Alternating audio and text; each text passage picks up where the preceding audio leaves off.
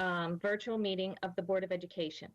This meeting is being televised live on AACPS TV and live streamed on the internet.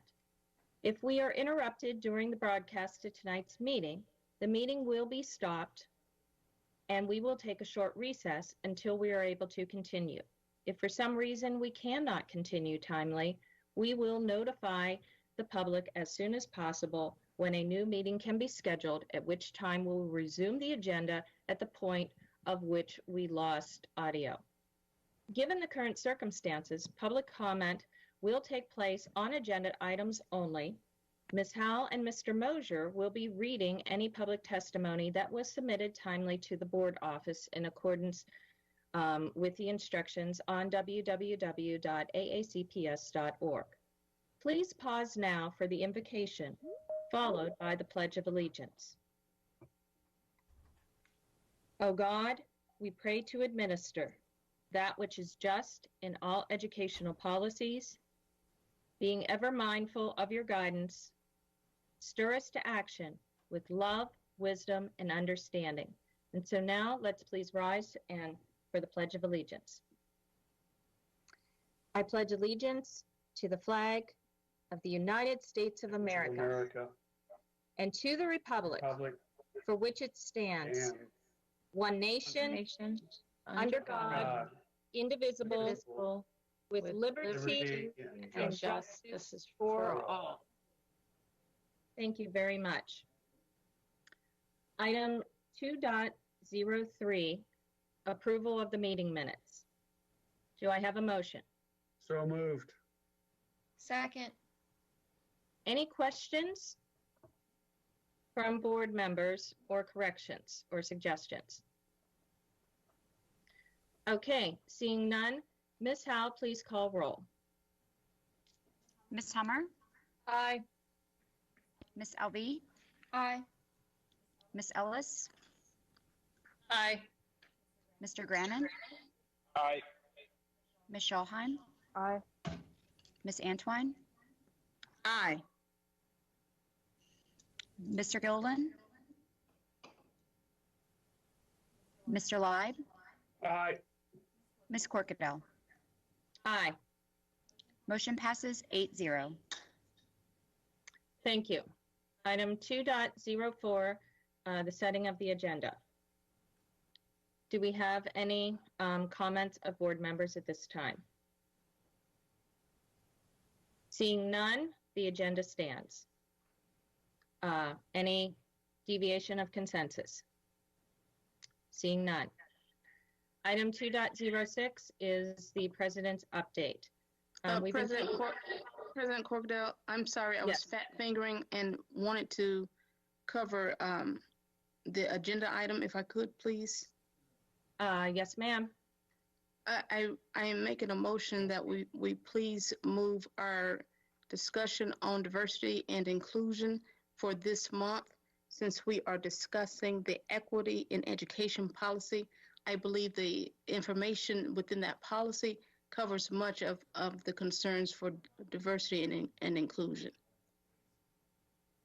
As a point of clarification, are you suggesting that we not have that report and in lieu we'll be discussing the policy?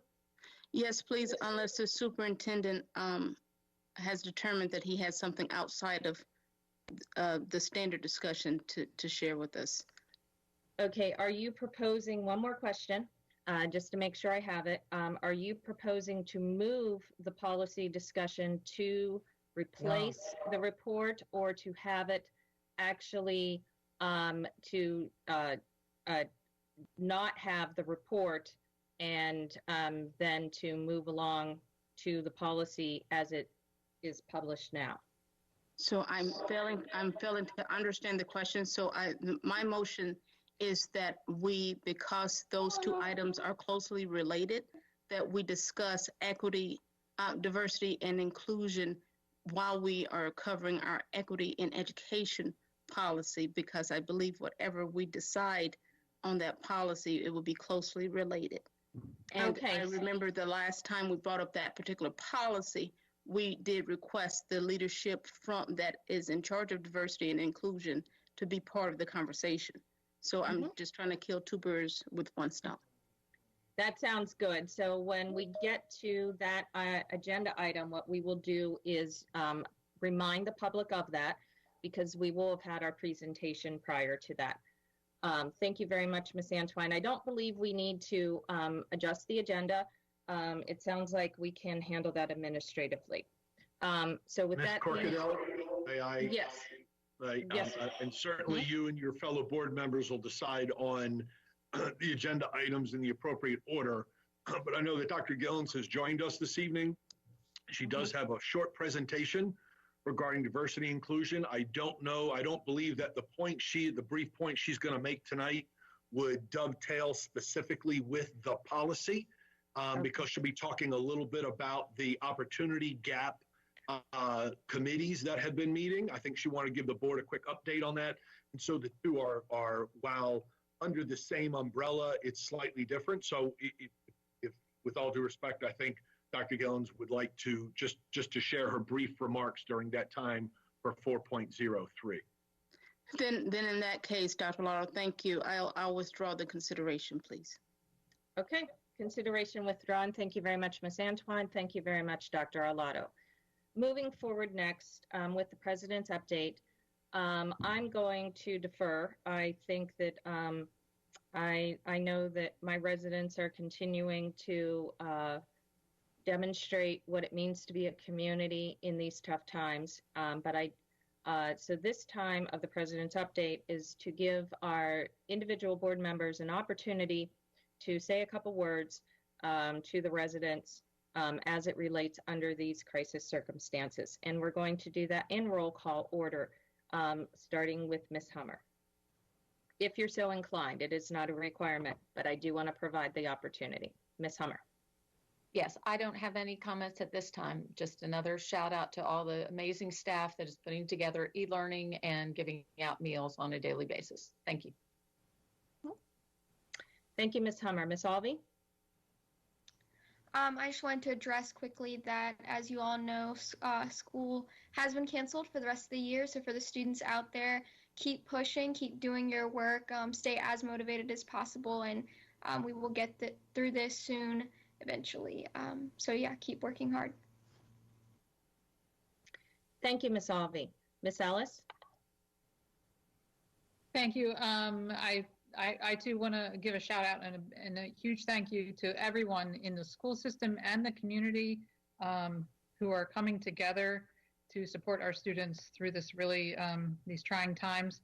I have to speak to everyone who has sent me emails over the last few weeks. It's been an extremely trying time for me as well, working with all of my students at home and trying really hard to move things along as a board member. So I just want to make a statement that I have read every one of your emails, and I am considering everything and passing things along as I need to. I will get back to all of you, but thank you for your patience. Thank you very much, Ms. Ellis. I believe we're all in that boat right now. So thank you for sharing that. I'll just do a soft echo on that. Mr. Grannon. Thank you, President Corkville. In the interest of brevity and our 2 a.m. Adjournment time at last meeting, I'll just ask that Ms. Howell reincorporate the comments that I made last time in these minutes. Thanks. I think that is absolutely doable. Thank you very much, Mr. Grannon. Ms. Schallheim. Hi, yes, I just wanted to also state my gratitude for the food service staff, for our school health staff, who I understand have been reassigned to do contact tracing as part of the county's work. I think that's amazing, and so much respect from here. And to everyone listening or watching at home, I thank you all for continuing to share your concerns and your ideas with me, and please continue to do so. And that's all I really have to add right now. And just stay strong and we'll get through this all together. Thanks. Thank you very much, Ms. Schalheim. I believe Mr. Gilliland has had to tend to something momentarily, and he will be joining us in progress as soon as he is able. Mr. Leib? No, I have no comments at this time. Thank you, Madam President. And then Ms. Antwine, did you have anything also to add? My apologies, I went slightly out of order there. No worries. I just want to congratulate the class of 2020. You guys set the stage and made history.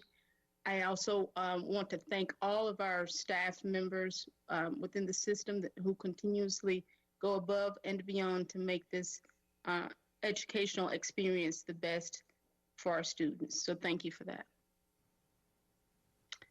Very much so. I continue to share my support of our staff and our students. You know, everybody is faced with unique challenges, and as we continue to figure out what that means to us, what that means to our family and our communities and to our education system, I know that together we may not know what that future holds, but we will definitely be stronger together, and we'll be able to find that path to where we will be able to demonstrate that we were resilient and that we are able to overcome. So thank you all for your continued work. And with that stated, we are going to now go to item 2.06, which is the superintendent's update. Dr. Arlotto. Yes, ma'am. Thank you so much for a chance to address you and your colleagues and our public at large that are joining us this evening. Certainly the news of the day for us is that our state superintendent of schools, Dr. Karen Salmon, has announced, as she did earlier today in a press conference with Governor Hogan, that our school buildings will not reopen for the 2019-2020 school year. That doesn't mean that school is over, and I so much appreciate a board member, Alvi, reaching out and speaking directly to her colleagues in the schools, her fellow students, that the school year's not over. There's lots of good work, there's lots of hard work ahead of us to continue to engage as best we can in this new online environment through the end of the school year. While this is certainly disappointing, it's not surprising. Given the current circumstances and ongoing stay-at-home order and social distancing health guidelines still in place, closing schools for the remainder of the year is prudent and appropriate. This news does allow us, however, to focus on the task at hand, which is continuing to provide our students with robust e-learning activities through the end of the official school year. Likewise, we can focus more of our efforts on building sound learning recovery and school reopening plans for the future. Depending on when we are able to open schools and bring students and staff together, we will plan a variety of scenarios.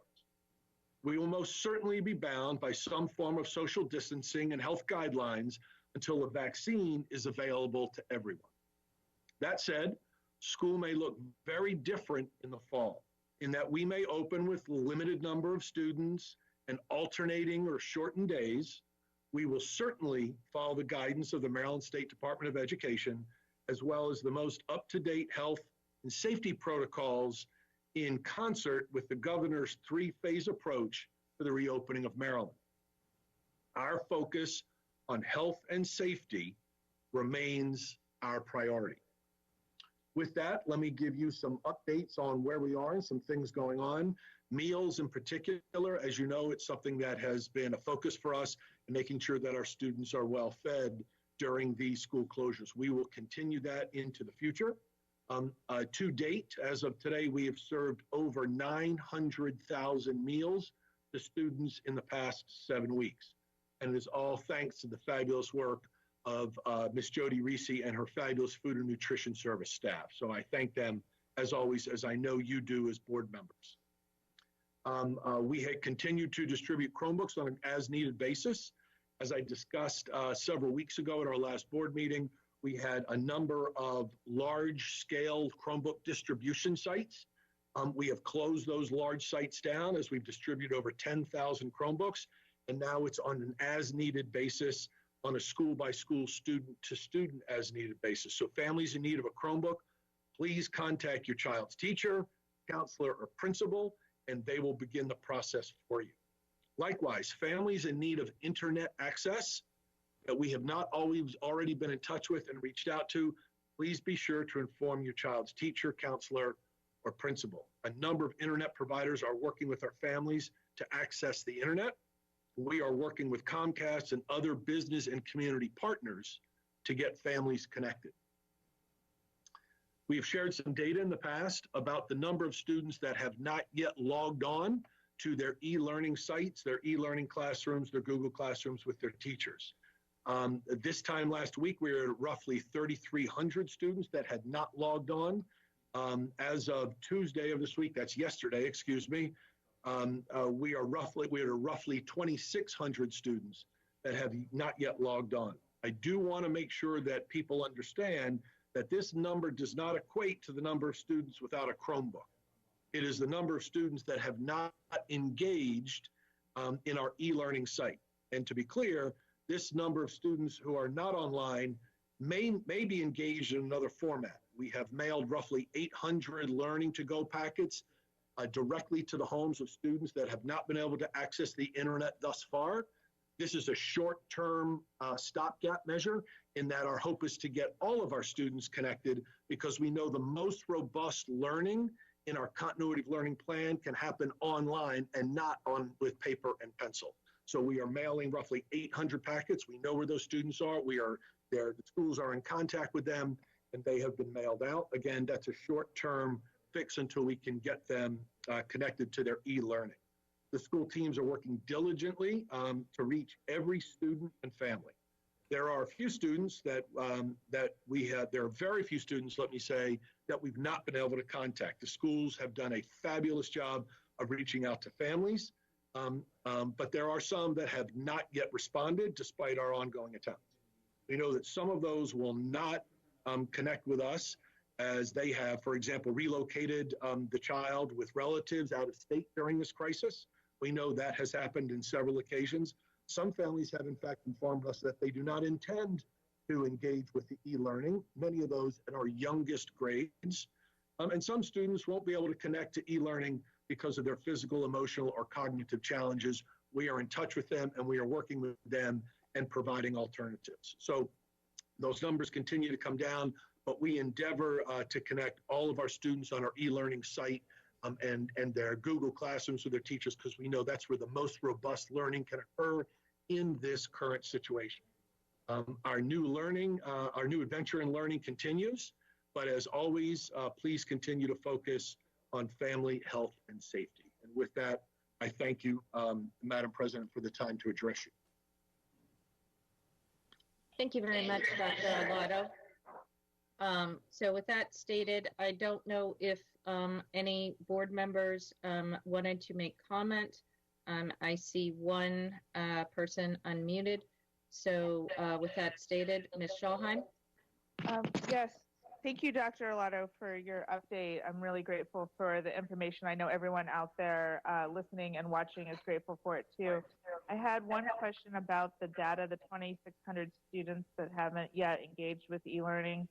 Can you tell us, please, roughly how many of those are seniors, and then more broadly, how many of those are high school students, and are they all, and of those numbers, which are diploma bound and which are not? So no, I'm not able to provide that information to you at this time. I don't have a breakdown like that. I've got breakdown by cluster, but that's as far as we go. The individual schools know who those students are that have not connected, why they've not connected, what the issues are, and those students that we've not been able to reach in total, despite our attempts. So, but I don't have a breakdown of seniors and some of those other categories that you asked.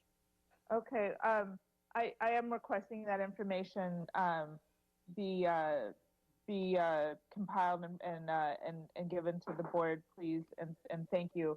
I know last time we were at least given how many were in high school, how many were in middle school, elementary, and so on. So I'm requesting that as well. So thanks in advance for providing that to us. Much appreciated. Okay, thank you very much, Ms. Schalheim. It appears that Ms. Antwine, you had a comment. Ms. Antwine. Yes, thank you, thank you, President Corkadell. Dr. Arado, thank you very much for this briefing. It's good to hear that the numbers have gone down in less than a week for those who have not connected, but I'm still very concerned if they are not connected, how they are being assessed academically, if at all, please. Yes, ma'am. We've had this conversation several times, and so I'll reiterate that this number of roughly 2,600 students doesn't mean that they are not engaged in some way, shape, or form. So it might not be where it is ideal if they're engaged in the Google Classroom with their teacher. As I said, there are there are a number of students that have not been able to gain access to the internet. So we're mailing those packets directly to them, and then they will complete that work in a week and then send it back in a self-addressed stamped envelope, and we'll get it to the teacher in time for some feedback for those students. But it does make I think your point is well made indirectly, that it does make the grading and reporting that much more difficult. We do have some other students that, because of physical disabilities and cognitive disabilities, won't engage in this format, and they're engaging in maybe an alternative format with their special ed instructor, as an example. Excellent, thank you. President Corkadell, I don't know if you can tell because of the way that I'm patched in that I'm unmuted, so I'm waiting and ready whenever is appropriate. It is appropriate right now, sir. Please proceed, Mr. Grannon. Dr. Lotto, thank you for your report, which is certainly encouraging news. If I was doing the math right, 2,600 minus 800 is about 1,800, and I know that e-learning is not the only way that students can engage, but that's a pretty big delta there. So I guess I would ask that at your next public report, hopefully that number will be smaller, but I think everybody's got to keep in mind these are unprecedented times, but we have compulsory education in this country. So, families can't just decide to check their students out of school. So however they're going to have to be modified, the normal social worker and even legal interventions will have to occur if students are not engaging in the written learning. We can't make people do e-learning, but if they're not engaging in the written work, you can't just simply, voluntarily take a student out of school, certainly not at young ages, without legal implications. So I think that we're going to have to start talking as a school system about how we're going to enforce that. Yes, sir, Mr. Grannon, if you don't mind, you make a great point. You're 100% correct.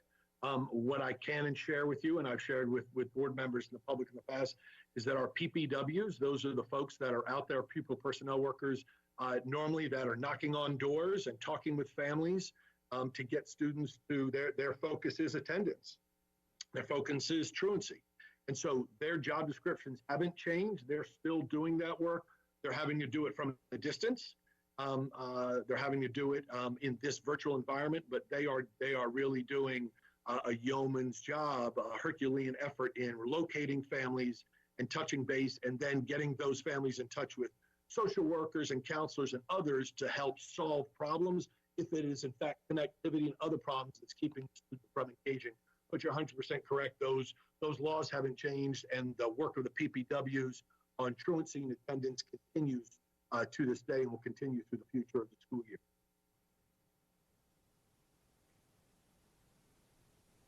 Mr. Grannon, did you have any other questions or comments? Well, no, that's good to hear. But I guess just if you could be prepared, sir, at the next public meeting to address those so that the public can understand. And this is a public forum, and I'm sure the audience participation is not what it was pre-COVID, but there are people listening, and folks should understand that they can't just have their kids not participate in education in some format without the normal consequences being invoked. And so if you could, incorporate that into your report next time, and again, hopefully the numbers will be smaller, but folks should just be aware that, they just can't check their kids out of school. Thank you very much, Mr. Grannon, for your comments. I'm just going to roll down and make sure I'm not seeing any further comments. Thank you so very much, Dr. Olato, to you and your team for your continued work. I'm happy to declare we're actually running a couple minutes ahead of our agenda. That doesn't happen often, and I'm very confident that we're going to be catching up that time. So with that stated, yes, ma'am. I'm very sorry. I did have a question that was asked to me that I forgot to ask Dr. Arlato. Sure. Is that okay?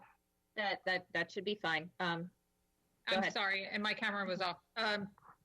Dr. Arlato, I know a lot of people now that they've heard that the school buildings will be closed for the remainder of the school year. There have been a number of people who have concerns about having belongings in the school. Do you know how that can be addressed? So the short answer is no. I don't yet have the authority, but we are beginning to plan for how we can get both students and staff into the buildings, if necessary, in small groups, wearing masks, in applying social distancing guidelines, gloves, and all the proper health procedures, no more than 10 at a time, those kinds of things based on what we know publicly. But I have to get permission from the state superintendent of schools. So now that she made that announcement, it was we all watched it together. It was news to all of us at 11 o'clock or 3 o'clock this afternoon when she made the announcement with the governor. So I suspect that will come up again as the superintendents and I meet with her regularly by conference call. I'm sure that will come up on her next call because my colleagues have been all asking the same thing when we can get folks into the building. So I think now that schools are closed for the remainder of the year, that I'm hoping she'll relax that rule and allow us on a case-by-case basis and a school-by-school basis to produce a plan to get folks into the building to retrieve their belongings. That's necessary and appropriate. Right. And thank you for that answer. I certainly didn't expect you to have the plan or the answer this evening, but I know it's helpful for the public to hear that is being considered. Thank you so much. Great. Okay, last call. Okay, seeing none. We are going to proceed now with item 3.01, the administrative regulation II-RA in grading. And we received a large number of public comments on this. And so I want to make sure that we have an opportunity to hear the presentation information and then be able to interact with them. Our public has this evening on this item and possibly others throughout the evening have submitted testimony based on the agenda that was published and the information contained therein. So we're going to start our agenda items that have public comment with the public comment portion, and we're going to have Ms. Howell and Mr. Mosier are going to be reading into the record all of those public comments associated with item 3.01. So we're going to get I believe, a backdrop screen, and they're going to get started. So we're going to give this just a couple of seconds so they can proceed. So I'm going to go ahead and mute and give them the table. Thank you very much for doing this. And so Ms. Howell, Ms. Money, and Mr. Mosier, you are on. Thank you, Ms. Corkadell. We opened public comments to be submitted into the record last Friday when the agenda was posted, and that continued through noon today. We've received 128 public comments as it relates to administrative regulation II-RA grading. Any other comments that were received after noon today, we have and we will forward to all board members for their review and consideration. From Carol Green, I'm writing to express my support for option 2 for calculating grades for high school credit courses for the second semester.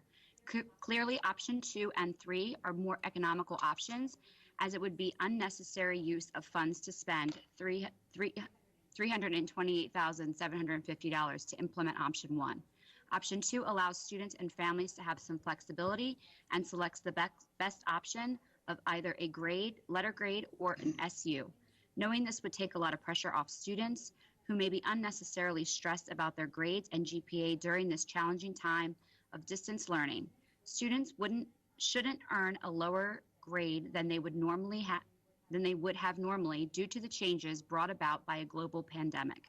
Option 2 would also reward students who have been diligently completing excellent work through this time with the good letter grade that they earned. This option is fair and equitable to all students, regardless of their home situation or level of support. From Aaron Cook. I'm writing to give my opinion on the 3 grading options laid out by Dr. Arlotto in the May 1st, 2020 AACPS press release. My vote and the vote of my daughter, who is a 9th grader at South River High School, is option number 3. Since the Board of Education will not adopt satisfactory or unsatisfactory for everyone, as Dr. Arlotto recommended, option 3 is the only equitable and feasible option for all high schoolers. It is the least expensive and isn't computer automated with no choice. From Vicki Kozad. I'm an AACPS resident, nurse, and full-time faculty member at a local university where I teach a course on community health. As an educator and community health expert, while I prefer the position of pass incomplete suggested by the Arundel Equity Team and support student member Rita Alves' editorial in favor of pass-fail, I support option 3 proposed by the superintendent. I believe it does the least amount of harm to the most disadvantaged students, and I have seen firsthand what this disease has done to families in our area, and believe that the lasting negative impacts have yet to be fully understood. In addition to worries about physical health, many students and families are now forced to consider economic stability while balancing childcare, working from home, and risking exposure to themselves and their loved ones as essential workers. Resources are being stretched beyond capacity, including many of those necessary for maintaining the academic standards of graded courses. As an educator, I've seen the increased stress of students trying to learn in distracting environments with less than ideal technologies. Giving grades at a time like this sends the message that schoolwork is the most important thing. She does go on, but she has reached the capacity of 250 words, so we will be forwarding this email to board members. From Rami Pittman. As a teacher at Annapolis High School who is passionate about equity for underserved students, I agonize about the quarter 4 grading dilemma. If we create a pass-fail or no-harm structure for this quarter, we'll lose many of our vulnerable students. They will stop engaging, feeling that they don't have to do the work to pass or get a good grade, and losing precious weeks of learning. The devil's bargain our society has struck with high school students, especially struggling learners, using grades as punishment and enticements, threatening and cajoling them to work in exchange for grades. We forget that behind grades and credits are young people becoming critical thinkers, empowered citizens, and skilled professionals. That's the real reason why the educational gaps are opportunity gaps. So what should we do with this online grading dilemma? Keep our students motivated with the grades that they have come to see as the reason they do the work of learning. Before grades are finalized, teachers can easily adjust individual grades manually, accounting for the ways we know students struggled. We could create an appeals process to ensure no one was unfairly treated. And then when we return to normal school, we must rethink how we motivate students, shifting away from grades as carrots and sticks and instead investing in real reasons for education, inspiring all of our students to care about learning, to set goals for themselves, and see the connection between a skilled and informed mind and a successful, well-lived life.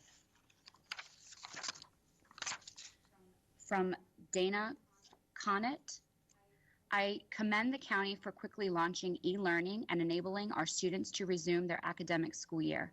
I have a freshman son at Broadneck High and a 6th grade daughter at Magathie River Middle. My children are very fortunate in that they consistently earn high grades and do well in school. That said, e-learning has been a challenge both in understanding their lessons and in retaining motivation, even with my husband and me helping them. But they are completing assignments and getting through. It makes me think of many students in our county that have fewer resources available to them. How can they keep up with the rigors of online learning? The challenges of not being taught in a classroom, not having peers to interact with, or having access to faculty and student services make for a whole new way of learning. So how can the county expect to keep grading the same way? I believe option 2 or option 3 are both excellent, cost-effective solutions that provide relief to the stress that students and families are feeling in these uncertain times. Any revised grading policy should extend to both high school and middle school. From Melissa Llewellyn, I urge you all students to take into account when considering the choices put before you and choose option 3. Option 3 is the best and most equitable choice for our students. By choosing option 3, the board will show compassion by taking into consideration all the different circumstances students in Anne Arundel County are facing while e-learning at home, and at the same time provide all students with the same measurements of success during a global pandemic. There will never be a need for students to explain why they chose S over a letter grade. Choosing any other option is a costly disservice to the students of Anne Arundel County. Thank you for your consideration, and when the time comes, choose option 3. From Shannon Ledbetter, please support option 3. My 8th grader is taking high school algebra. He has earned an A for the first semester and an 88 in the third. He does all the work, tunes into all the scheduled meets, asks for help from his teacher, who I communicate with regularly via email. And with all that effort, it took him 3 weeks to earn the same type of grade he was earning in the classroom. Plugging into everything the school and the teacher offered, with his first 2 graded assignments were C's. His third was finally an A. What about the kids who don't have the means or opportunity to plug in like he does? He will at least earn a B through his own monumental effort this marking period.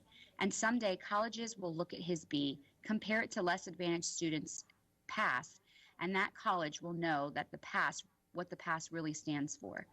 All that choice provides is the opportunity for those with means to choose to stand on the backs of those without means. My son could have done so much better in his class online, but my son will be okay and is okay. I worry about those kids who won't be, those kids who aren't. Choice is an illusion only available to those with means and utterly unavailable to those without. Option 3 is the only option that eliminates the illusion of choice. Please support all of our students and support option 3. From Mary Hansen, I'm writing this letter to ask you to please do not choose either option 1 or option 2. Please vote for option 3. If you go with option 1 or 2, neither of these options allow for the children that were having a difficult time keeping their grades up, especially the ones that have ADD or ADHD. This has been a very difficult year for a lot of children.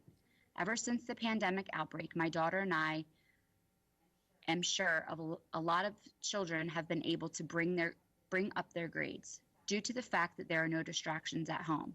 This would be very unfair for them not to have their report cards reflect all of their hard work. Since the pandemic started, I have been able to see all of her work and help her when she needs it. If I wasn't available to help, then we could reach out to her teachers for help. Even though my daughter still has 3 years to go before she graduates, she is still very proud of the fact that she has been able to bring her grade up from a high D to an A. That is all because of the hard work that she's been putting into it every day. If you choose option 3, then those children will be able to get the grade that they have worked so hard for and deserve. Please vote for option 3. Otherwise, a lot of children will get grades that don't reflect all the hard work that they have done. Thank you for taking the time to read this email. From Heidi Evans, please allow our high school students to earn grades for the academic achievement in second semester of 2020. Changing the existing grading system would dismiss efforts of individual students and would likely create an atmosphere even less motivating to engage and perform through e-learning. My child is in 11th grade at Severna Park High School, and student achievement in the third marking period pre-shutdown cannot be a moot point. The final outcome of this year is a crucial marker in the competitive college admissions process. There will be existing challenges to that process in the wake of this pandemic, including abbreviated AP exam prep plus exams and loss of SAT and ACT exam opportunities, loss of extracurriculars plus athletic seasons, and other educational experiences. While there are recognized challenges, do not further short this class of students the last chance opportunities to better their GPA or place limits on any high school students working hard and applying themselves daily from home. If going to a SU type policy is a necessity, the most reasonable of approaches presented would be option 3, receiving a fourth marking period grade equivalent to or higher than third marking period based on performance, and students can still receive a letter grade to count towards GPA. It also provides opportunity to reward for efforts, but not penalize for challenges symptomatic of e-learning. Option 2 would be a runner-up. Those two options also appear to be most time plus cost effective in what is hopefully a short-term scenario.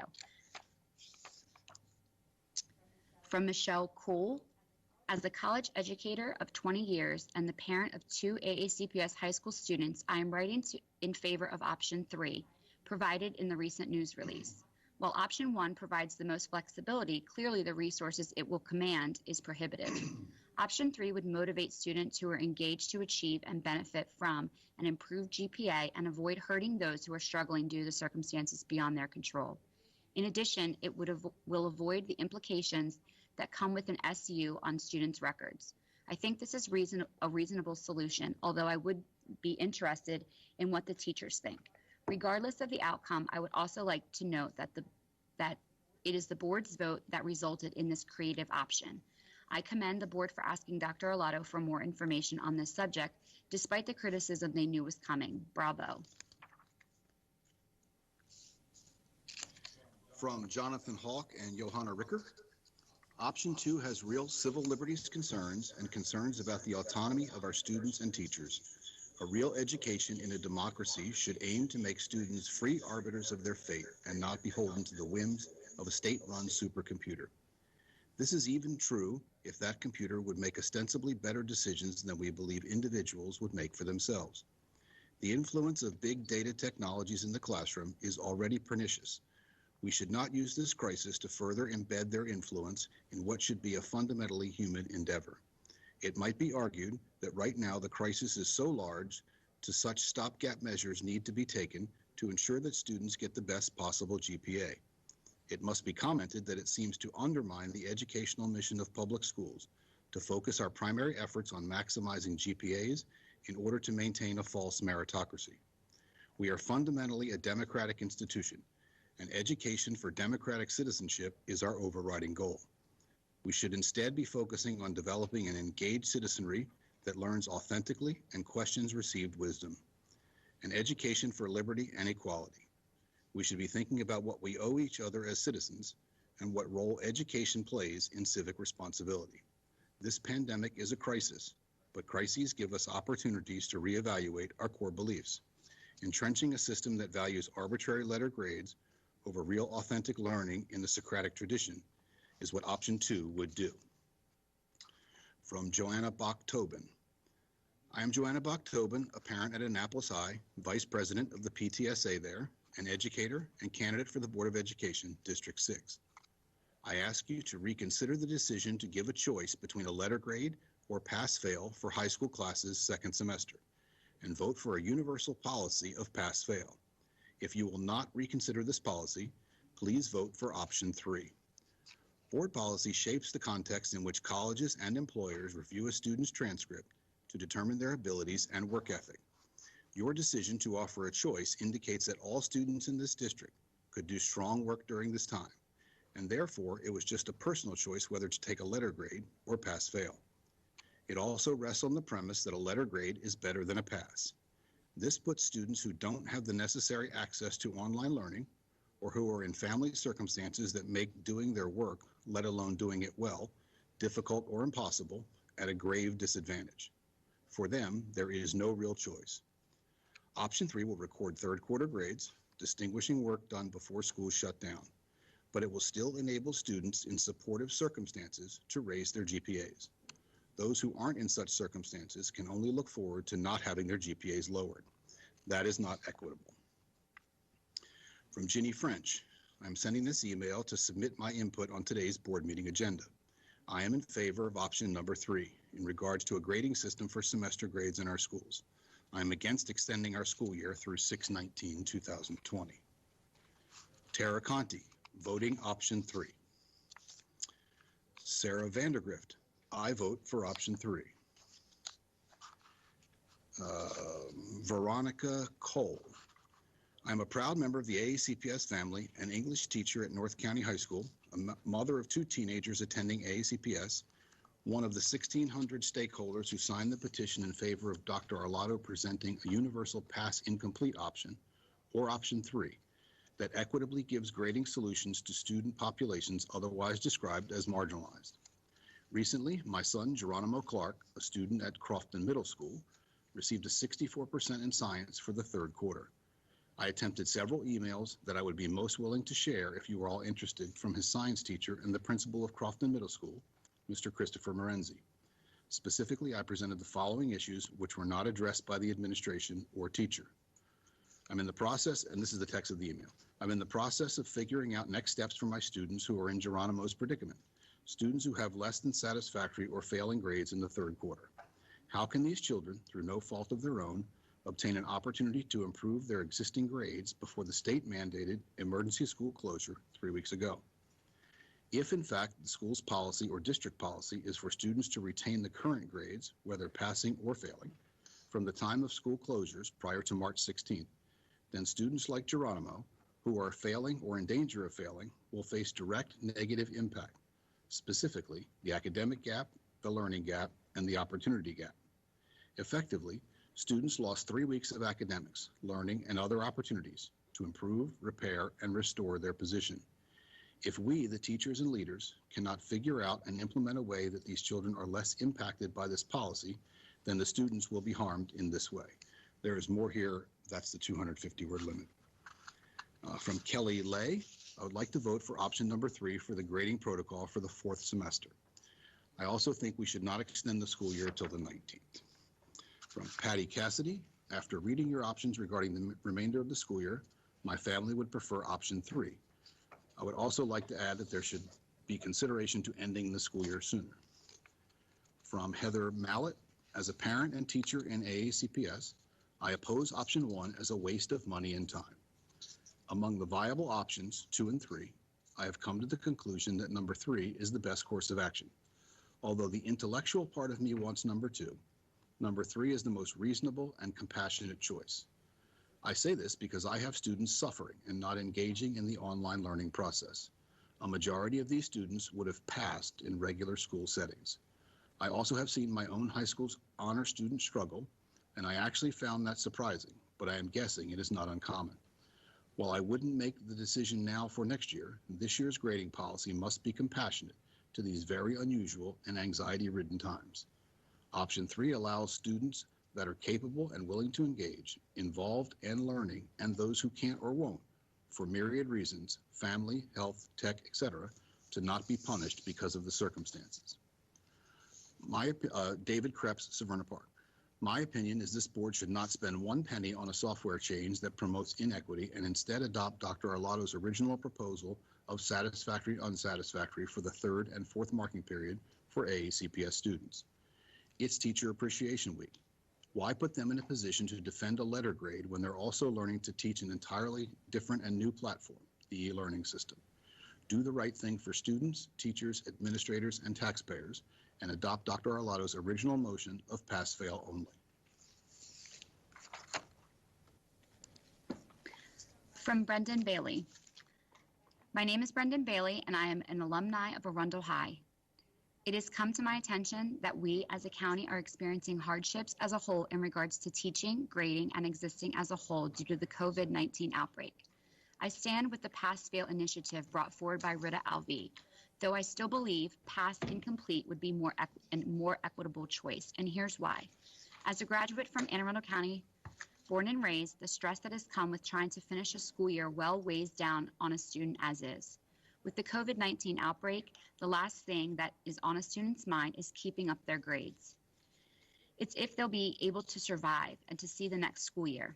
I can only imagine how teachers feel during this time, not only unable to physically see their students, but unable to properly communicate grades, lesson plans, and more with the lack of face-to-face classes. It would be a less stressful option across the board for all people, students, parents, and teachers alike, to switch to a pass-fail option for grading for the remainder of the year. From Patricia D. Stefano. I'm an AACPS English teacher at Arundel High and a member of the equity team that circulated a petition with over 1,600 signatures. While we prefer our petition's original position of a pass incomplete, we support student member Rita Alvey's editorial in favor of a pass-fail. We will support Superintendent Arlotto's option 3 as it does the least amount of harm to our most marginalized students. I believe the May 1st, 2020 proposed third option grading possibility is the most equitable and least harmful for our most vulnerable students. I've seen a noticeable strain on family structure due to the health, economic, and e-learning concerns surrounding the COVID-19 pandemic. Take, for example, the reality of facing one of my students who told me that he would benefit from pass incomplete grade because I have a lot of things, such as taking care of my brothers and my mom, who isn't completely healthy at the moment. And I can't seem to focus on my work that much. I can still do it. I just have a lot less time, and the work wouldn't be as high quality. Clearly, this impacts on the family structure due to the pandemic have made our students vulnerable to educational inequalities, especially in a new e-learning environment. Option 3 allows students to focus on assisting their families throughout this crisis while completing their e-learning assignments. From Trish Schilling. I have an 8th grader at MRMS and at BHS, 11th grader. I'm asking for option 3. There's no way that kids should be accountable for grades right now. They have online classes with little to no instruction happening. Unless a student has a parent available to spend hours each day per kid filling in the gap of a live teacher, they will struggle. My 8th grader has had straight A's all through his school career and currently has C's and D's and depression and anxiety.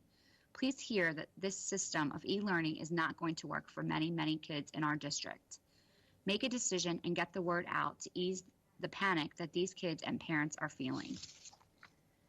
From Elizabeth DePriest. I'm an AACPS parent, English teacher at Arundel High School, and part of the equity team that circulated a petition with over 1,600 signatures. While we prefer our petition's original position of pass incomplete and we support student member Rita Alvey's editorial in favor of pass-fail, we will support Dr. Arlotto's option 3 as it does the least amount of harm to our most marginalized students. The equity policy will be reviewed during this meeting currently indicates that for any program, practice, decision, or action, the impact of each student is addressed, with strategic focus on marginalized student groups. Option 1 and Option 2 fail to incomplete the strategic focus. Instead, they are devised to ensure GPA consistency for students interested in admission and/or funding to attend competitive four-year universities. These options most benefit the small percentage of students privileged enough to be able to improve their grades outside of school during a global pandemic. A pass incomplete policy would alleviate stress for all students, and it incorporates an equity lens by affording the greatest benefits to our most marginalized students, the ones who face the most obstacles to learning online outside of school buildings. Option 3 would simply ensure that students earn credit primarily for the work they have completed in the school setting. Further, Option 3 prevents the obstacles students face during online learning from having a profoundly negative impact on their grades and their potential to earn credit. From Jamie Solano. As a parent of a Chesapeake High School junior, I'm urging you to select Option 3 for second semester grading for high school students. This would only be fair and efficient since students like my daughter are having an extremely difficult time with the online learning. There is not any instruction being delivered. She is on her own in her AP and honors classes. She is on the laptop doing these assignments day in and day out every day of the week, and she sometimes does not finish them by the deadline of the Sundays at the end of the week. She's a very conscientious National Honor Society student who is already worried about her transcripts and GPA since she will be applying to many colleges across the country in August. Since marking period 3 was mostly instructor-led, it would be fair to bump up the grades for marking period 3 if the students have satisfactory performance in marking period 4 to use as a second semester grade on transcripts. This would also eliminate any extra work to put on teachers and staff. And it would also prevent technical errors that could arise from option 2. From Paula Wolf, I'm the parent of a 6th grader at CBMS and a 4th grader at Pasadena Elementary. I want to give feedback regarding this suggested grading policy for 4th quarter. The impact of COVID-19 has been devastating for everyone. My husband and I are both essential employees and have continued to work during this crisis. It has been challenging for our family to keep up with the required graded assignments. I have watched both of my children struggle to keep up. I've witnessed an increase in anxiety, anger, depression, and sleep problems in both children. My 6th grader has been on principal's honor roll for 3 semesters and has been on the computer 6 to 7 hours a day trying to keep up. She cries daily and begs for the system to be pass-fail. My son has a 504 plan for anxiety and ADHD and has struggled to keep up with assignments. It is challenging for me to work as a frontline medical health provider and then have to come home and try and help a 9-year-old complete assignments. Getting an ADHD child to focus in the evening is beyond difficult and is having a negative impact on his mental health. The current grading policy does not work for anyone. Teachers, students, and parents are being pushed to their limits. COVID-19 is an unexpected crisis that we were not prepared for. The grading policy needs to be changed to pass-fail for all grades. High school is the only level where GPA matters. They are the only ones that need a choice. Yes, it is not fair that some kids will get credit for doing minimal work. Right now, fair does not matter. We need to take care of kids, teachers, and families. Please make the grading policy pass-fail. It is the only practical solution. Thank you. From Jamie Adkins, I'm writing with regard to the question of grading, letter grades versus pass-fail. I am normally a huge advocate of letter grades as it informs parents and students of a child's mastery of material and classroom performance. This is based on the theory that students are expected to learn material that is being taught. Having had e-learning in place for several weeks, I am confident in reporting that almost nothing is being actively taught. My 2 students are directed to websites to teach themselves. I sadly report that my middle schooler has not had a single live session in many classes at all since March. So instead of grades measuring a student's subject mastery, they are being graded on how well they self-teach with limited materials and minimal support. If parents are not teachers, and we're not, students are even less so. Assigning letter grades is an artificial attempt to use a normal learning measure for an environment that is less so. Assigning letter grades is an artificial attempt to use a normal learning measure for an environment that is anything but normal and can only with great generosity be described as teaching. Grades follow students their entire academic career. You are damaging students' opportunities even as quickly as their eligibility for programs next year if you allow an inappropriate and artificial measure to become part of their long-term learning records. I implore you to acknowledge the lack of teaching and therefore the lack of learning and make grades pass-fail. From Rebecca Kotrava, thank you for your service to our school community of students, families, teachers, support staff, and community partners. The crisis we have as a country and the world has been facing these past few months has put our students into uncharted and unequitable territory. We cannot fairly assess what should be expected for students' outcomes amongst any student. This is especially true for the thousands of students with special needs, including autism, hearing and sight challenges, developmental delays, and emotional disabilities. There are also students that have now developed severe anxiety due to this crisis. Our students' IEPs are unable to be met. For students with depression or anxiety, simply staying alive, staying calm enough to get through the day is the most we can ask some days. I see no way to give students grades for third or fourth semester. If a student wants a letter grade, ask for them to select as an option through a simple survey sent out by each teacher for each class by dividing the work and using a simple yes or no data sheet. The state students' name column for is if they want a letter grade, can be turned in by teachers to the team leaders to administrators, or however the system. Should students have to pass and complete work if they are capable, the letter grade is more pressure during a very rough time. Thank you. From Julie Lancaster. When voting this week, I believe you should choose option 3. Thank you. From Millie Johnson. I really like having input with the school system and the grading and whatever else. I have worked with a little online with the kids and a few others I've helped, and also have a son who's graduating this year. I've seen how the system is working for Sam and others who are not grasping how do you use the online system, but it's happening. So I am for option 3. My choice, it's because of the teacher and all of the online things they are already doing, and also because of the parents and how you would have to help them in these areas from option 1 and 2. I just think it's a great idea for option 3. I've actually been praying about how we would get their grades and even expecting that I would be fair to them. I think this is really a fair way. Thank you. From Julia Knott. I am submitting this testimony as a parent of 3 Anne Arundel County students in regard to the grading options outlined in the May 1st email. Our family reviewed all the options and we unanimously agreed that option 3 is the most reasonable and acceptable course to adopt. Option 3 is our vote. Second, I disagree with Dr. Arlotto's recommendation to extend the school year to 6/19/20. I'll read that one when we get to that point. I'm Emmanuel Carr, teacher at Glen Burnie High School and Board of Director member of TAC. First and foremost, I want to thank you for working so hard to ensure the best e-learning opportunities for our students. Then, I would like to share my opinion about the grading policy on the agenda today. Like many teachers around the county, I do not favor option 1.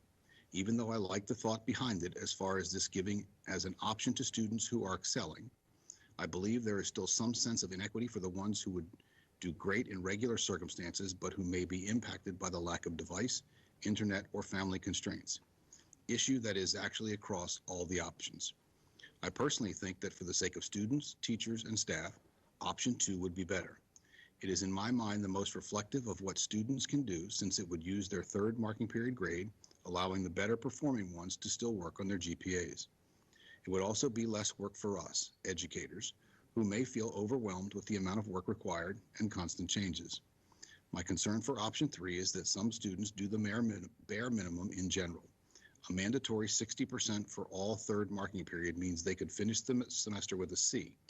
It is not representative of what their abilities are.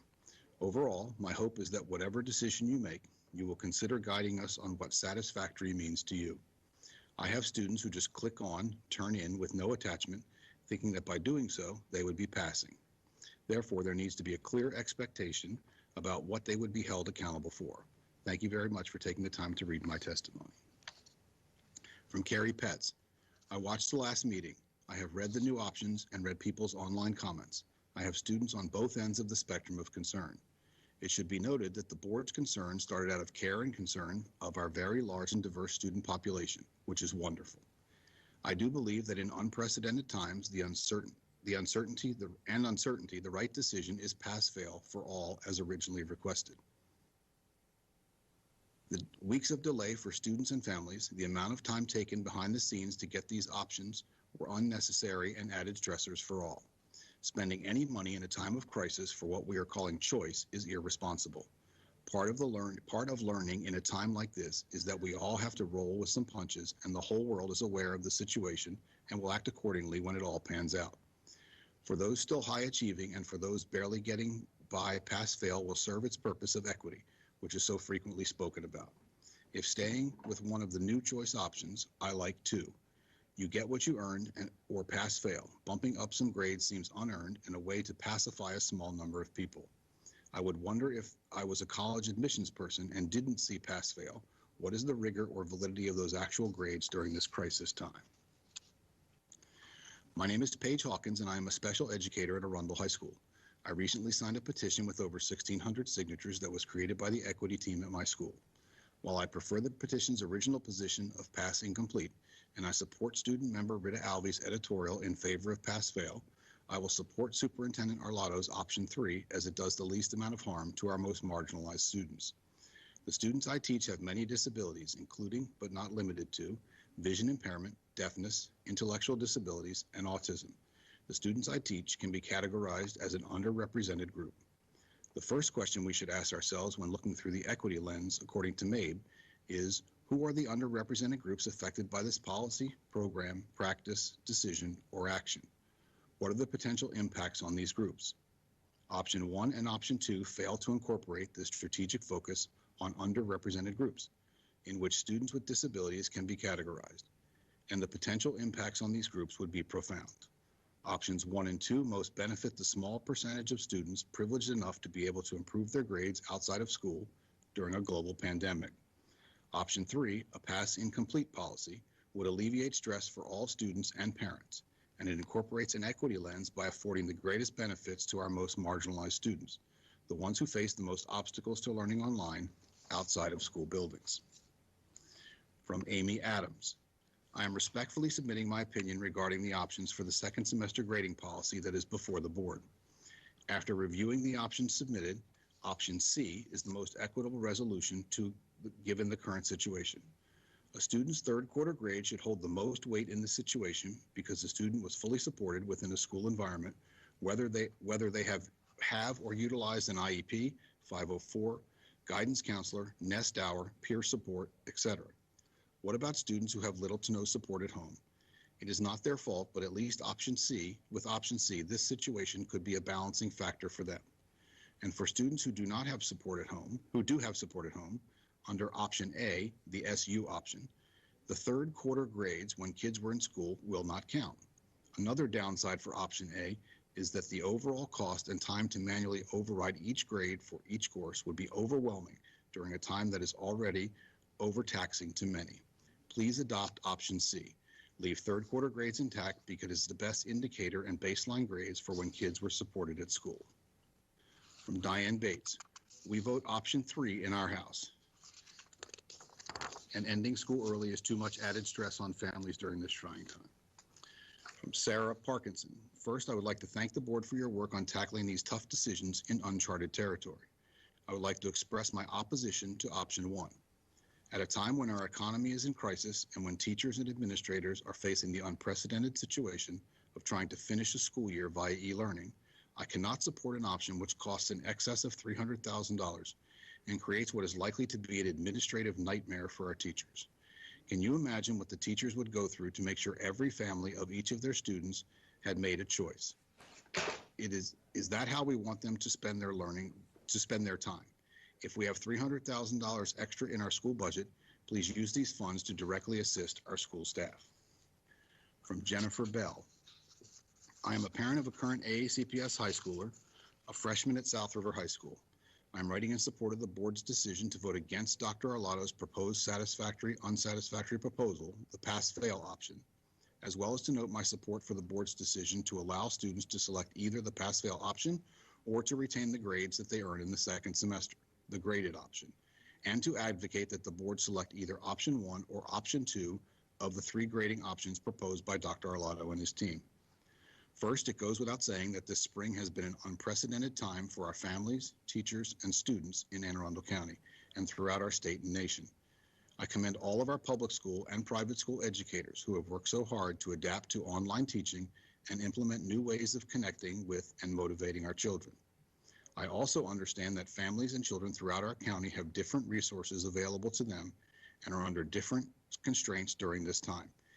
Given how critical a strong education is to future success and opportunity, that's particularly unfortunate, and I feel badly for any of our students who are in that situation, as it is simply not fair to them. That said, I firmly believe the solution here is not to simply implement the pass-fail option across the board. The pass-fail option is also unfair to many students. There is more here we will submit to the board. From Latika Hicks, with regard to the three possible options identified to allow for the implementation of the board's decision on a choice grading option, the Anne Arundel County NAACP supports option 3. Based on our understanding of option 3, as described in the press release issued by AACPS on May 1, 2020, it appears the best compromise and most equitable. Option 1 is not only expensive, but it also requires the most time and resources, and it does not consider the grading inequities. Option 2 does not require as much staff involvement to process. However, it also does not offer any grace or consideration to students impacted by the pandemic. None of these options is preferred. They all focus on grades and assume that every student in the school system is on a level playing field. Several issues around equity must be acknowledged. For example, the issue of access. Many students, especially in our most economically stressed areas, do not have access to technology or to the internet to engage in e-learning fully. Other students are lacking the academic and family support system at home due to economic, health, or specialized needs. At school, there were personnel to meet the educational, emotional, and physical needs. Outside of school, those supports are uncertain, and there is no way for the school system to determine the impact on the students' educational outcomes. Many students, especially those who live in areas hit hardest by COVID-19, may be dealing with the sickness or loss of a family member and mental or emotional toll this pandemic has had on us all. Therefore, the school system and Board of Education, as the representatives of the community, must consider all factors and take action using an equity lens to minimize harm, not compound it. Although we would prefer the emphasis to be placed more on engagement, learning, compassion, and mental health of our students over letter grades, we recognize the importance it holds to some, even during this unprecedented time. From Kimberly Edwards, I wanted to take this opportunity to discuss the grading options presented by the board.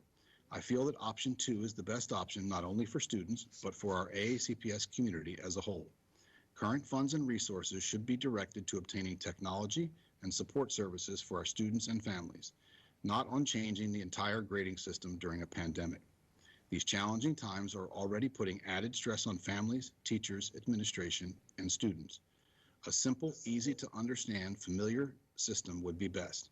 Let's not waste any more precious time on this subject. Adding to the struggles and stress of our AACPS community is not what we as teachers want.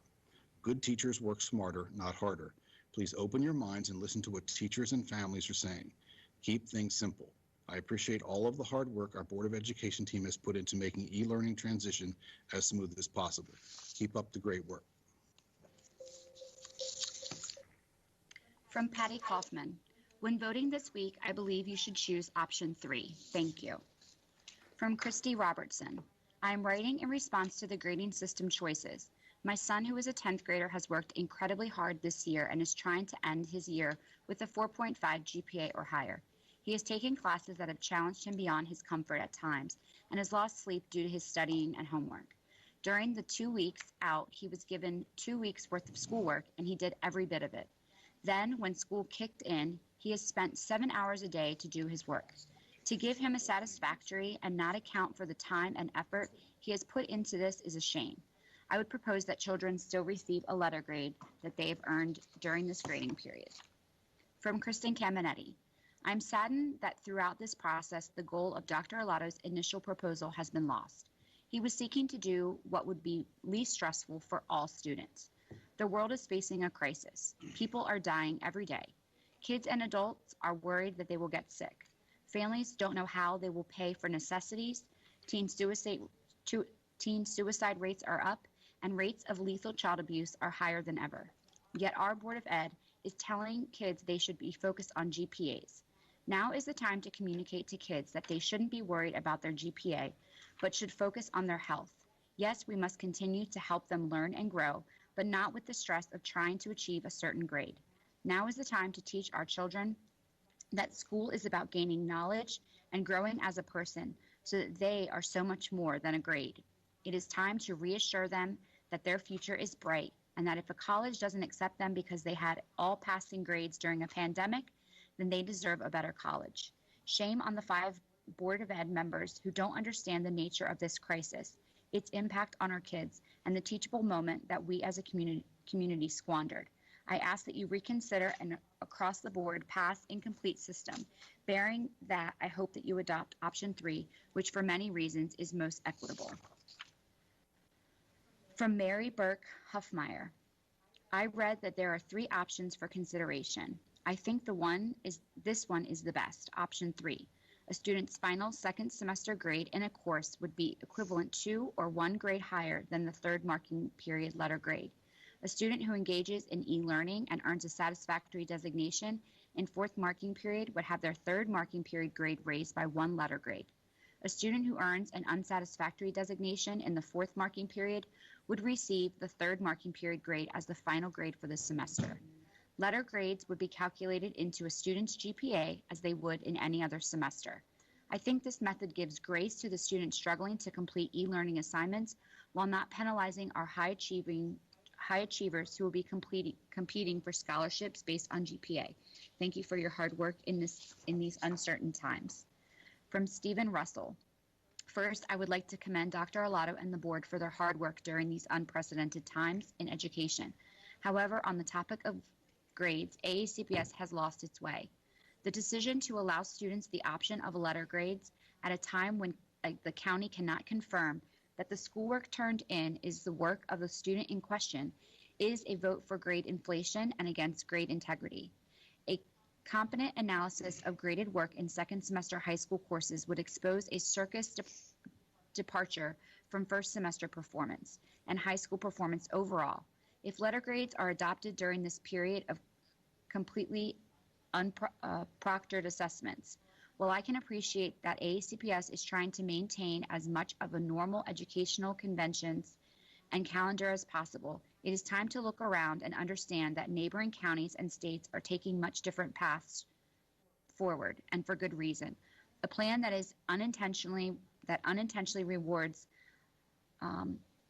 unscrupulous behavior has no place in education. Let us question who will benefit the most. As tax dollars are misappropriated for absurd software customizations that will never be used again, and whether the ends justify the means. College and university admission offices would do well to disregard second semester letter grades from our graduating seniors. I hope that AACPS has plans for more rigorous approach to student assessment if we remain buoyed to e-learning for the fall 2020 semester. From Kevin Phillips. I would like my testimony read on the issue of second semester grading possibilities. As a parent of a high school National Honor Society sophomore who scored a GPA of 4.37 for the third marking period, I'm a proponent of option 3. I don't think graded assignments during the fourth marking period are fair for the students, as my student has initially struggled with e-learning assignments during the first part of the fourth marking period due to teachers not doing any instruction. It is not fair for students to have assignments graded by teachers who are not doing any instruction, but instead are passing out work with no Google Meet or recorded videos instructing on materials, because as we have been told by his administration, that teachers are not yet comfortable with instructing via Google Meet or recording themselves on video instructing. Teachers had a week given to them by the board to get set up to speed on this technology, then another week to prepare themselves and their virtual classrooms. And if they aren't comfortable instructing at this time via the technology, then the students shouldn't be penalized for poor scores on assignments, which will affect their GPA and college admissions. It would be best, at least for my student to have his final semester grade be equivalent to his third marking period grade, as it appears teachers were not ready to instruct to the capacity to have students achieve their best scores. From Greg Wyman. I am writing concerning the proposed changes to the fourth marking period grading. My son's course load is AP and honors courses. His goal is to attend a major university in the fall of 2021. His cumulative GPA is a 4.3 and is looking to raise his GPA. In his third marking period, he earned a 4.44 GPA. He is currently putting more than 50 hours weekly online into his studies. To ensure his hard work is rewarded, We encourage the board to use the proposed option 3, which would make a student's final second semester grade equivalent or a grade higher than the third marking period letter grade. This seems the most equitable to all students, the easiest and quickest to implement, and the most cost-effective option. Thank you. From Carla Walker. As the parent of 2 high school students in Anne Arundel County, I would like to weigh in on the possible gradebook systems presented by Dr. Arlotto. I prefer option 3. I like this option for the following reasons. It is cost-effective. With all of the impacts of COVID-19, I believe we should be fiscally responsible, as we will probably need funding in many other areas. It is timely. The ability to complete in a week allows for families and staff to move on and start addressing other concerns of COVID-19. It is less labor intensive for teachers. Teachers are dealing with their workloads and balancing their own families. There's no need to add additional workload by having them do manual input if this cannot be automated. It provides some leniency as well as equity for students. Please know that I appreciate the efforts of the teachers, staff, Board of Education, and Dr. Arlotto and his team. As we seek to lessen the impacts of such an unprecedented time, it is apparent to me that Anne Arundel County community cares, and I have no doubt we will emerge stronger than before. Thank you for taking the time to listen. I pray everyone stays safe. From Tracy Willis. Thank you for continuing to work so hard for the children of Anne Arundel County Public Schools. This is my daughter's final year at AACPS. Seniors have been significantly impacted by COVID-19. As a parent, I want whatever will give my daughter and all of the seniors and students of Anne Arundel County Public Schools the best possible GPA outcome without significant expense to the school system. It seems that option 2 is the most likely to achieve that goal and is therefore my preferred option. From Susan Strong. I am not a letter writer. I'm generally supportive of most of Anne Arundel County Public Schools Board of Education initiatives. I think you are all doing a good job even in this pandemic, but I feel like I have to provide more explanation as to the options of e-learning and extending the school year for my middle schooler. I have a 6th grader at Bates PVA and 7th grader at Crofton Middle. Let me start with the issue of extending the school year. Please, please, please do not.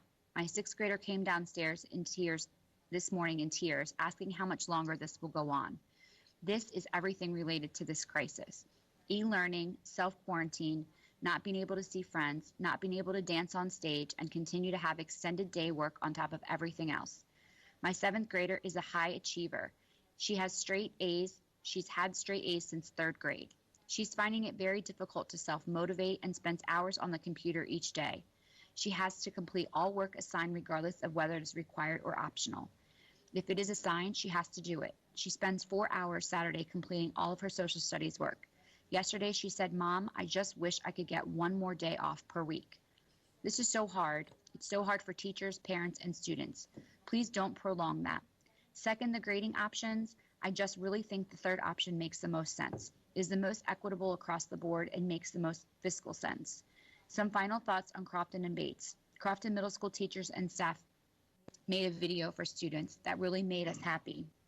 I wish Bates could do it, but I understand they are more concerned with finding and supporting students in need. From Sharon Sonati. I vote for option 3. I have 2 children with completely different learning styles, although they are both struggling with e-learning. I would also like to suggest possibly ending e-learning Memorial Day. 3 to 4 hours of screen time per day has not been the case. Honors and AP, especially teachers, think this rule does not apply to them. Both kids and parents are stressed to the max. Depression and anxiety are at an all-time high. Kids are unmotivated. Thank you for your consideration. From Eric Doolin. I have an opinion to share. I strongly adopt the topic of the satisfactory and unsatisfactory grading system for quarter 4. I also believe a satisfactory grade should increase the letter grade up from quarter 3. The reasons I think this because many students, such as myself, do not think ahead when it comes to their grades and may not put 100% effort into their work at all times. This means my grades for quarter 3 do not reflect my usual grades. Although my quarter 3 grades aren't as good as I would like, I was planning on trying very hard in quarter 4 to raise the semester grade as I always do. I think option 3 is the only fair option and would be the best of both worlds for teachers and students. From Jennifer Dinmore, thank you for voting in place the framework that allows for choice with options to meet all students' needs. This plan recognizes that one size does not fit all. It's fair and equitable to allow students to earn their grades while also having pass-fail available for those struggling. I was greatly relieved when the vote on April 15th settled the matter with such a caring and equitable decision to respect the individual students and their unique circumstances. It is unclear why a manual process can't be implemented to allow classes to be pass-fail or with grades, since we have both of these options currently. It will take some administrative work to generate the new classes, but it seems possible. If that is something the county will implement, then I support option 2 with the modification that a student receive a grade if it maintains or improves their GPA, rather than just improves the GPA as proposed. Some students want to earn their grades at this time since it is helping them cope. Taking away a grade after they have worked hard all semester would be a slap in the face to their efforts. Also, the same GPA with more credits underneath it will help to bolster their GPA in the future. Finally, some students want to earn superintendent's honor roll for all 4 years. This is it for seniors. They earned this distinction. Option 2, as written, wouldn't give them any grades since they can't improve their GPA. Taking away their grades would be a slap in the face, since after 4 years of hard work, the class of 2020 shouldn't lose anything else. Implement option 2, where grades go into the GPA as long as they maintain or improve the current GPA. There's more here we'll submit to the board. From Katie Comfer, I believe option 3 is the best choice for our students. I have 2 students in school in AACPS, and they are working very hard from home and trying their best. They should not have to be stressed out over grades during this global health crisis. Children are not meant to learn in isolation and over a computer. We need to make a choice that is best for all students, and I feel that is option 3. From Jill Whitley, it is important for the board to remember that you represent all 80,000 students of AACPS. You should weigh all policies through the lens of equity and have a primary goal of giving all our students the same opportunity. In addressing the issue of student grading, I hope you will keep in mind the educational equity policy that you will be reviewing later this evening. While I hope the board will reconsider a pass incomplete option, in the event it does not, only one of the options set forth by Dr. Arlotto can be considered the lesser of the inequity evils, and that is option 3. Option 1, I assume you would agree, is not an option. Not only is it inequitable, but considering the wasted resources of both time and money, this option should not even be considered. Option 2 is not student choice, as your original amendment intended, but a computer's choice, and leaves a system where some children will be given a pass and have a label that tells everyone they did worse during the 4th marking period than 3rd, but we will not know why. Option 3, while optimal, allows children a chance to improve their grades or lets them keep their grade from 3rd marking period when most of class was in session. 4th marking period then will not harm any student. Please do what is equitable during a pandemic. These are not normal times. We must have compassion and consider the impact of decisions on all kids. From Tim Brozek, I am writing today in support of option 3 for grading choice for the 4th quarter. Because pass-fail may not be an option, because our students are working without the necessary support of their teachers and peers, as well as the undeniable fact that students are working in different environments that are not controlled or equitable, along with the incoherence that would show on college admissions transcripts, with SU grades coinciding with letter grades in the same semester, options 1 and 2. Option 3 is the only equitable choice for our students during this semester and pandemic. Option 3 will not allow for the inflation of grades unnecessarily or unfairly, since we are only raising the 3rd quarter grade by 1 letter grade. Finally, option 2 is not presenting any choice to our students. An automated computer analyzation is not a choice for our students in option 2. If choice was what was asked for by board members at the last board meeting, then option 2 does not provide that to our students, while option 1 is an expense we should not be spending with our budget, not being met due to the pandemic. Therefore, my support lies with option 3 that Dr. Arlotto will present Wednesday night at the board meeting. Please consider the financial and inconsistent grading aspects of option 1 and 2 and vote for option 3. From Donna Phipps, I want to vote for option 3. Online school is very difficult and our computer isn't the best. But he does try, my son, and he accidentally did the wrong paper and he was told he wasn't allowed to redo his work. His English teacher told him Dr. Arlotto would not allow it. Thank you. From Lemuel Buckley. My name is Lemuel Buckley, and I am the father of a junior at Arundel High School. I am writing today to offer my support of option 3 as it relates to the grading in the second semester of the school year. As you are considering the options before you, it appears to me that option 3 does the least amount of harm to our marginalized students at the time of this global pandemic. Additionally, option 3 is a cost-efficient and quick option to implement according to the information provided in Friday's press release posted online. Personally, I know my son is currently struggling to get comfortable with this online environment. He was challenged to learn and perform on good days when he was physically present in school before this pandemic changed the course of life.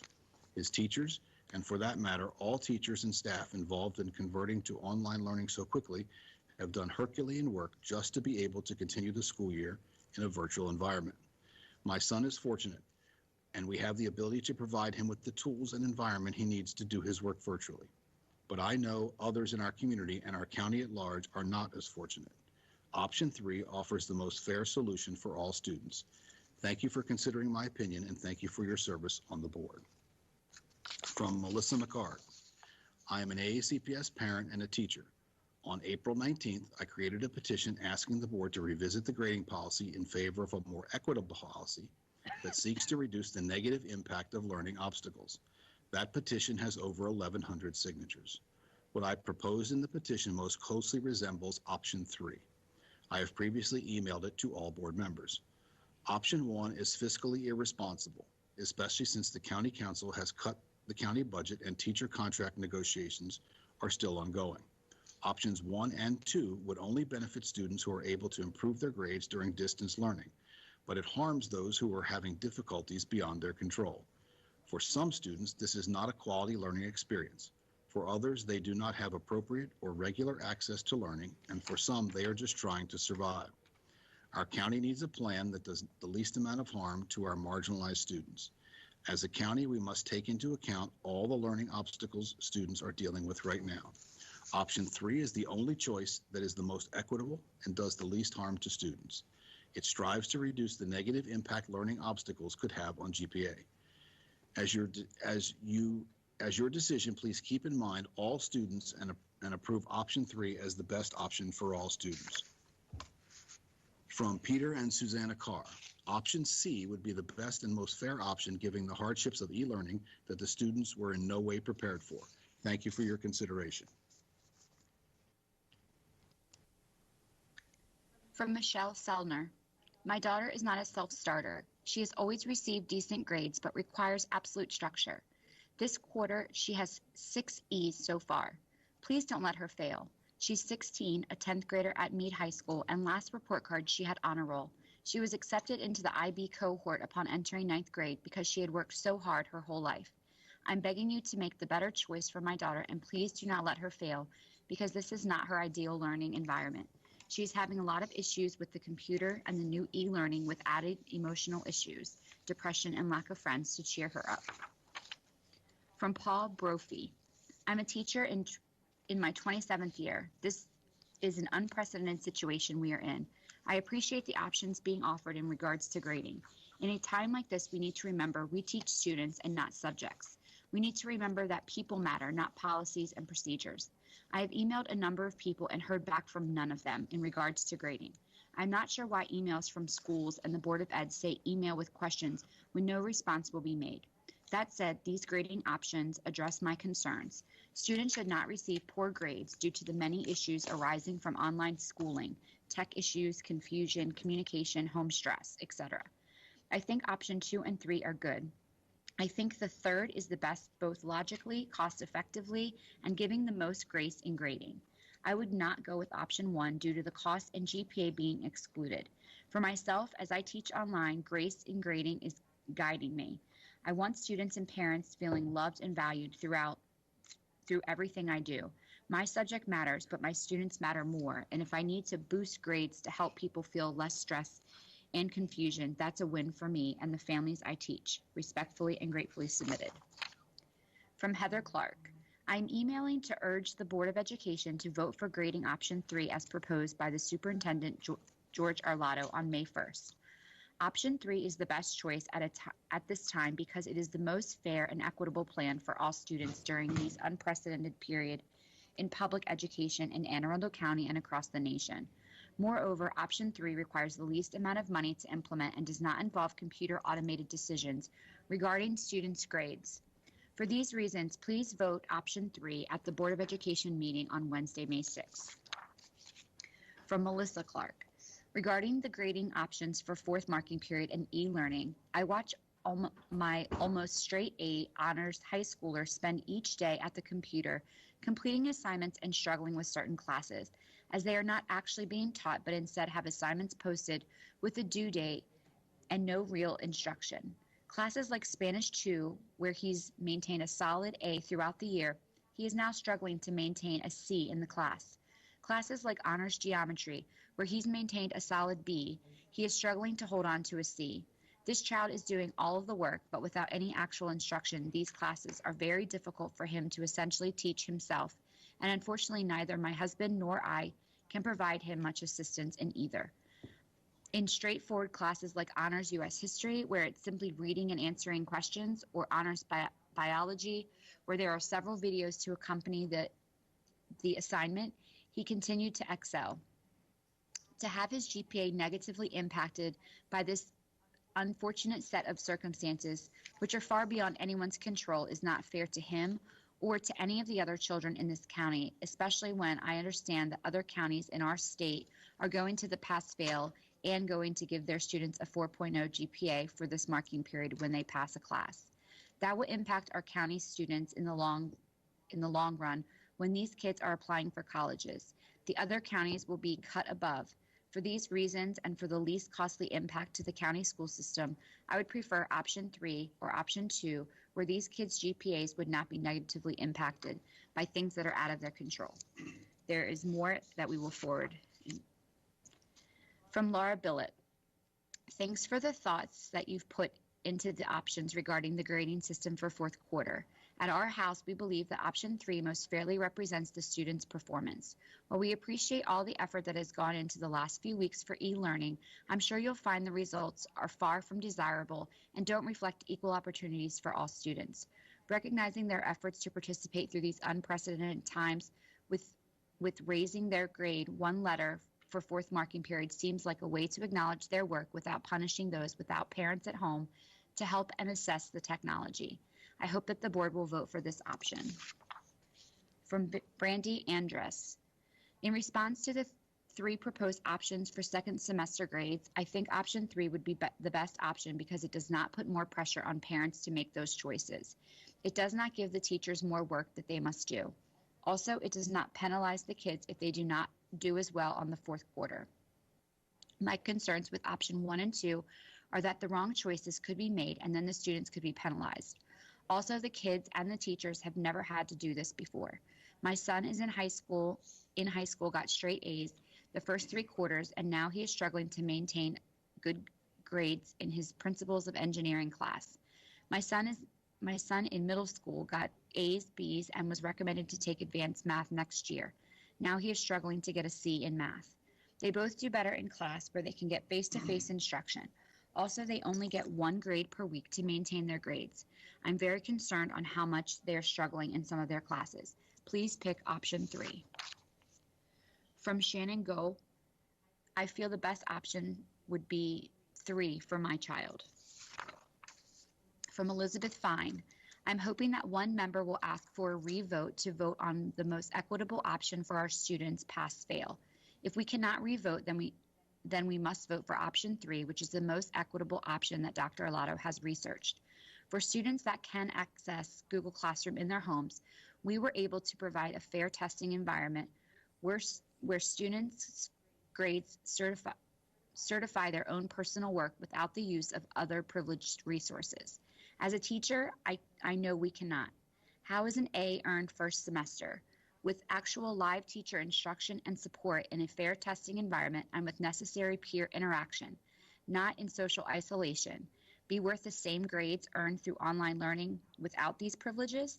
This is why pass-fail would be the most equitable. How can we grade what is not being taught but rather learned on one's own, answered in an uncontrolled variable environment?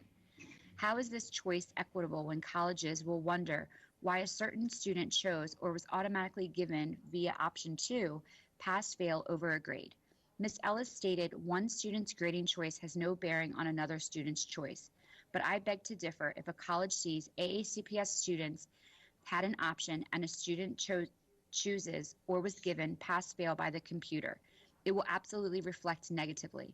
The same grading option must be given for all students across the county to provide equity, which is pass fail or option 3. From Susan Strong.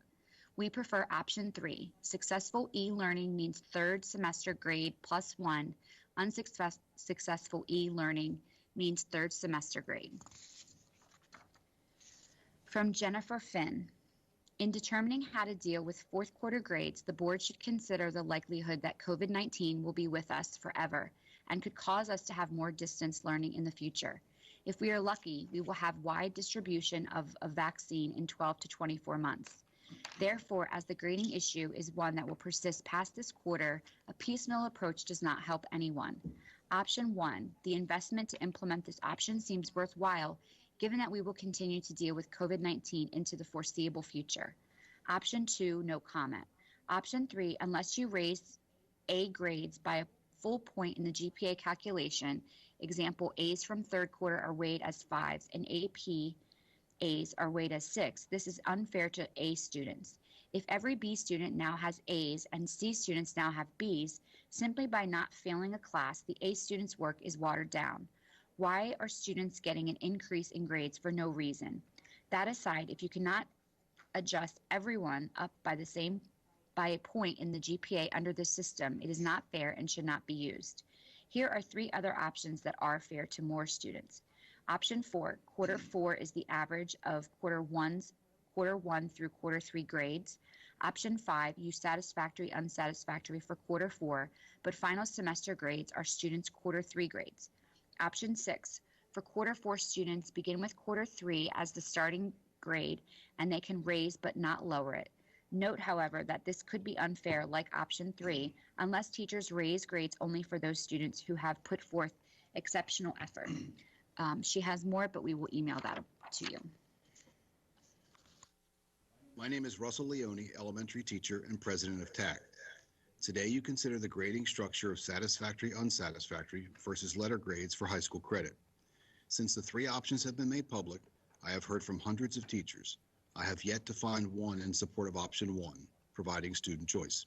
While we understand and applaud the efforts of our students to maintain high academic standards even in these difficult times, we must acknowledge learning has not been equal for all students.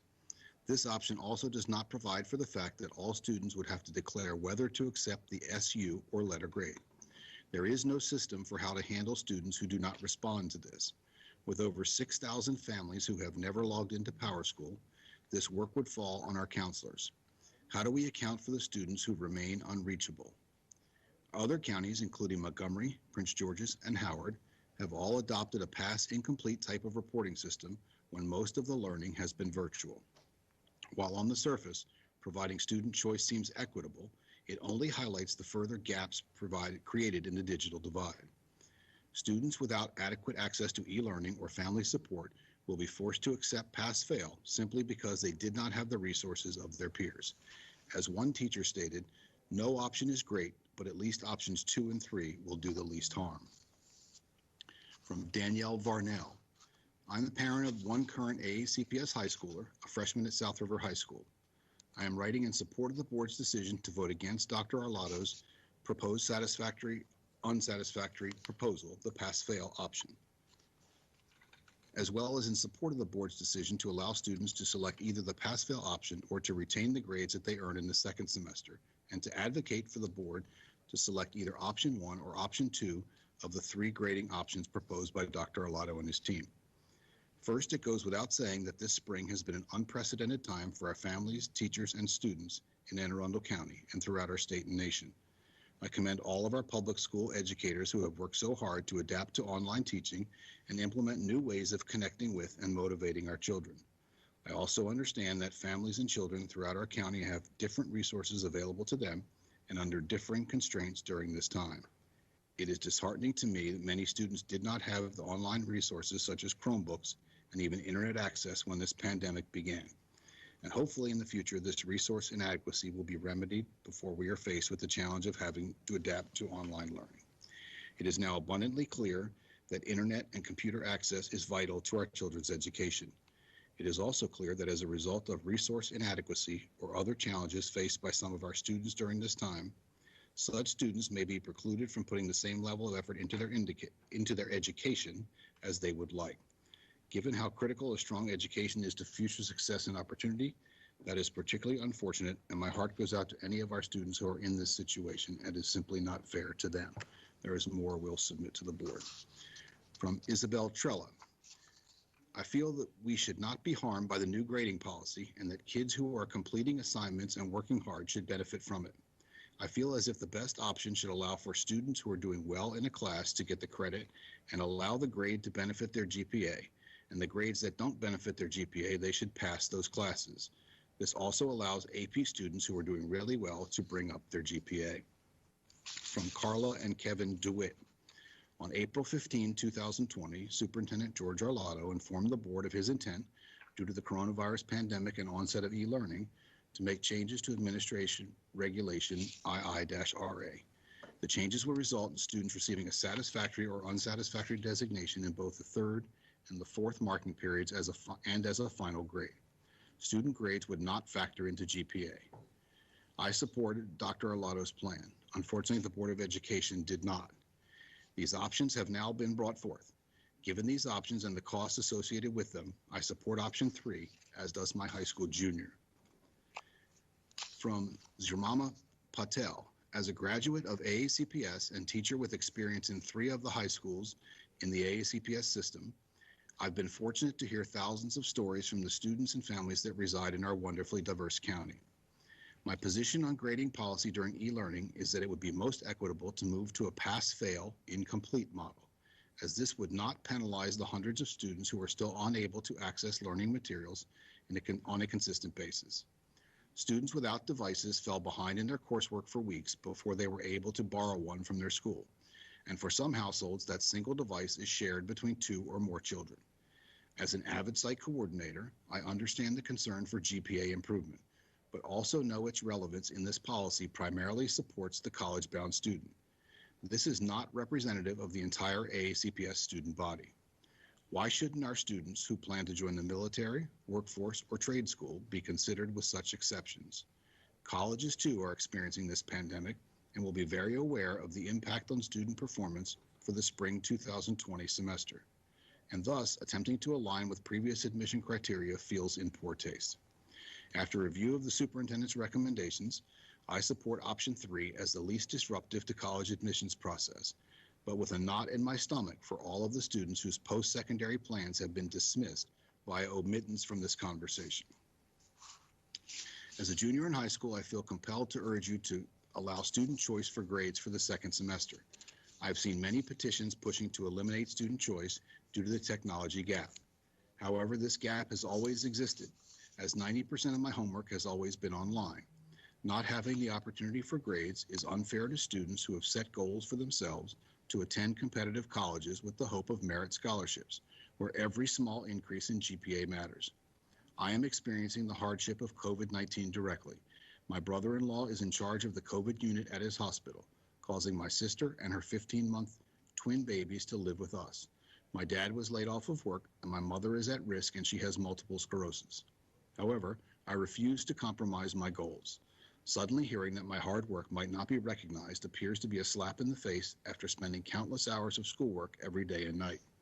I am asking that the county recognize the hard work of thousands of AACPS students by giving them the opportunity to keep grades they have earned. As I was taught in my AP government class, America is based on equal opportunity. But equal opportunity does not mean equal outcome. This is why every high schooler in AACPS deserves the opportunity to make this decision. The decisions and circumstances of one student should not impact or limit others. From Carly Kaczynski. I am an AACPS school counselor at Arundel High School. I am in favor of the pass-fail position for all students. It saddens me that I have to write this for some to recognize the damage that would happen if AACPS doesn't adopt the pass-fail option. I honestly do not know where to begin or how to relay to you the challenges that some of our students face. I will start by sharing some direct quotes from different students that have emailed me in the last 3 weeks. Not a lot of it, no, a lot of it, it's just learning the material online by myself. I'm so frustrated. Yes, I'm just having a really hard time following. It's a lot. I'm really struggling with the e-learning aspect, along with the change in lack of scheduling has greatly hurt both my performance in school and mental health. I'm unsure what to do about anything. My internet is not consistent. This is hard. I am giving up on school, but I hope you are well and I miss you. I could go on for pages, and these quotes do not even include my students in homeless shelters, living with a grandparent with no technology, working long hours themselves to pay the rent, and so on. As the student member of the board has shared multiple times, our students are really struggling. I do believe a pass-fail grading policy would best help students who need our help most. My name is Jorge Cordoba. I am an AACPS parent, ESOL teacher at Arundel High School, and member of the equity team that circulated a petition with over 1,600 signatures. While we prefer our petition's original position of passing complete, we support student member Rita Alvey's editorial in favor of pass-fail. We support Rita Alvey's editorial in favor of pass-fail. We will support Superintendent Arlotto's option 3 as it does the least amount of harm to our marginalized students. I teach some of these marginalized students. I want to mention 2 examples for you to see how difficult it is for some students to turn in work. Jorge, at the beginning of the pandemic, became the breadwinner of the family. Now works in a concrete plant for more than 8 hours every day from Monday to Saturday. Doesn't have a phone, and on Sundays tries to get Wi-Fi in any place to do his schoolwork. Due to these circumstances, he has been unable to turn in most of his classwork. Andrea, who has a laptop at home, but her mother lost her job due to the pandemic and decided to cut all the non-basic utilities, including internet. They do not own a car, and she cannot get to a school to get Wi-Fi. She has been unable to do her classwork. Your decision should look for these marginalized students of color that are victims of the technological divide and the poverty that so many in our county choose to ignore.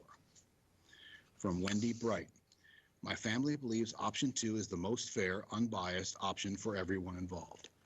We believe option 1 is not a good option because it would be too hard for AACPS to get a response from every family.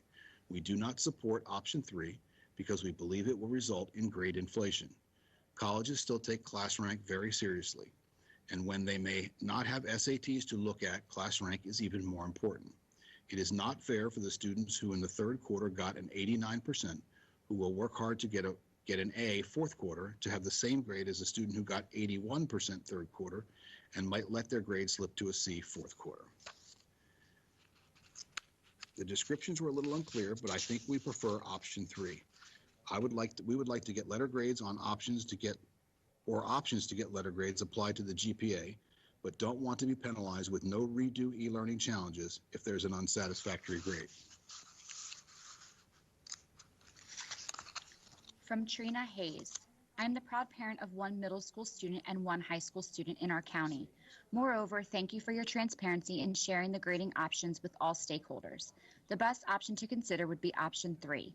Option 3 will highlight efforts on behalf of our students, provide an intentional choice of opportunity for all students, consider fairness for all socioeconomic backgrounds, and give both 3rd and 4th quarters the continuity to work together as one grade. Thank you for your time and consideration.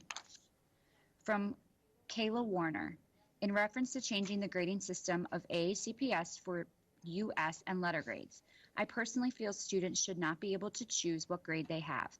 I believe the system change is definitely on the expensive side for something that we may only use for the last 2 months of school.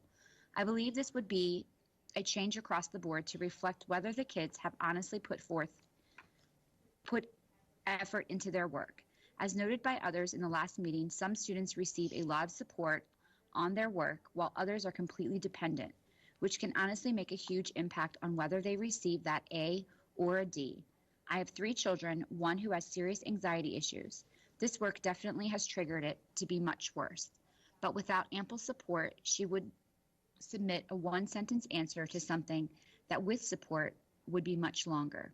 I know not all children have the support that I'm able to provide my children, so they may very well be capable of an A with in-person instruction, but may have only received a C or worse in this instruction. If the motion is on the table still to go to a US across the board without a choice to have letters, I would second that motion, but not the option to choose between receiving a D or an S. As a final thought, I would say any student able to earn even a C on this online instruction deserves an A, in my opinion, for attempting the work and being able to put everything else to the side to attempt.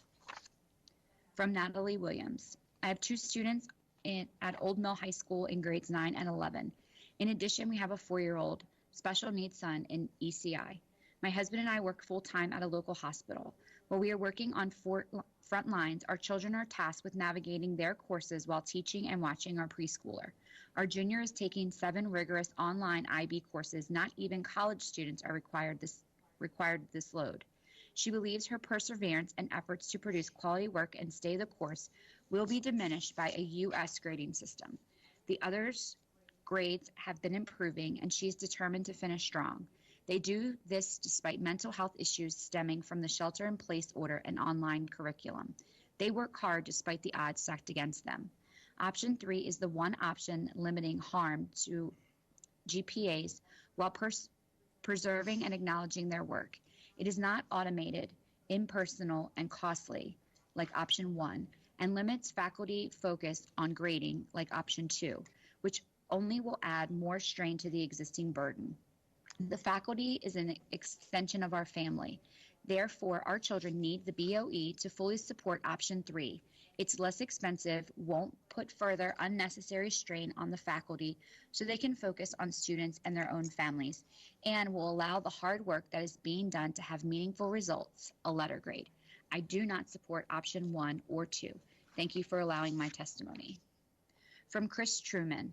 I read the board meeting notes concerning grading options for the remainder of the year. I don't know if you're taking public comments, but in case you are, option 2 and 3 are preferable. The cost of option 1 is exorbitant, and given the media reports that the county hasn't been able to contact over 3,000 families, option 1 won't even work. From Catherine Truman. I'd like to make it known that I prefer option 2 or 3. There are over 3,000 students who have not been participating in online school according to new reports. Attempting to get feedback from all families and costs make option 1 inappropriate in my opinion. From Linda Seinkowitz. As a parent of a high school junior, I would like to voice my support for option 3, presented by the board. I think it fairly takes into account the effort students put forth in the 3rd marking period while acknowledging the disparities students are facing using e-learning. Unlike option 1, it will not create additional work for the teachers who have been tremendous during these trying times. And unlike option 2, it will only rely on arbitrary algorithms. Thank you for the opportunity to present my view. From Tangelia Terrell.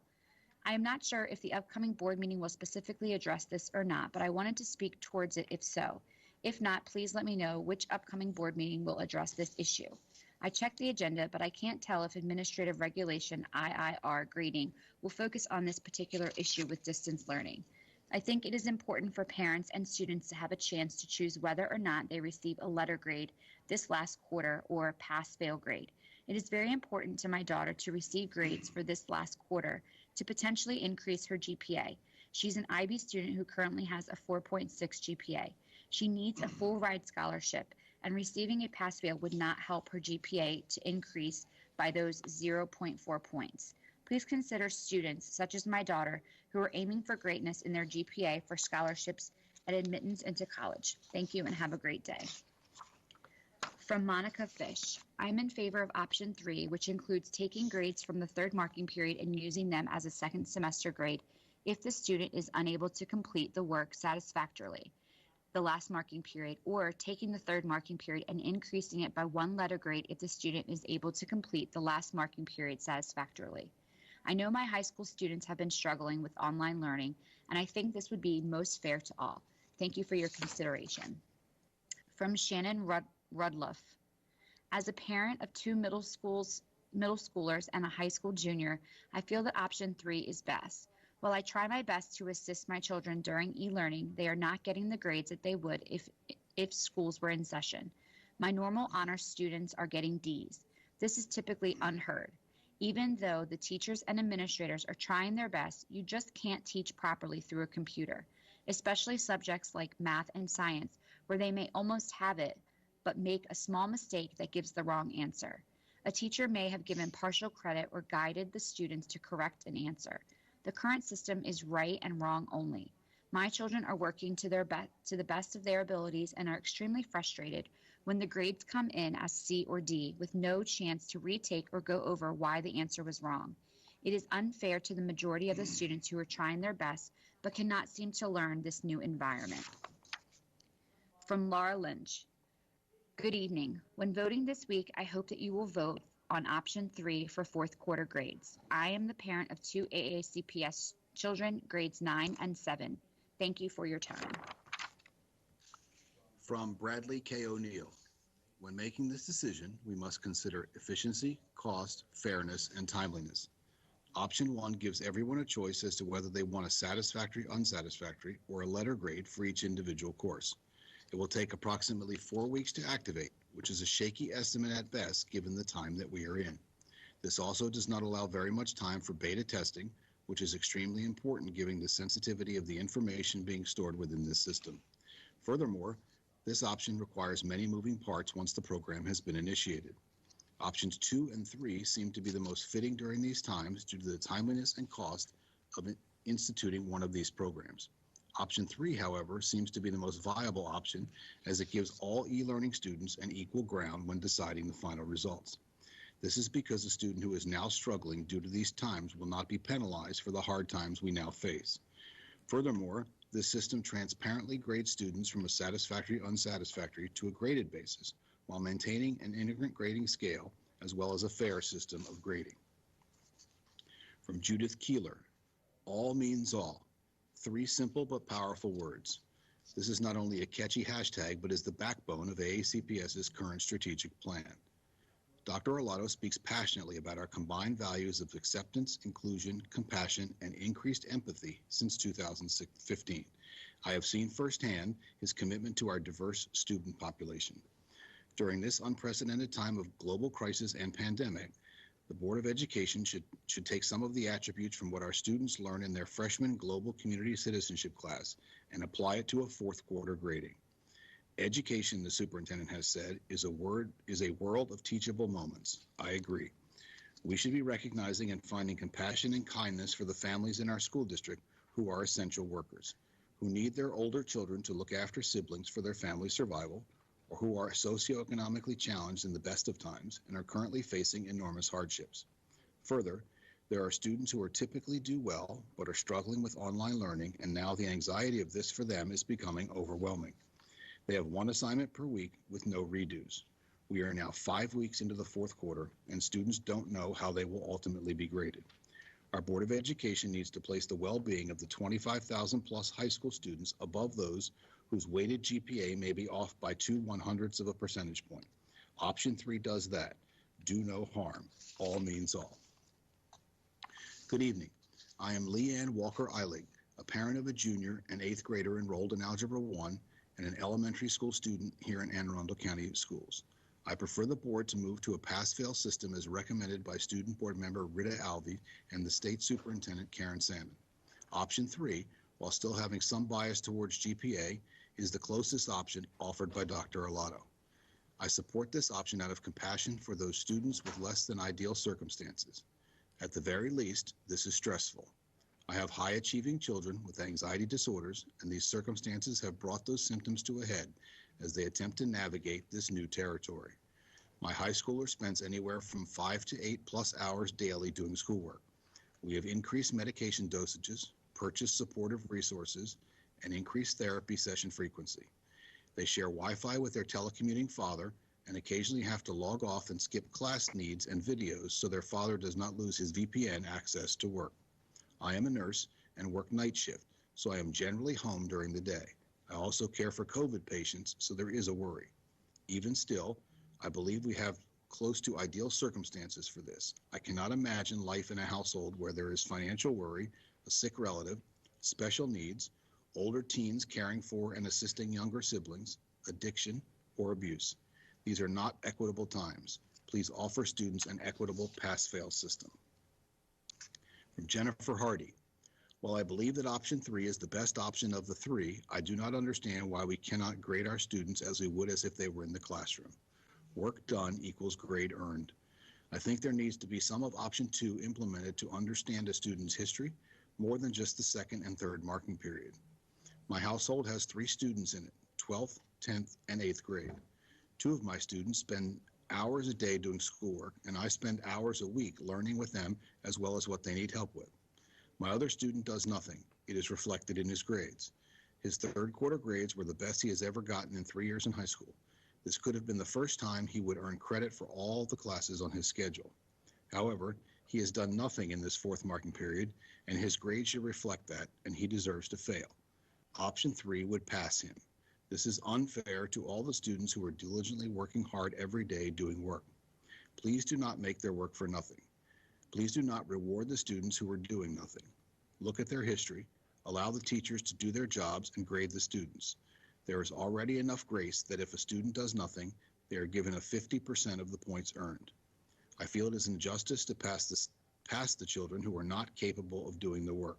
Honestly, that is how my 10th grader, who was passed through all 3 years of middle school because he passed the 4th marking period only.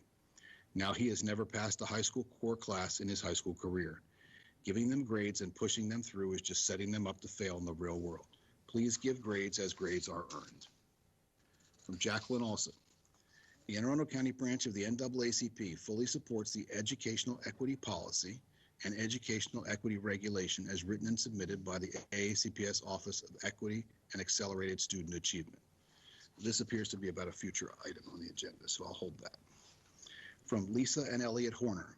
As parents of 2 high schools, one in STEM at North County and one in BEMA at Glen Burnie, although we are not thrilled with any of the options and feel that students should continue to work and be graded accordingly, as that is not an option, we are in favor of option 2. Option 2 is an automated option in which a customized program is developed in PowerSchool to examine every student's situation and determine course by course whether a letter grade or a satisfactory, unsatisfactory designation would best benefit the student's grade point average. Students who have letter grades as a final second semester grade would have that letter figured into their GPA. Students who have an S or a U as a final grade would not have that grade figured into their GPA. The cost estimate for customized calculation is $7,000. Students work very hard and are motivated to do better. By removing all options for them, we are showing them that even if they don't try, it won't matter. Unfortunately, in the times we are facing, the options seem to be limited. That being said, option 1 not only would be a great financial hardship on the county, but also a mental hardship on teachers and support staff. Option 3 rewards students for not working and gives them the ability to maintain their grades, but does not give students the opportunity to raise their grades if they complete all work and excel more than a single letter grade. This leaves option 2 as the only viable option for students who want to succeed and to continue to work as hard as they can and maintain their GPA. Thank you for your time and consideration. From Arian Lucas. Our family's opinion of the 3 proposed options is option 3. There are so many factors that influence a child's ability to succeed with online learning, and each child has different circumstances. It's hard to assign grades, but it is best to not punish the children who don't have the same technology access, tools for learning differences, or consistent parent support at home. I think the board should prepare to have additional help sessions for next year to help children who need to get caught up on the learning they did not fully comprehend. Rather than no child left behind, the approach should be all children should thrive. The least number of days in June the kids have to do online learning, the better. From Ashley Gale, please provide this testimony as support for option 3. A student's second semester grade in a course would be equivalent to 1, 2, or 1 grade higher than the third marking period letter grade. A student who engages in e-learning and earns a satisfactory designation in the 4th marking period would have their 3rd marking period raised by 1 letter grade. From Susan Latour, I'm a parent of a current freshman at South River High School. I am writing in support of the school board's decision to vote against Dr. Arlotto's proposed satisfactory, unsatisfactory proposal the pass-fail option, as well as to note my support for the board's decision to allow students to select either the pass-fail option or to retain the grades that they earn in second semester, the graded option, and to advocate that the board select either option 1 or option 2 of the 3 grading options proposed by Dr. Arlotto and his team. I fully support Danielle Varnell's position in her letter to the school board, which is attached here. From Lisa Angstrom, I am completing my 29th year as an AACPS teacher. After 19 years teaching in various high schools, I have been teaching at SPMS since 2009. I have been a nationally board certified teacher since 2003 and was the first secondary teacher AACPS sponsored for that certification. I do not consider my professional practice to rise to the level of master teacher, but I have consistently pursued research-based instructional strategies to maximize student learning. It is with the underpinning of this personal history and professional focus that I address you tonight. It is my position that the e-learning AACPS students are currently experiencing, while a valiant response to an emergency public health crisis, is not providing effect learning for students. This assertion is based not only on my own experiences, but also, and more significantly, on AACPS definition of best practices for teaching and learning. I implore you to review the AACPS documents that define these best practices, some of which are linked or attached to this testimony. I assert that AACPS learning does not and cannot meet the minimal standards of effective teaching in AACPS, and as such does foster effective student learning. We should not retain grades as the accepted measure of student learning and achievement under conditions that cannot maintain AACPS usually high standards for instruction and assessment. As such, I am making a clarion call that the BOE approve the conversion of grades for the 3rd and 4th marking period to pass incomplete. From Ashley McClanahan, Tompkins. Previously, when I reached out to the board after April 15th's meeting, I was told that the option for grades would only be afforded to high school students. I am writing to request that this be extended to at least middle school students. If any of these options are approved and the money is allocated, then it would seem short-sighted to not only allow the technology to provide a similar opportunity to all students. If the technology is paid for and capable, why not afford the enhancement to all students who have a desire for letter grades? Without this, my son's 3rd quarter report card will reflect all A's, but when 4th quarter report cards are sent out, these will be overwritten with S. I realize the importance of equity, and I wish you good luck in your decision and eventual decision. From Carly Reitzes. The board should accept Dr. Arlotto's original proposal, i.e. satisfactory or unsatisfactory designation, not factored into the GPA, and reject the other 3 options being discussed. Concerning today's challenges, to express concern over students' GPA this semester is tone deaf and inequitable. While some students find themselves in a privileged position, able to approach their schoolwork with rigor and concentration, many of our students are not. The coronavirus pandemic magnifies the effect of social disparity on students' grades due to technology access, financial hardships, uncertainty, and disruption to routines and general worry. To think that all of our students are able to raise their GPA if they work hard this semester is just untrue. Plus, teachers can provide constructive feedback without grading. Ultimately, grades this semester won't even matter. College admissions will look upon letter grades this semester with skepticism. They will understand that given the challenges of distance learning during the pandemic, the grades are an inauthentic evaluation of students' abilities anyway. Therefore, it does not make sense to add more stressors to our families and teachers.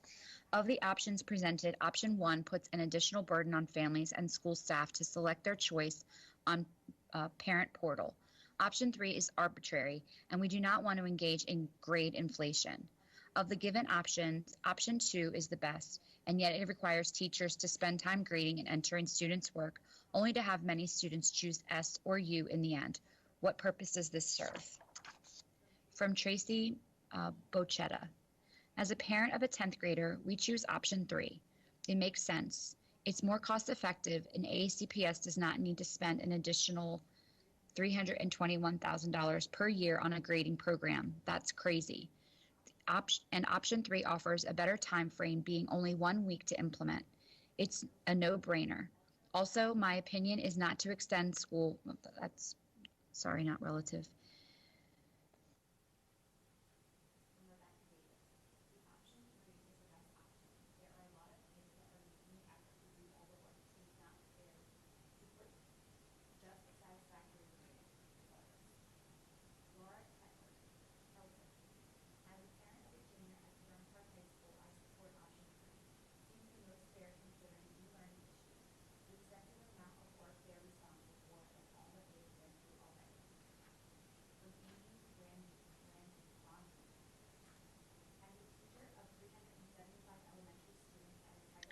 Ms. Howell, does that complete the reading of the public testimony?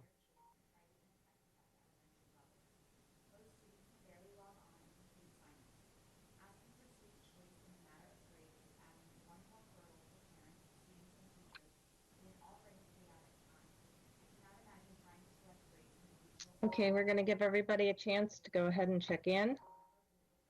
And we'll get started here. So Dr. Arlotto, you have a presentation on some of the things that were discussed.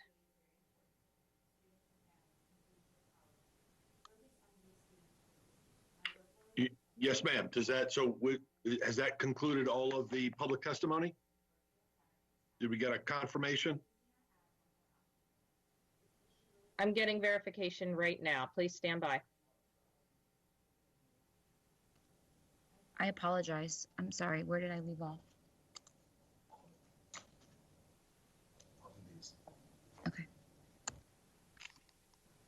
From Tiara Owen. I'm a very concerned parent. I read your article released on May 1, 2020 about adjusting our kids' grades, and I am completely against this option of changing the grading system. I work hard daily to homeschool my 3 children, spending countless hours making sure they are doing the work, but more importantly, understanding the work. My kids deserve to receive a grade based on our current functioning grading system, not just a simple satisfactory or unsatisfactory. I also find it to be a slap in the face to me as a parent who is spending the time making sure my children are learning and doing the work.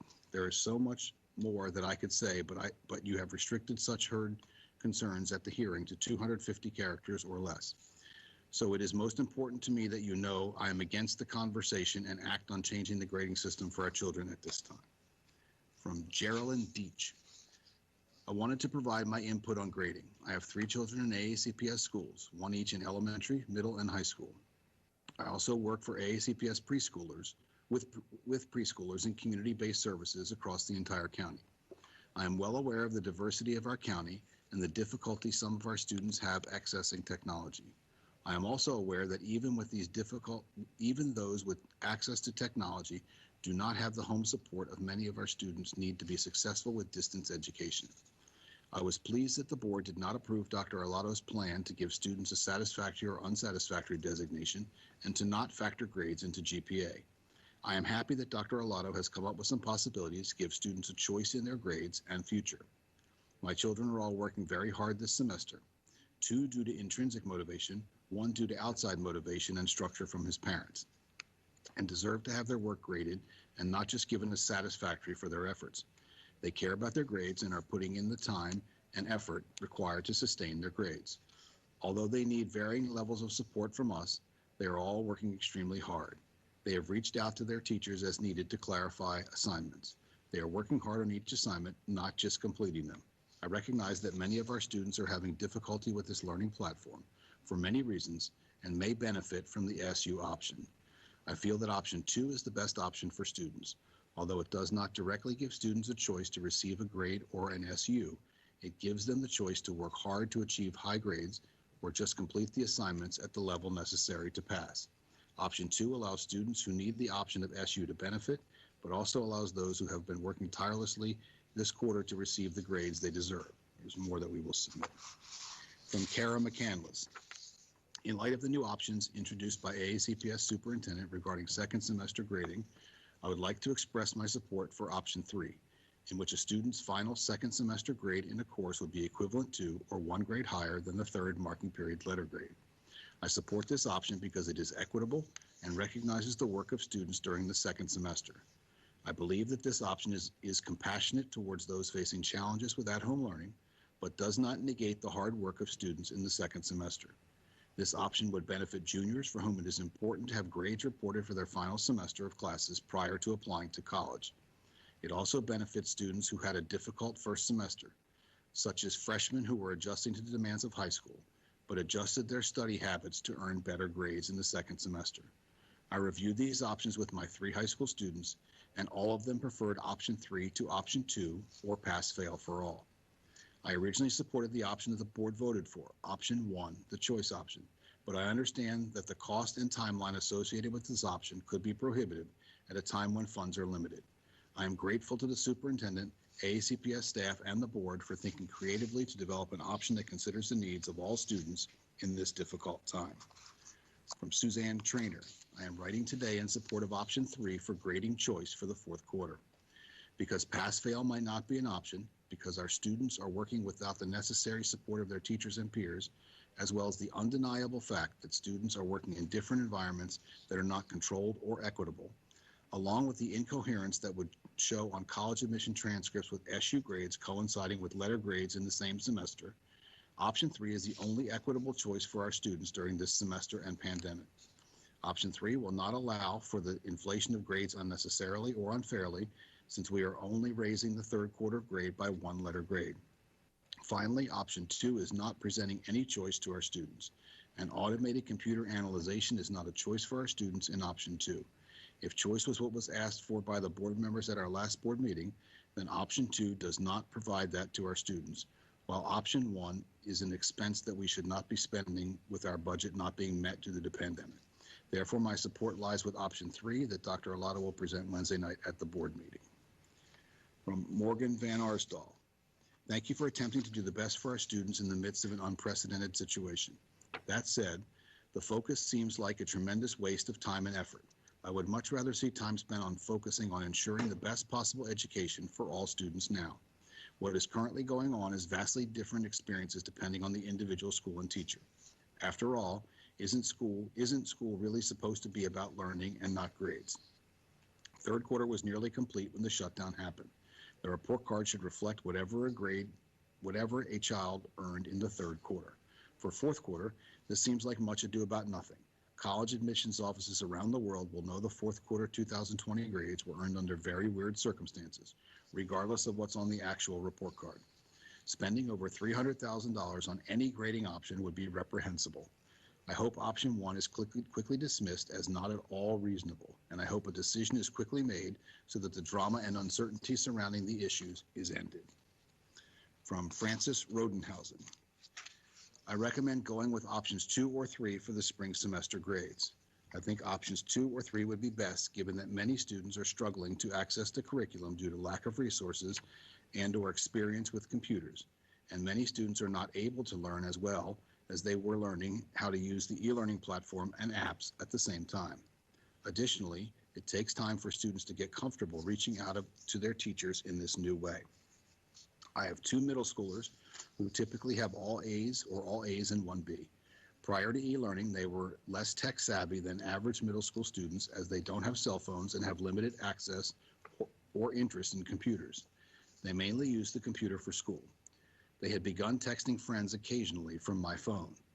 With e-learning, there was an e-learning curve plus getting comfortable with Google Meets and some of the math apps, so they had some difficulty with assignments the first few weeks. Additionally, teachers were using PDF worksheets which could not be edited on our computer. Our students also had some difficulty figuring out how they were comfortable communicating with their teachers. They both have a significant decrease in their math grades, C and D, compared to A's third quarter. This is a household with 2 well-educated parents who are still working, but from home. We have computers for the kids to use, and we have computer experience and are available physically and emotionally to help our children. We are not stressed by financial or medical hardship thus far. There's more we'll submit to the board. From Nick Fine, I am writing today in support of option 3 for grading choice for the fourth quarter.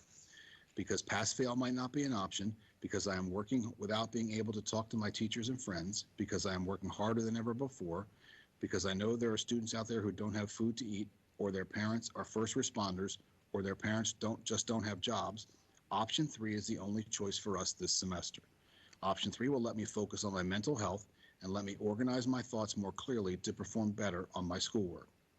I am normally a straight A-B student, who now, if I get a B or a C because I'm having a hard time working without my teachers and friends, will have a computer put on my transcript an S. That isn't fair. I worked hard all year, and with option 2, I won't even have a choice. I am a military student. None of my friends in other states are having to go through this. They are working for pass-fail. I think we should be focusing more on helping others right now. I think we should be focusing on our family time. I am a hard worker, but right now my brain doesn't even function like it should. This isn't my fault. Please understand that I want to earn my grades in the right place, school. Option 3 is the only option after pass-fail was eliminated. Please consider pass-fail or option 3. From Matt Fine, I am writing today in support of option 3 for grading choice for the fourth quarter. Because pass-fail might not be an option because our students are working without the necessary support of their teachers and peers, as well as the undeniable fact that students are working in different environments that are not controlled or equitable, along with incoherence that would show on college admissions transcripts, with SU grades coinciding with letter grades in the same semester. Option 3 is the only equitable choice for students during this semester and pandemic. Option 3 will not allow for the inflation of grades unnecessarily or unfairly, since we are only raising the third quarter grade by one letter grade. Finally, option 2 is not presenting any choice to our students. An automated computer analyzation is not a choice for our students in option 2. If choice was what was asked for by board members at the last board meeting, then option 2 does not provide that to our students, while option 1 is an expense we should not be spending with our budget not being met due to this pandemic. Therefore, my support lies with option 3 that Dr. Arlotto will present Wednesday night. Patrick and Sandra Walker, you presented the parents with 3 options. What do you think about none of the above? What the heck have I been doing for the past several weeks to ensure my student had the resources and attended the courses as mandated by the state? With my child being home, we probably forced him to take his schoolwork more seriously, and we were able to raise his GPA significantly. What happened to allowing students and parents that took this task seriously and did what needed to be done? Perpetuating this belief that a participation award will always be provided does nothing to prepare our children for the challenges that they will most certainly face in the future, and does society a great injustice, not to mention trivializing the accomplishment of those who actually perform well. I am for letting fourth quarter marking period grades stand as they are being performed or not performed. From Julia Howes, I agree with Superintendent Dr. Arlotto's recommendations due to the coronavirus pandemic and onset of e-learning. All students at all grade levels should receive a satisfactory or unsatisfactory designation in both the third and fourth marking periods as a final grade. Our school system is based on our most important stakeholders, the students. We need to be thinking of what is best for all of them, because in our system, all means all. We cannot think of any other option and allow some students and families to choose while others get left behind. Option 1 would be reckless and fiscally irresponsible. $321,000 plus on this program is not where I, as a parent, want the money spent. I don't want the additional burden on staff and teachers either. This option is not equitable. Option 2 doesn't have the financial burden, but still isn't equitable. This won't work for our students either. So that leaves option 3 as the only responsible and equitable option. I urge the board to vote in a responsible and equitable way for all of our students. From Chip Langhart, at a time when the state budget is stretched to the breaking point, how could you even consider option 1? The final outcome of option 1 and option 2 would be exactly identical. However, option 2 costs 98% less money and can be implemented in a quarter of the time and requires no action by parents, students, or teachers, and still results in the best possible outcome for students. From Corey Barrett, I would like to express my very strong feelings against a move to a simple satisfactory unsatisfactory grading system for the second semester. My son has been working very hard all semester long, most recently under very difficult circumstances, to do everything he can to improve his GPA to better enable him to get into the colleges on his wish list. It is the spring of his junior year, a critical time for boosting his upcoming college applications. And taking this opportunity away from him is totally unfair. Further, the spring semester goes back now 3 months, with a little more than 6 weeks left in the semester. The semester is approximately 70% over. There is no way you can take away all of that hard work and make this change so late in the schedule. If you want to get creative in allowing options to allow students to accept the satisfactory, unsatisfactory system, that may be acceptable. But to mandate it for all students is very short-sighted and unnecessary, punitive to the kids that have worked hard. These students already face limitations to demonstrate excellence on SAT scores. They've had greatly reduced opportunities to expand their clubs, activities list, and in general, it is very hard to enhance their college applications during this critical time. Taking away his very good grades this semester would make this very difficult situation even worse. Please do not do this. From Terrell Johnson, option 1 is too expensive. A 3-year contract is not necessary and should go through the standard bidding process. Time restraints to be considered. Option 2 creates a better playing field because it's the closest to standard grading. Slide scale grading without research may make it difficult when our kids compete against other counties. Option 3 is of no benefit to A students. Nor does the slide scale grading take sports eligibility into consideration, nor does it take under consideration the future of e-learning. Keeping grading close to standard will make it easier to tweak in the future. From Michael Clark and Gail Hewitt Clark. The proposed grading choices are fraught with possible issues of inequity and manipulation. Students may not have participated in learning at home because of lack of technology, and therefore students who have access to technology will have an unfair advantage over students who do not have access, thereby widening the digital divide. Giving students the option to determine which courses get U or S grades and which courses get letter grades opens the door to strategic manipulation of GPAs. Because semester 1 was completed before the pandemic, GPAs should be calculated through semester 1 of this academic year. GPAs for graduating seniors should be based on this calculation. Seniors should have their term 4 classes graded as SU to determine which graduation requirements have been met for identifying course completion. I would recommend that letter grades should be used for continuing students, but they should not be calculated right now. For continuing students, letter grades for semester 2 should be used in all courses, and then students should all have through the end of term 1 of the new academic year to complete any online work that was assigned for letter grade. The reported grade at this time can be SU with the numerical equivalent so students can make a choice on whether they should invest the time in completing work or not. This gives the school system the opportunity to ensure that all students have the access to technology to complete the work that schools will need to determine which students did not complete the work because of access and to put things in place so those students can participate in the future. Further, because the situation could arise at any time, curriculum development over the summer should focus on ensuring all courses can be effectively offered in online and face-to-face formats and stepped up to full online delivery should the situation demand it. From Andrea Patrick. Thank you for the opportunity to allow feedback from parents on this very sensitive subject. This is a situation we have never experienced, and I fear it won't be the last. I support the board's decision 100% as we cannot dismiss the hard work and grades earned third and fourth marking period by our children. I have 3 kids who were brought up in the public school system, a son who graduated in 2017, and 2 daughters, a freshman and a junior, attending Arundel Senior High. Both work incredibly hard for their grades. My junior has excelled in her courses as she prepares for college admissions. She's been visiting and interviewing with colleges of choice for months, even in this viral environment. I appreciate the options given, as I know the board is working hard for a fair solution. I ask that you please keep our high school students at top of mind.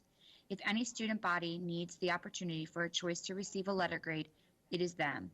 I'm not by any means dismissing the hard work of our younger students, but there is no risk at stake for this population this semester.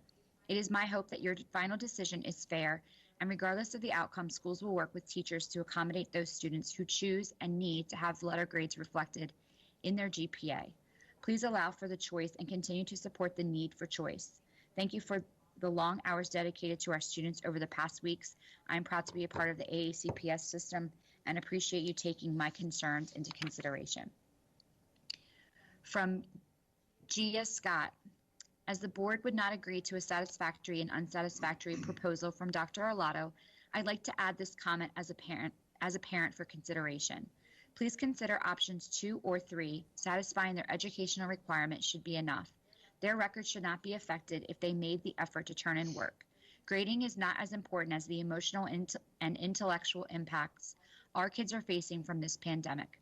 As a full-time working parent at home, trying to assist 2 primary grade students with school and watching another 2 preschool age children, we help our kids complete assignments and turn them in as we are able.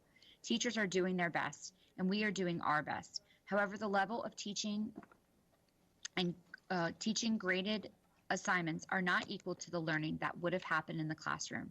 Our biggest success is getting them to complete and turn in assignments, but there are much more non-graded tasks and assignments that we cannot always complete. Believing that we are doing our best to help them understand and complete the graded assignments is not enough.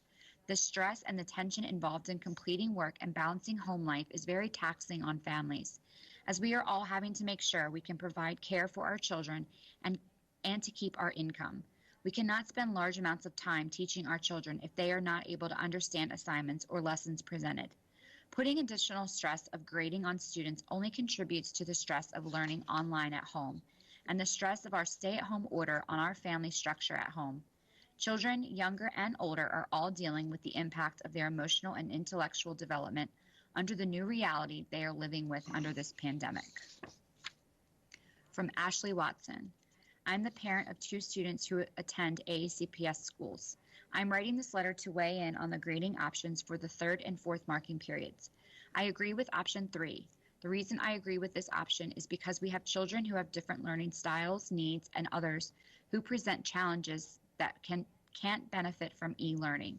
E-learning is a new way of education for some individuals, and with no clear instruction of how to adapt to this, which can be very challenging for children.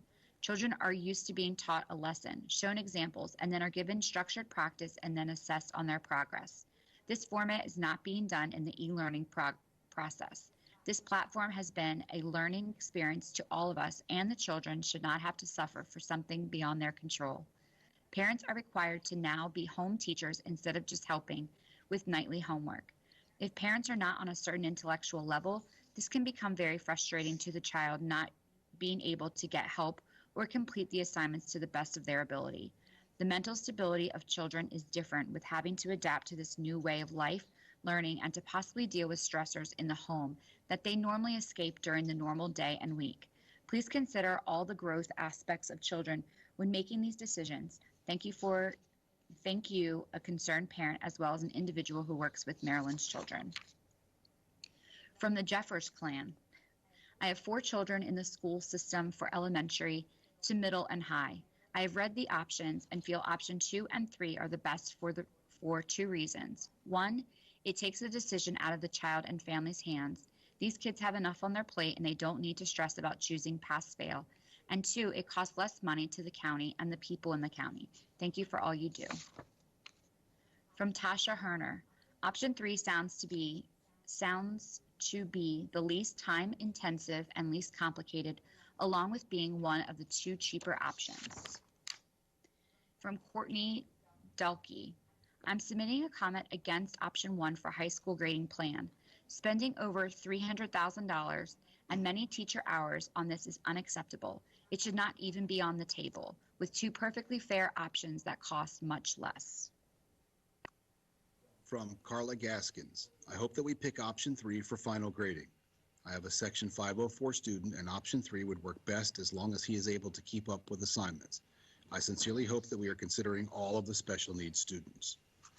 From Jason Anderson. My older brother is a teacher for Troy High School in Southern California, and I would like us to go with what their school is doing. It would become option 4 for us. As for the 3 options you listed, we do not want to do new software. There will be bugs, protests because of it, and the cost will expand a lot more than it started with. We need that money to pay the teachers next school year. If you won't consider what they are doing below in California, then I would go with option. Please take a serious read of what they are doing and consider it. We'll support that. We'll submit that to you. From Amy Kess. I believe option 3 is the best and fairest option for students during a global pandemic. There is no way to fairly grade in this new and experimental learning environment. There is no way to account for the variables and uncontrollable circumstances that the students are all facing. Everyone, students, teachers, and parents, deserve grace and compassion during this time, and option 3 comes closest to doing this. Madam President, that concludes the public comment on this item.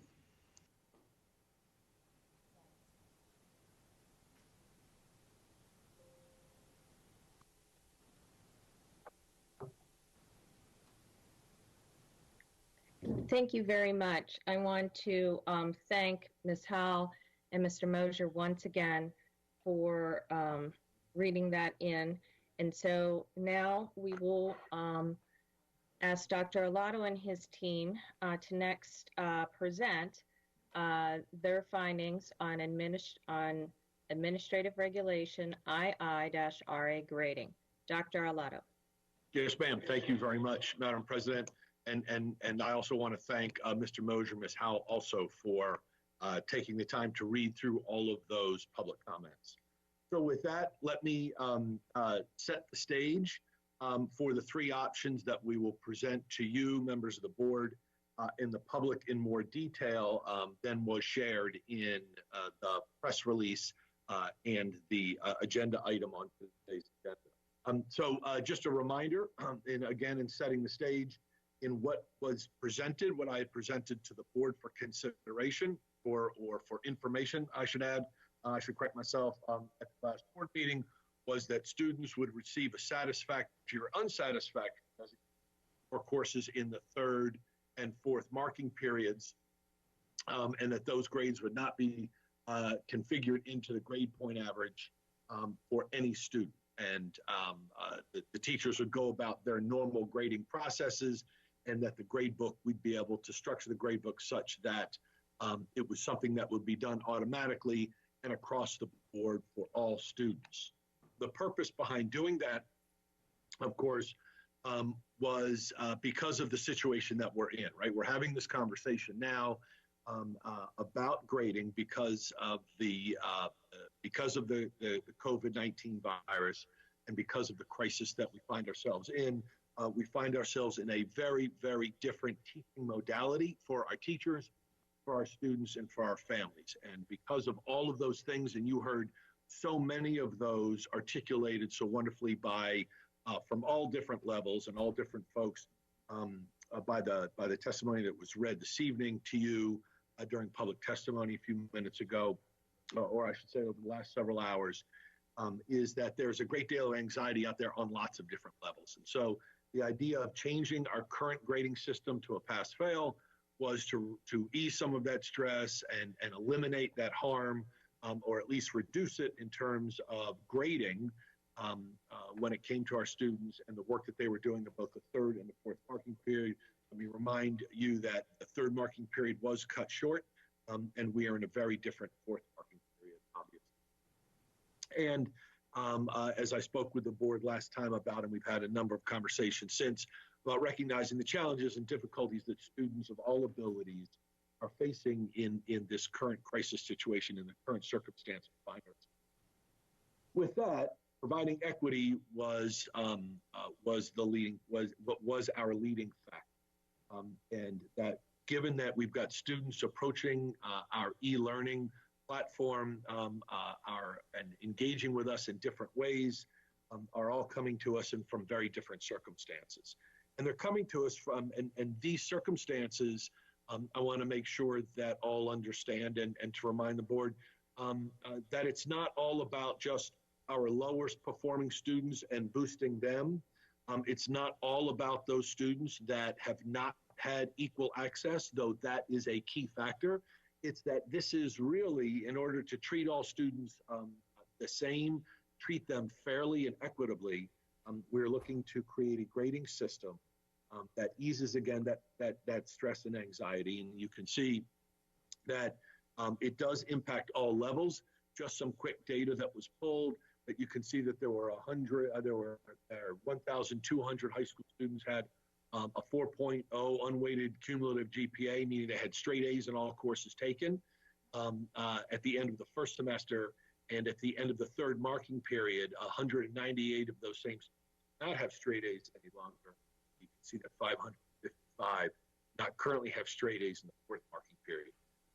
All of our students, as you heard in that testimony, many of our students are having a hard time adjusting to this new normal for a variety of reasons. So we also were looking at the additional workload of our teachers and other staff as we looked at the grading, as well as what the scenarios are as grades are then transferred from report cards to transcripts through this process, and how will college admission counselors, and you heard some testimony over the last several hours about how college admission officers may view a mixed transcript of grades and S's and U's.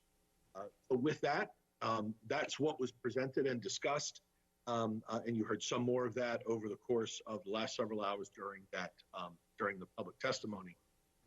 What the board directed me to do with my staff at our past meeting was that a motion was created and passed and supported by members of the board for us to find a way for student and family choice with regard to either choosing a letter grade or the pass-fail or SRU designation for second semester high school credit courses. And that included, of course, as we discussed, middle school students that are taking high school courses for high school credit.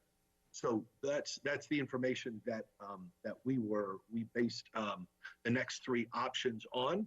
And I'd like to ask Mr. Dykstra, who's joined us for this evening, to walk us through the three choices for the board's consideration. Great. Thank you, Dr. Arlotto. Ms. Corkadell, Ms. Ellis, members of the Board of Education, it is a pleasure to be here tonight and to share the three options on behalf of Dr. Arlotto. I will be relying on Mr. Mosier to get us through the PowerPoint. Option number one is student choice. It is most closely aligned with the motion that was passed at the last Board of Education meeting. Since the last Board of Education meeting, we have had the opportunity to work with not only our team, but 11 members of the Power School team. They have been amazing at trying to support us with coming up with each of these options. And so what we will do is spend a few minutes highlighting each option and then taking your questions at the end. So when we take a look at option number one, student choice, again, which is most closely aligned with the motion that was passed, working with the Power School team, we were unfortunately able to confirm that our Power Teacher Gradebook is not customizable. It cannot be modified. It's really due to its architecture and how it's created. As a result of that, we would need the assistance of our teachers to create student choice. We would need them to actually manually put that into their grade books. However, they do have a product, a platform, a customizable application. It's called eCollect. Very cool program. It would allow AACPS to automatically collect, document, and store each of our family choices, and they could do it for each course, and we would do that through the Power School portal. How it really works, and to give you an example of how customizable it is, what we would be able to do is give each family several different data points to make sure that all of our families have the information they need in order to make the decision. So on this form, for instance, we could include what was your third marking period grade. We could include and pull from the grade book, what is your current fourth marking period grade. We could also remind them what their unweighted GPA currently is, and we could also put what their weighted current GPA is. So we would have all the data points for each family so that each family had the same information in order to make a decision. The form then would allow, right, each family to basically do a drop-down menu, a little toggle, and then they could do by course, they could actually select whether they wanted to go pass-fail or whether they would like to prefer to keep their letter grade given the data that we shared with them. The cost is a little over $320,000. That is the cost over 3 years. That is not per year. That is the total cost over 3 years. The breakdown of that is $1.25 a student, and then there is a $3,000 one-time setup fee that goes along with that. So it's a little over $106,000 a year for each of the 3 years of the contract. It would take about 3 weeks to get it up and implemented with working with the Power School team. That's a little assertive, but they've assured us that we can do that. And then we would have 1 week, I think is mentioned in public testimony very briefly, we would have 1 week to test it, right? To make sure that it's doing exactly what we want it to do before we deploy it to either all students or 25,000 high school families. Once that is done, once a family gets the form, receives the form, and makes their choices through the PowerSchool portal, the information is immediately stored in PowerSchool. It's immediately available for our teachers. We can go to the next slide there, Mr. Mosier.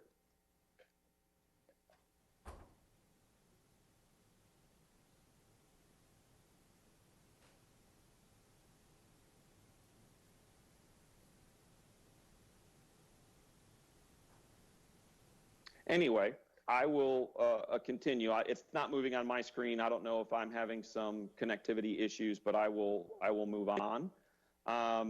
It has advanced, Jason. It has? Yes. Thank you. I apologize. It's obviously a slow connection for me. The information would be immediately available for our teachers. And so our teachers then could print that information, they could filter on that information, they could reference that information, and it would be immediately available to them. I'm going to cheat, since it has not advanced on my screen, and pull it up on my computer. So one of the things that have been mentioned is, we are going to have to reach out and do some outreach to our families, right? We're going to have our teachers, our counselors, administrators. We're going to have to work with them to really make sure that they respond. And we're going to have to work with families that currently don't have a PowerSchool portal. That's about 6,000 families at the high school level. And again, as already mentioned, once teachers are done completing their fourth marking period grade, what they would simply do is they would refer to either the printed list or the reference on their PowerSchool site, and then if a student has chosen S or U, there would be 3 or 4 steps or clicks that the teacher would do. We would give them directions and resources. They would save that information, and then that S or U then would be permanently overwritten in their grade book, and then we would actually do a customized calculation program, a code, that then would recognize that S as the grade coming over from the teacher's grade book. The cost to customize that program is about $7,000. What that really is, it's about 30 to 35 hours worth of coding and programming, and it's $210 an hour for us to employ PowerSchool to help us with that part of the program, so that all the grades are pulled from all 1,600 teachers correctly. So there are obviously some implications with option number 1. Students and families do get to make the choice. They can make it per course. We can give them, again, data to make that decision. We would have to also probably provide them some reminders or some information about how GPAs are calculated, because we certainly want to make sure that all of our families make good choices on behalf of their kids. Again, as kind of articulated tonight, we know that unfortunately a lot of our families are really struggling during these challenging times, and this may potentially put a little extra stress. How do I make a good decision? I want to make sure I make a right decision, and potentially this could be a little stressful for some of our families that either don't know how to make a good decision, or that don't have PowerSchool portals yet, and we would be working with them to do that. Obviously, that would increase the workload. We're working real hard with our e-learning environment, but we certainly would want to make sure that everybody stepped up to support our families, again, who either don't make a choice, need help making the choice, or who need to set up a portal account. In addition, as we've mentioned, we will need the assistance of teachers to put the correct grade in the grade book. Our average high school teacher has 6 classes, anywhere from 30 to 35 kids in a class. That's about 150 to 210 kids on a caseload. Using a conservative estimate of about maybe 2 minutes a kid just to double check, okay, is Jason a pass-fail kid? Okay, yes, he is. All right, what are the steps? All right, I got it, I saved it, I checked it. It's probably going to be somewhere in the realm of 5+ hours worth of work. Obviously a little less with lower caseloads, and obviously a little bit more with higher caseloads. As Dr. Olato mentioned, we do know from higher education that there's going to need to be an interpretation if college admissions offices see both letter grades and pass-fail designations for some courses and not others. Lots of higher ed are out there and really trying to reassure students that they understand pass fail, they understand, certain decisions with regards to grades, but they've been also very clear that they're going to have to make some determinations if there's both. Again, as also articulated, we don't believe that this is equitable for all students. We really know that lots of our families, we're hearing their stories, are really having a lot of challenges with lots of different factors nowadays. And unfortunately, the reality is that not all of our kids are going to have the opportunity to raise their grade. Option number 2 really stems from a conversation that happened after the Board of Education meeting, and our teams had some conversations with the Power School teams, and we were like, hey, could we get the computer to do this on behalf of the family and make sure that it only benefits the family? Is there a way to do that? The answer to that was yes. And so the way this would really work is our team would work with the Power School team, and we would develop a program, think of it as an algorithm, if you will, where what the computer would do is it would look at the kind of what I'll call the tentative final grade, right? What the final grade would be, and it's actually going to look at the student's current GPA simultaneously, and it's going to say, hey, does this grade help the GPA or not help the GPA? And we can code it to do that. Again, the cost estimate is really the same as the option number 1. It's about 30 to 35 hours worth of programming and coding at $210 an hour. In this choice, automated choice, teachers don't do anything differently in their gradebook. It's exactly the same process for them. They'll do the 9 graded assignments, 1 per week. Numerical grades will be in the Power School portal. Students and parents will still be able to see the grades for both the assignments and the course. So nothing really changes there. And again, this algorithm, what it's going to do is it's going to do this comparison, and then what's going to happen is it's going to automatically assign either the letter grade or the S or the U, depending on what would most benefit the student. So we have a little table available to you, just to give you a quick glimpse at really how the computer would approach this.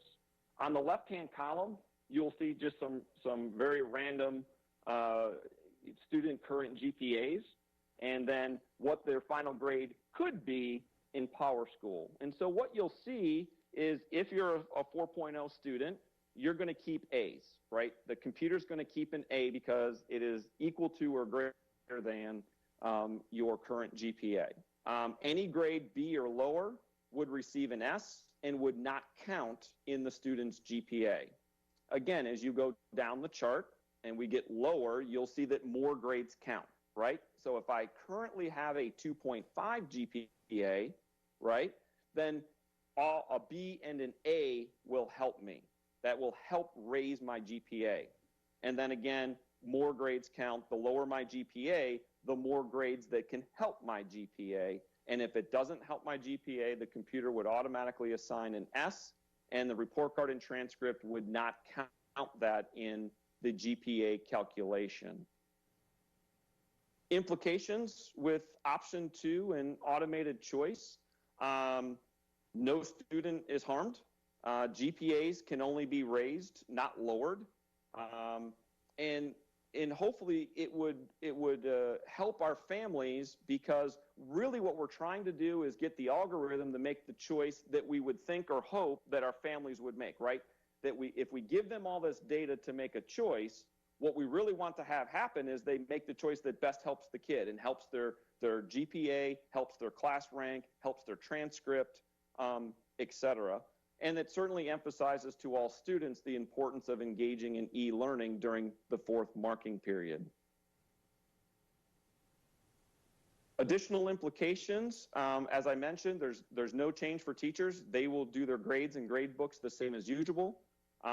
Again, as articulated tonight, we don't really see this as an equitable solution for all students. We just know that our students are really struggling with e-learning and certainly some situations in the household during this global pandemic. And some students are going to have the option or the opportunity to raise their grades or GPA, and others are not going to have that same opportunity. And again, in this case, we're still going to be producing transcripts that have both S and U as well as letter grades on a transcript for college admission offices to decipher. The last option that we are presenting to you tonight is option number 3, and this is an option that's really loosely based on our friends in Harford County. This option is where fourth marking period can only help third marking period. So engaging in fourth marking period helps whatever I was able to accomplish third marking period. So when we take a little closer look at that, as you know, third marking period grades are complete. Report cards have been mailed home with grades. And fourth marking period would be strictly SU, strictly pass-fail. We would do that behind the scenes. We can program and code PowerSchool to do that automatically for all children for fourth marking period. And then what would happen is our teachers would just keep their grade book as usual. Again, we would do that behind the scenes. Teachers would have 9 graded assignments, 1 per week. Numerical grades would still be in the portal for both students and parents to see. So then what happens is we give the S or the U for fourth marking period on the report card, and we actually then code the computer to say, hey, when you're doing the final grade, if the student has an S, take the third marking period grade and raise it by 1 letter grade. And again, we can do that automatically behind the scenes through some coding. Unfortunately, as we've heard, we do have some students who are either not doing well in e-learning or have not engaged fully in e-learning tonight.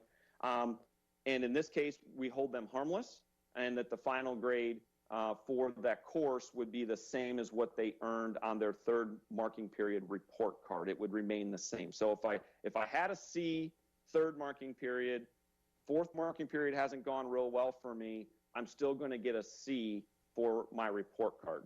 Again, very similar to options 1 and 2. We would work with PowerSchool. We can develop this program, this customized algorithm to do this grading calculation. Again, it's the exact same cost for any of the options. We are estimating around 30 to 35 hours of coding and programming, and the hourly rate is $210. So that's very similar in all 3 options. We do have a quick summary table for you. And, you know, hopefully you can see kind of what's going on here. The left-hand column is whatever grade the student received third marking period.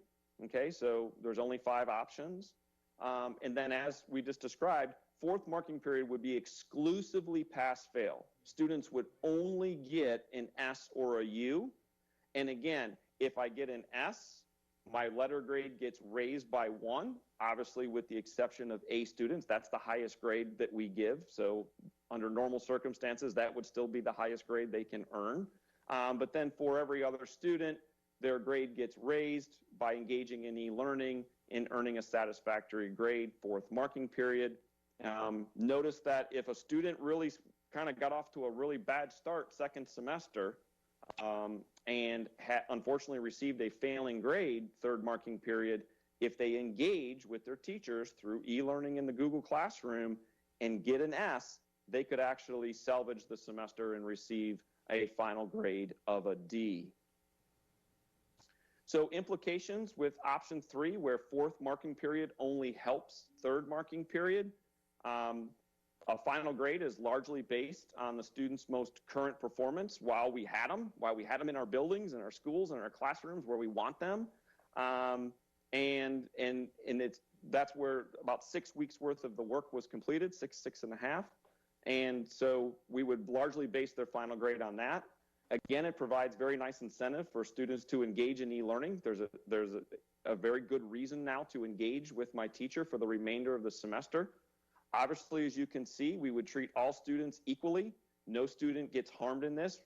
No student's grades go down in this option. And again, there's really no changes in workload for teachers, counselors, and administrators. They can stay focused on really supporting our students intellectually, socially, emotionally, working with families who are in difficult situations and supporting them in other ways outside of having to make a choice regarding grading. The last part of the implications, it is still unfortunately not equitable for all students for the same reasons listed in options 1 and 2, right? Some students are going to take advantage of this. Other students aren't going to be able to take advantage of that situation. However, I think as kind of articulated tonight, the impact of this option is a little more equitable than the options 1 and 2. And the college admissions situation where a transcript would have both S and U's and letter grades is no longer on the table because all transcripts will have a letter grade as a final grade, and all of those letter grades would be calculated into a GPA. Dr. Arlotto, with that, I will turn it back over to you and Ms. Corkadell. Thank you, Mr. Dykstra. And Ms. Corkadell, with that, we're glad to take questions from the board. Okay, great. Thank you so very much, Jason and Dr. Arlotto. Great presentation. I think you covered a lot of questions that the board members had, as well as some of our residents had submitted as how we got here. So we'll be going with our regular roll call for the evening, and we'll be starting off with Ms. Hummer. Ms. Hummer. Thank you, and thank you, Mr. Dykstra. That was very informative. I have a couple of questions. The state has issued a waiver on the traditional 45-day window to change our final grades. So now school systems have until January 2021 to change grades. Under this waiver, students who are unable to complete their work with sufficient mastery to earn a satisfactory mark, whether from lack of access or other factors, would have the time and opportunity to complete work, and that unsatisfactory mark could be changed at a later time. Is that correct? Yes, ma'am. Yes. So for some of our students, for instance, who've had a lag in getting access to computers, they won't have to necessarily finish all the work that they've missed up till then. We would be able to change their grades at a later time if they do the work additionally or summer school or something like that. Yes, we'd have to change that designation. I'm assuming what you're referring to is a student that earns a U, meaning they have failed for the semester. Is that what you're alluding to? Yes. Yeah. So we have within our grade book and what we call an NG. Some school systems call it an incomplete. We use what's called an NG, a no grade. We've used it in the past. Teachers have it in their grade book for students that's unable to complete the work for a variety of reasons. Many times it's medical, that they're unable to finish a semester or finish a marking period. And we can give a no grade for a period of time. As you state correctly, Ms. Hummer, one of the things that the superintendent's requested of Dr. Salmon, and she was able to gain support from the Maryland State Board of Education, is to have that COMAR rule, that 45-day rule you're referring to, that says that final grades have to be converted by that time, has been waived to a later date. So it would give us more time to work with students. If the grade given was an NG, it would give us more time for students to work with students, for them to do more work to show mastery of the content. So that's my big concern about anything on this, is that the children are mastering the content. Are they able to access enough to do that? Is it, so from what you're saying there, it is possible, we don't necessarily give an incomplete, which is, I know what some counties have said, but we would give a no grade, which is similar or to the incomplete grade. Yes, ma'am, we could. And then we would have to, of course, establish parameters, a length of time and amount of work that the student has to do to then show mastery, and that grade could then be converted from a no grade to an S. And we would have to develop some parameters around that, I think is what you're referencing. Yes, yes. Okay. So this is, essentially what we're saying is an unsatisfactory is an indication that a student hasn't mastered the standards of class, not necessarily a failing mark, but they haven't mastered the standards for what we have. Correct. A no grade is a slight word change, but words matter. And I think semantically, a no grade shows more awareness and compassion that we know many students aren't able to participate in learning to the extent they may wish to during this time. So that slight semantic change in terminology could convey that, I believe, could change the message that we are open and working with students to be successful throughout this shutdown and beyond. So instead of an SU, perhaps an SNG, and that sends that message out to students. We're still wanting to work and help you be successful and overcome whatever barriers may have come up. I'm just putting that out there as my opinion on this. We have heard overwhelmingly tonight and over the past weeks via email and social media from parents, students, teachers, and staff regarding the grading choice decision made at the last meeting, as well as the three options presented tonight by Dr. Olato and his staff. Testimony from our bargaining units, civil rights and community groups, and others have come out overwhelmingly in favor of option 3. In light of the information we have seen and heard tonight, I believe it's appropriate for the board to discuss the options openly without limitations that maybe exist on previous actions. So at this time, I move that the board rescind its action taken at the April 15th, 2020 meeting to not accept the superintendent's proposed change to the grading regulation and instead offer the choice to students in high school level classes between the choice between earning grades or SU. I move that we rescind this action. We have a motion being presented. Do we have a second? I will second that. Never mind. I need a person to, it sounded like we almost had two. Could we Go get ahead, a Ms. second? Glad. I will second. Okay, we have a motion and a second. Ms. Hummer would normally be first in roll call as the motion maker. She will be, as courtesy always provided for. So we're going to start with Ms. Alvey on the motion that Ms. Hummer has presented. Ms. Alvey. This is for questions and comments. Yes, on the motion at hand to rescind the previous board action. Okay, no comments on that. Thank you. Ms. Ellis.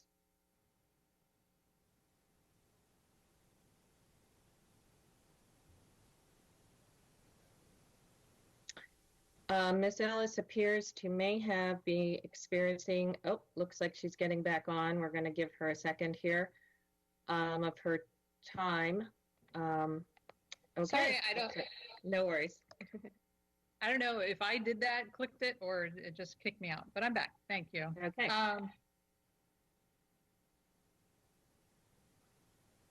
We had a very lengthy discussion at our last board meeting. I still believe that choice is the most equitable option for our students. So I will not be voting in favor of the motion. Thank you, Ms. Ellis. Next, Mr. Grannon. Thank you, President Corkadell. No comments. Okay. Ms. Schallheim. I stand by my vote last time for all the reasons I previously gave and the several hours we did to discuss it. So I will not be supporting this, and I have no further comment. Thank you, Ms. Schallheim. Ms. Antwine. Thank you, President Corkadell, and thank everyone with the testimony that was provided, as well as the great job from our staff and Dr. Olato with the presentations and the review of the testimonies. Thank you. Outside of that, I have no comments at this time. Thank you, Ms. Antwine. Mr. Gilliland.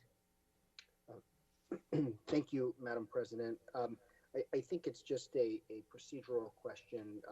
If you're willing to answer, if you have that answer at the tip of your fingers, or if you need to refer to counsel, that might work as well. My question is whether we do need to rescind the prior board action, because I am prepared to vote for one of these options that I can certainly speak to later when we get to that motion, but I just want to procedurally confirm that we need to do this. My understanding is that I got to tell you that from a parliamentary perspective, what we are doing is appropriate.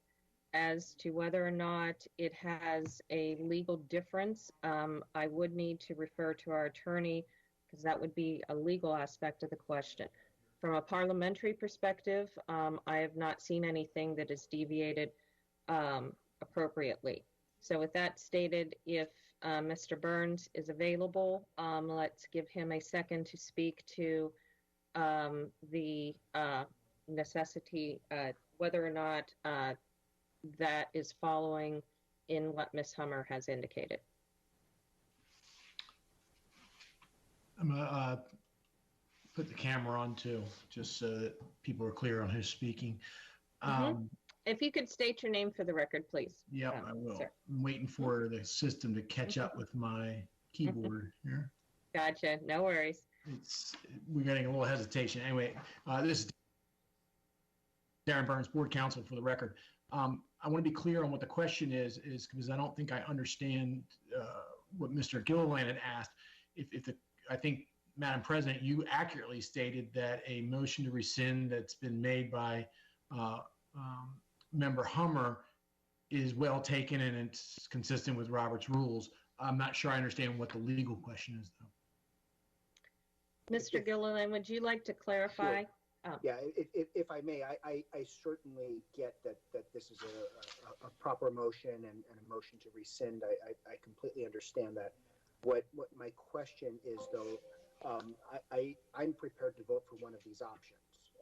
And again, we'll speak to that when we get to that appropriate motion.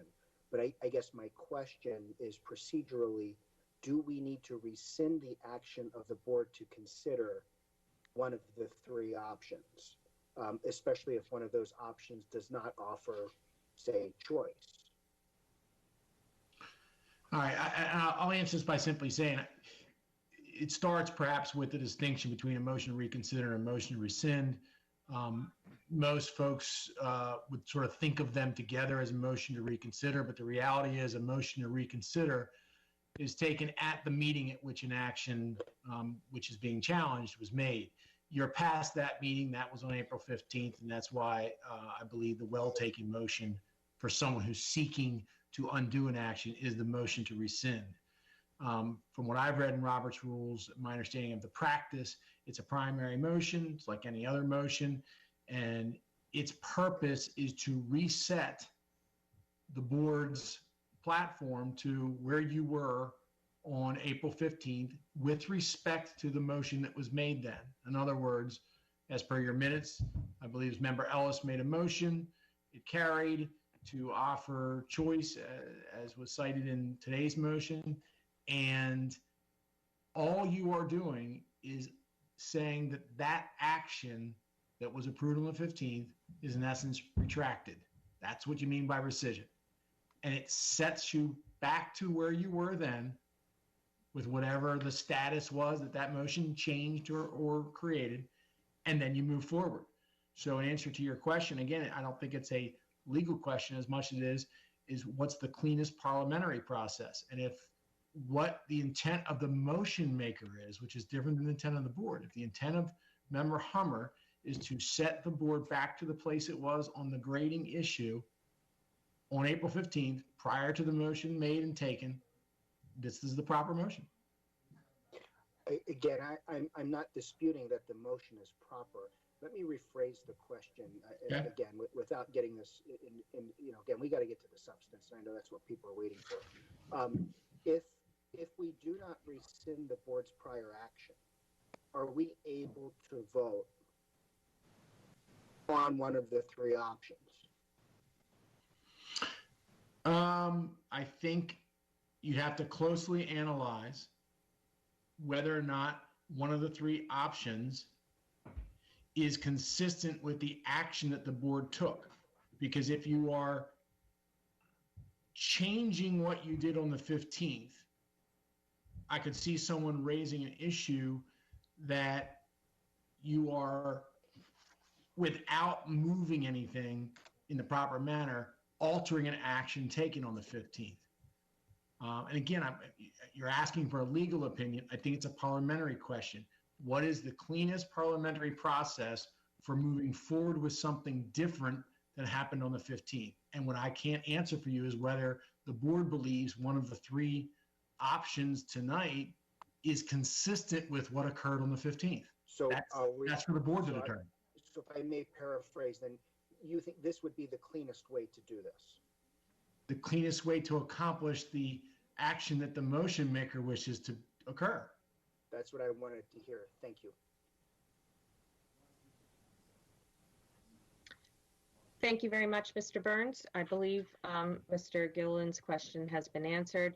Mr. Gilliland, do you have any further comments or questions at this time on Ms. Hummer's motion?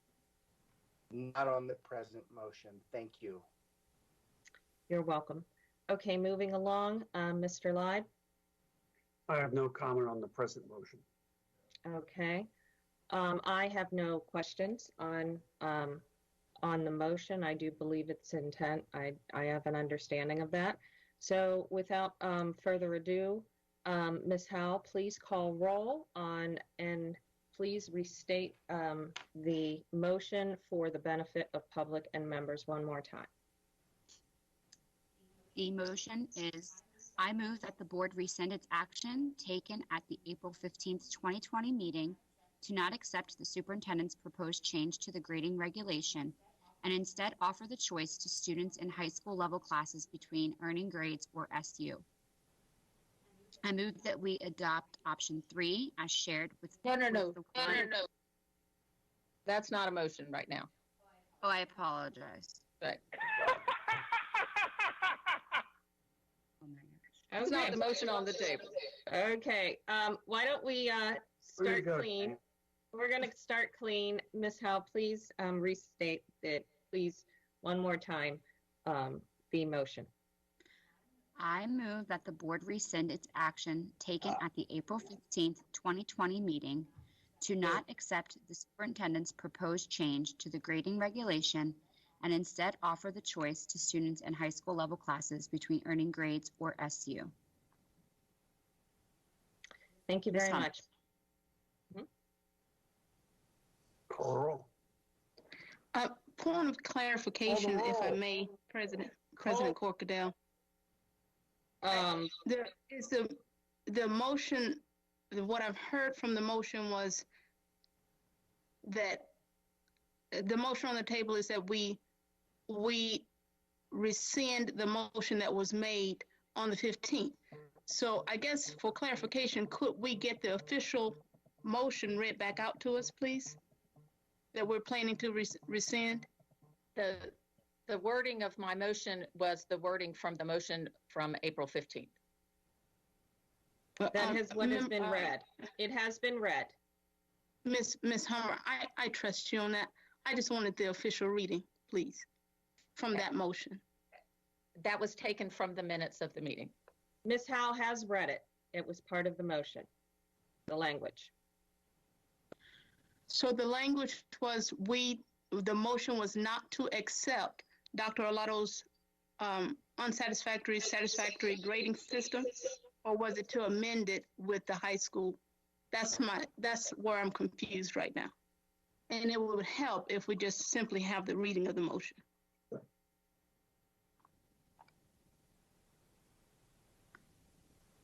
Either Ms. Howell or Ms. Hummer, I think it would be probably appropriate for the benefit of public to get a clarification on that, please.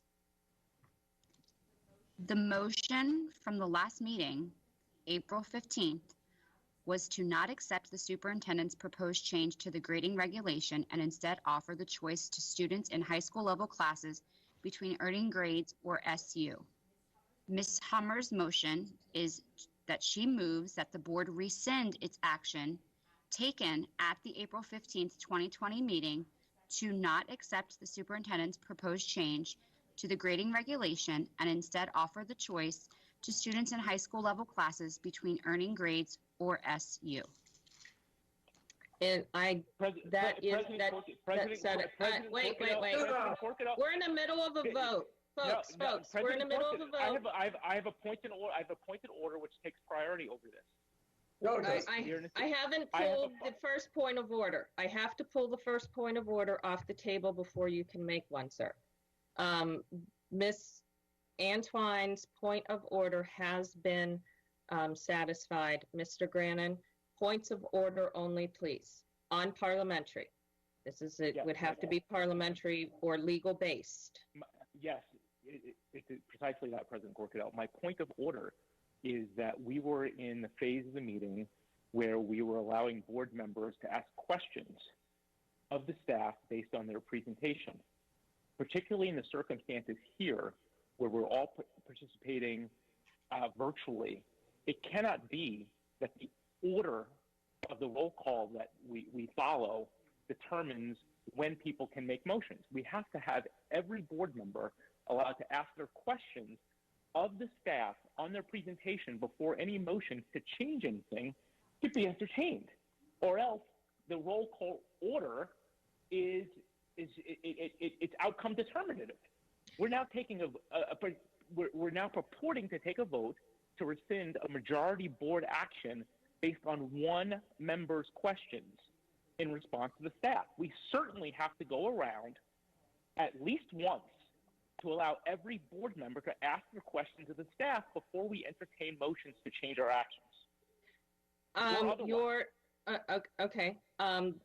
Points of order are not debatable with other members. Let me just remind everybody that a point of order has been presented to me to reconcile, and the fact is that at no moment in time has this board ever hindered or limited a member when they have the table to choose to motion, and I am aware of at least one occasion of every member having taken that luxury. I appreciate that we are in a unique time, but the previous meetings that we have had members choose to make motions, and I myself did not have limitations of questions under that.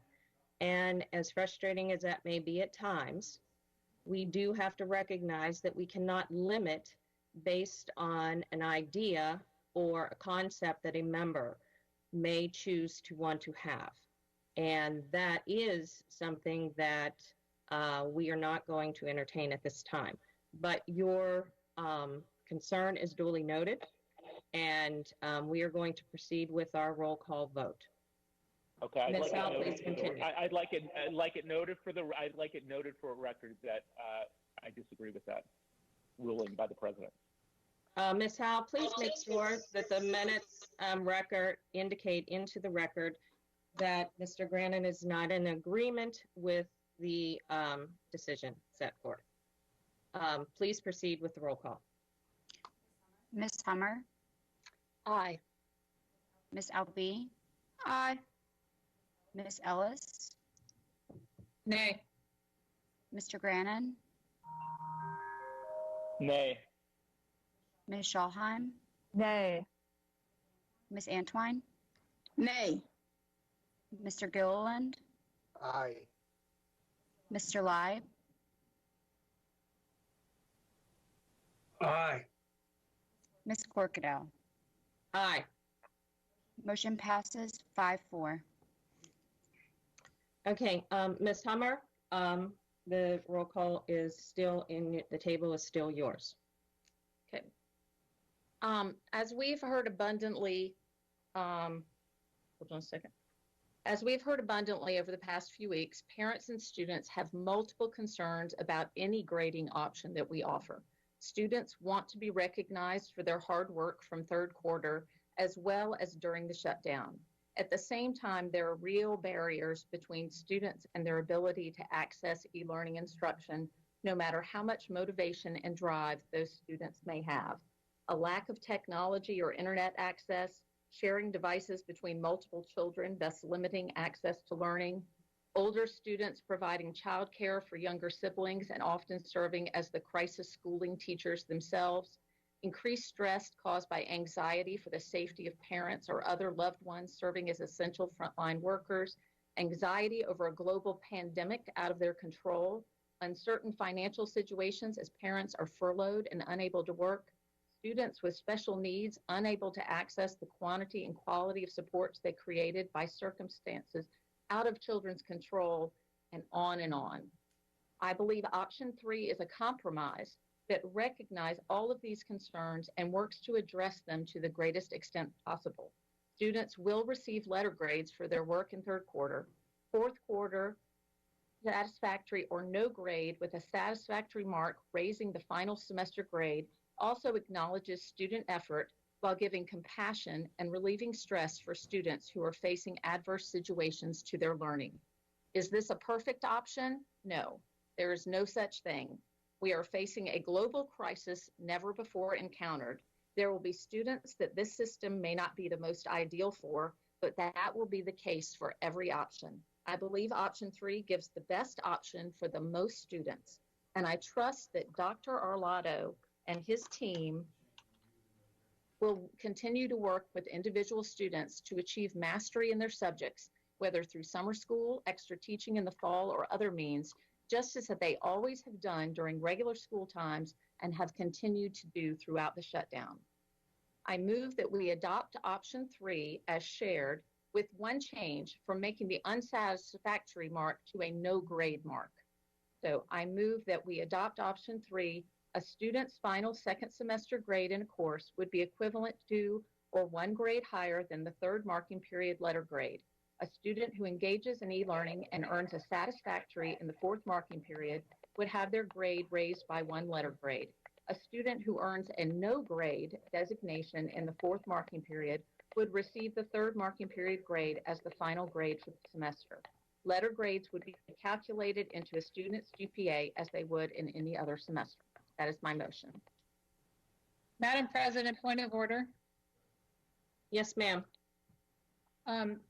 Sorry, it's unfortunate that we didn't sort of lay the groundwork for this ahead of time, but considering that we have multiple options between us or before us,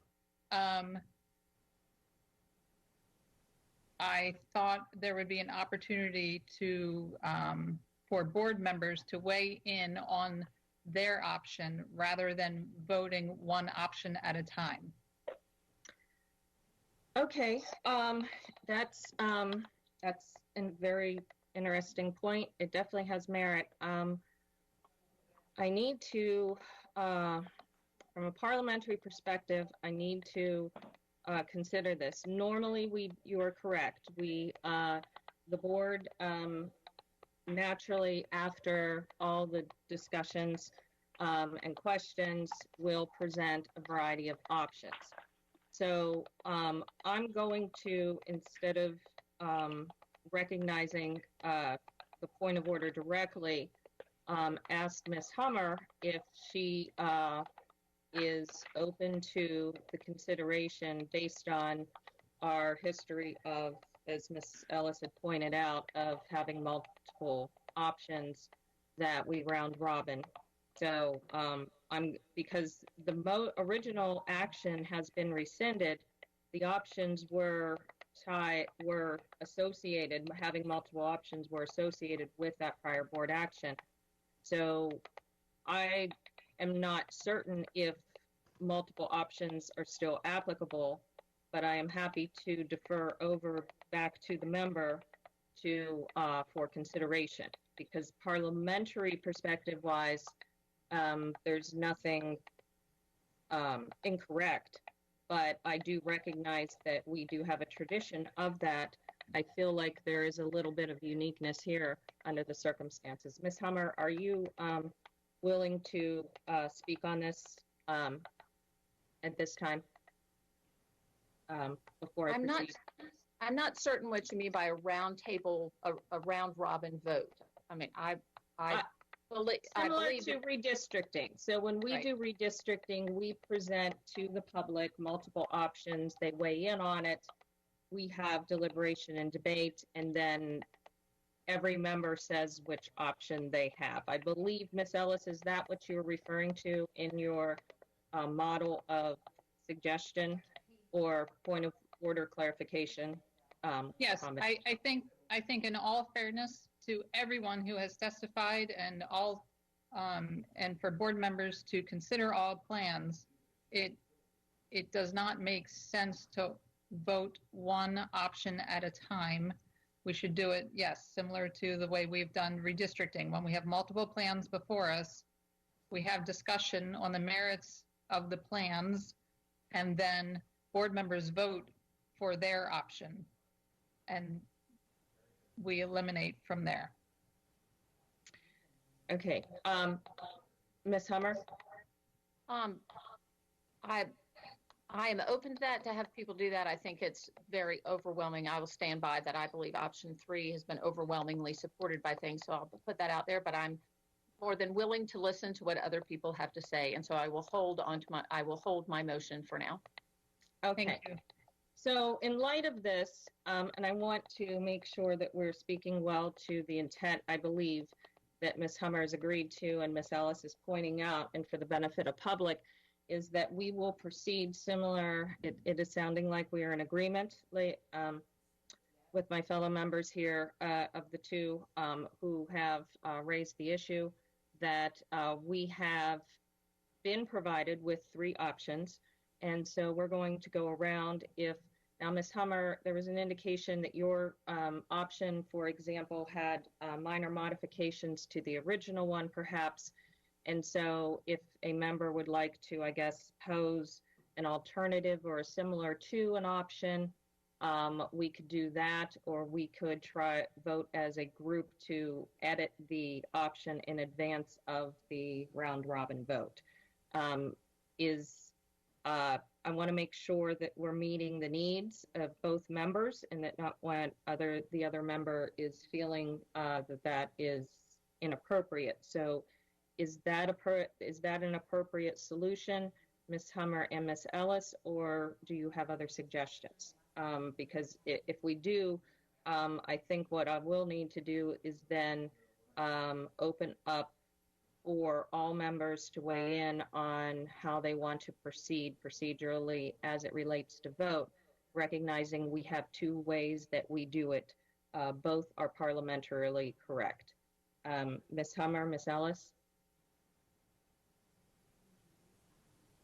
I'm fine for everyone to go around and ask their questions and present whatever they may want to present, and then we vote. I'm fine with that. Okay. Ms. Ellis, are you? I agree. Has your point of order been resolved? Yes, it has. Thank you. Okay. Thank you. Thank you very much, ladies, and I appreciate all the members' patience.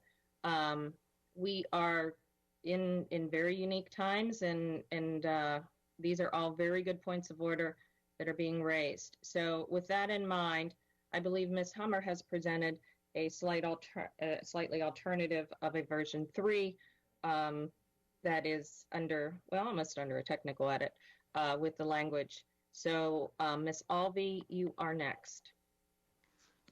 Okay, so to clarify, you can ask questions, or you can talk about one of the options, or whatever is appropriate for yourself, or create one. In an effort to be as efficient as possible and to respect that each board member has questions about all the options presented, I'm going to use this as a general question time in respect to Ms. Hummer's motion.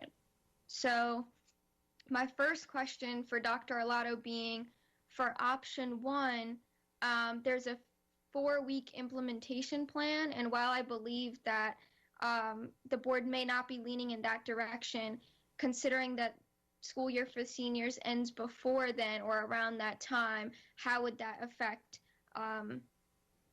implementation of that option if that's what the board chooses? So, Ms. Albee, that's a great question. I'm not exactly sure how it will impact. This is, we're sort of working against the clock, obviously working against the calendar, as you are mentioning. So we do want to, we're going to have to test it. So we'll have to go through the process and test it to make sure that, and I think I heard somebody make a comment during the public testimony about beta testing.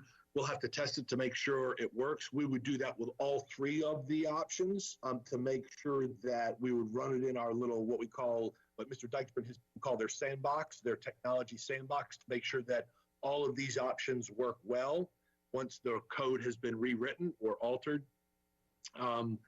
So this is our best guess between Mr. Dykstra and his team and the programmers and systems engineers at Power School, that we believe we can do this in a 4-week period.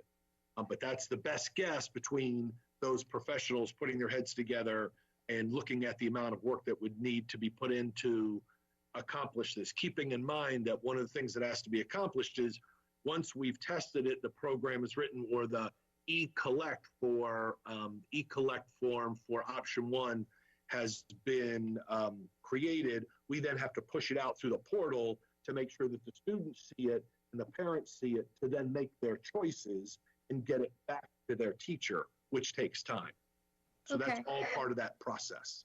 Okay, and so Dr. Arlotto? keeping that in mind, I would just urge the board members to consider that I don't want to have the seniors wait to receive their final grades or transcript even longer than their last day of school, considering these circumstances. So all the moving parts of this options lead me to believe that it may not be the most ideal logistically.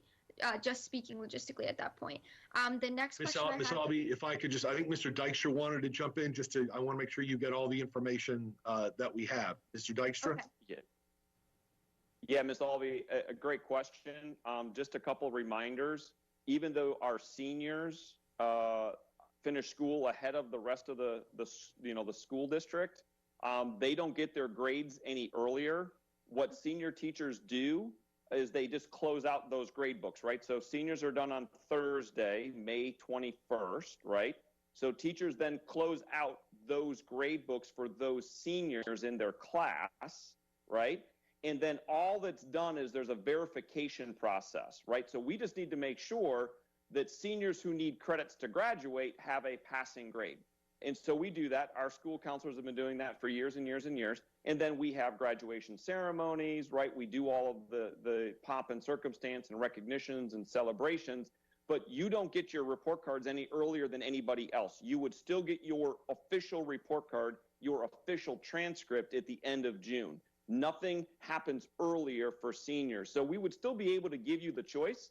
You would just happen to be done with school. So when you got your choice, your 4th marking period grade would actually be the grade. I mean, it would be the grade that you got because you're no longer in school. So choice would still be given. Your report card would still come at the same time. Your transcripts would still be available at the same time. It just wouldn't be, and it's never been, when you're done with school. You guys have to wait for everybody else to catch up. And I understand that. I was just referring to that grade book piece, so thank you for the clarification. And then in addition, my next question was about option 3. And the way, I just wanted to make sure I understood this properly. Going back to the table, generally our transcript grades, our GPAs, and our class ranks, and I believe those are still on our transcripts for this year, are calculated based on a semester schedule. So if we have grades for the 3rd marking period, and we don't have, or we have satisfactory or unsatisfactory or no grade, whatever the board chooses to go with, for the 4th marking period, we will still have GPAs based on letter grades, and transcripts will be calculated that way, correct? Correct. You faded in and out a couple of times, but I think I got the gist of your question, Ms. Albee, and the answer is yes. Correct, it would be with option 3, everybody would get the S or U or S, whatever the board decides, but the S or U, the pass-fail, for the 4th marking period. But of course, marking period grades don't go on transcripts. that would be converted to a grade, which would go on your transcript, and that is the grade that would then be utilized for calculating the grade point average. Okay, so a lot of students have reached out to me about academic honors and how all of that is calculated. So generally that would be at the end of 8 semesters, but it would still be that way. Just the 4th marking period would be altered with satisfactory or unsatisfactory considering the 3rd option. Right, for the academic honors, we would still go through the 8-semester process, but it would be, we would be averaging in that S or U. We'd be averaging that S or U based on now the final grade because of the 3rd marking period. However, it impacted the 3rd marking period grade. Correct. Those are my questions. Thank you.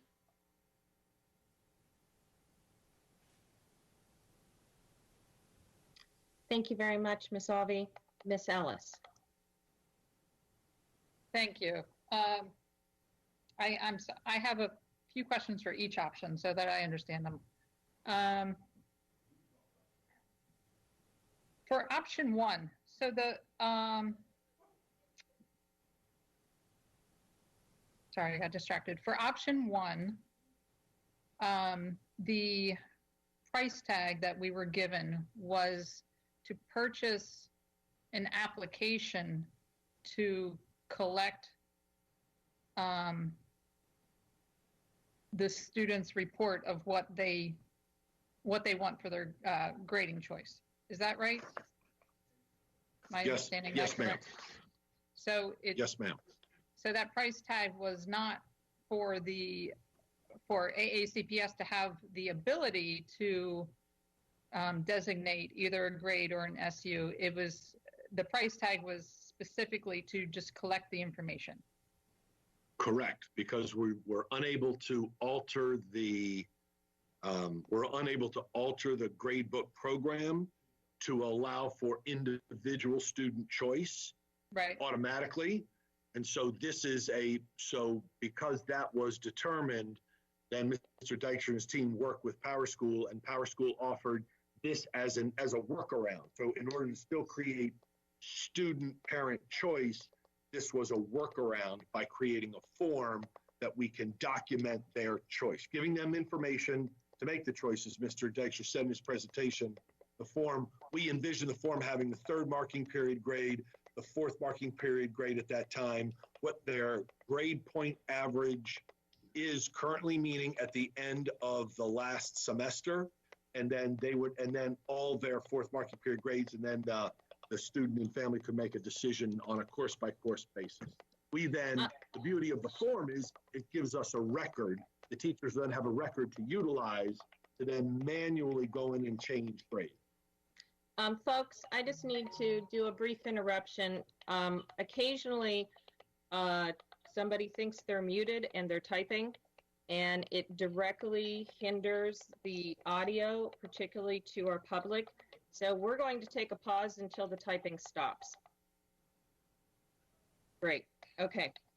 Sorry to interrupt the two of you. Oh, it is again. Okay, now it has stopped. Okay. Let's try this one more time. Ms. Ellis and Dr. Arlotto, you may resume. Oh, and the typing's resuming. I cannot stress enough that the audio as it goes out to the folks is significantly hindered. We're going to have to take a pause until all typing stops. I don't want to have to mute people manually. Okay, we're going to try this one more time and try to work through it.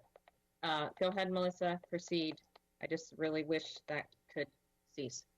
So I am wondering, just to speak to that, if anyone whose microphone is on, and here I'm engaged in the conversation, if any noise in the background is sounding like typing.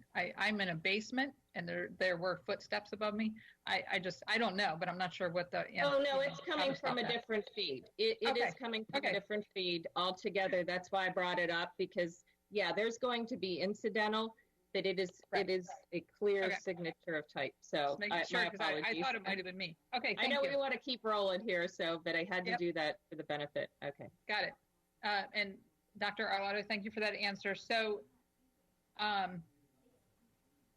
my observation with my high school students is high school students are engaged in learning by logging into Google Classroom, receiving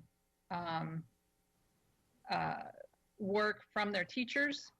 And so teachers will put out a worksheet or something like that. The students will complete it and they'll turn it in. So since the vote was only for high school students to have that choice, could high school teachers, as one of their assignments, post a form for students to complete for their wishes for that grade without spending $300,000 plus? Probably, yeah. Could we? We'd have to. It would not be the same kind of form, meaning it wouldn't have. I can't imagine that we could create the same kind of form that would have the same amount of information, because I think what you are thinking about, and I don't want to put words in your mouth, but what you just described would be individual teachers basically polling their individual students. What do you want to do with your grade? And the student may or may not realize how that individual teacher's grade, how that individual class's grade will impact the overall GPA.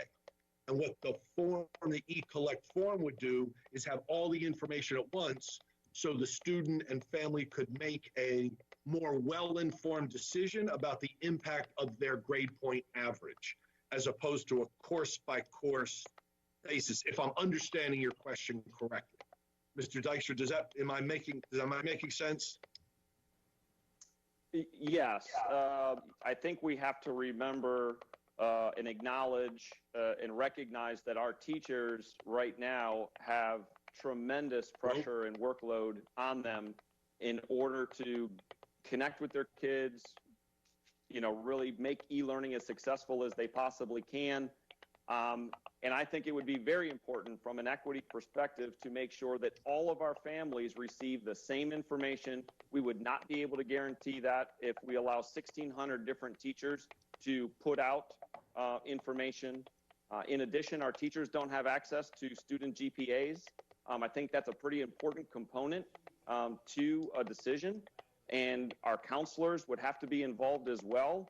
And again, I really believe that our teachers, counselors, and administrators right now are really trying to support our kids, not just intellectually, not just through engagement and participation, but socially, emotionally, in this new environment when really a lot of our families are struggling. But a teacher can collect the information, but we still need a place to document it, and we still need a place to store that information. And again, I think we would really have to standardize that process to make sure that all families are making the decision based on the same information. Okay, so I don't want to belabor this too much, but I'm a little frustrated that it wasn't that there is a no-cost option that wasn't presented, and you could make that case, and we could argue whether it was, in the best interest to do it that way or not. But I think the cost itself is what made it prohibitive for almost everyone. So the one option that supported the board's vote in full was it was a no-go from the start, because we didn't look at a way to do it without spending so much. I know that when my kids are picking their classes in the spring for the next year, that their guidance counselor meets with them individually and gives them a transcript, and they make decisions. And so I would think that we could provide students their transcript. We're talking about very, very basic math as far as calculating a GPA, and I don't think there would be a whole lot of high school students who could not determine an average and make a decision with their parents. That being said, I'm going to move on, but I must communicate my frustration with the fact that what the board voted for was completely unsupported because of only providing an expensive option. Moving on. Option 2, can a student, is there a way to adopt option 2 that would still allow a student to request to receive a grade if the system gives them a satisfactory instead? And I'm going to give you an example. We have, let's say you have an AP student who takes mostly AP classes, but they're also taking an honors level class, and they're taking one of their required classes like tech ed, and they get A's in those classes, but those A's would dilute their GPA, so it's just going to automatically show up as an S instead of a grade. And that student may not want an S on their report card. And maybe it would require, if I were proposing it as an option, maybe I would need to amend the option to include that choice for students. But can you speak to that before? Yes, ma'am. So what you're describing is an absolute reality, because the computer would make that choice, right? It could throw out an A in a non-weighted course, meaning a non-honors or AP course, to use your example, unless we structure it to only be looking at an unweighted grade point average. And then it would utilize those grades on a transcript and figure it into an unweighted grade point average as opposed to a weighted grade point average. Is that right, Mr. Dykstra? Yes, that is absolutely correct. That if we use unweighted GPA, obviously an A would always stand. Ms. Ellis, in reference to your question, as long as the same rules apply to all students, we can code for it. We can program it. So let me give you an example using your example. So we could say to the computer, hey, computer, check Jason's final grade against his GPA, whether weighted or unweighted. And if Jason has an A, keep the A, since that's the highest grade that we offer in the system, and that's what it would have been there had we been in school. We can do that as long as we do it for all children. What we can't do is do one thing for George and another thing for Jason, right? We can't do that. But we can add additional rules to the code or program as long as they're universally implemented. Okay, so we could go with option 2 and amend it to say all A's will be recorded as grades. Every A. Yes, ma'am. Right, okay. Just trying to understand that. Option 3. We heard a lot of testimony, and believe me, I know. I have 2 high school students right now and a college student adapting and adjusting to this remote learning, and it's challenging for sure. Option 3 is a great option for those high achieving students who have always been high achieving, and they do not want this semester to bring them down or reflect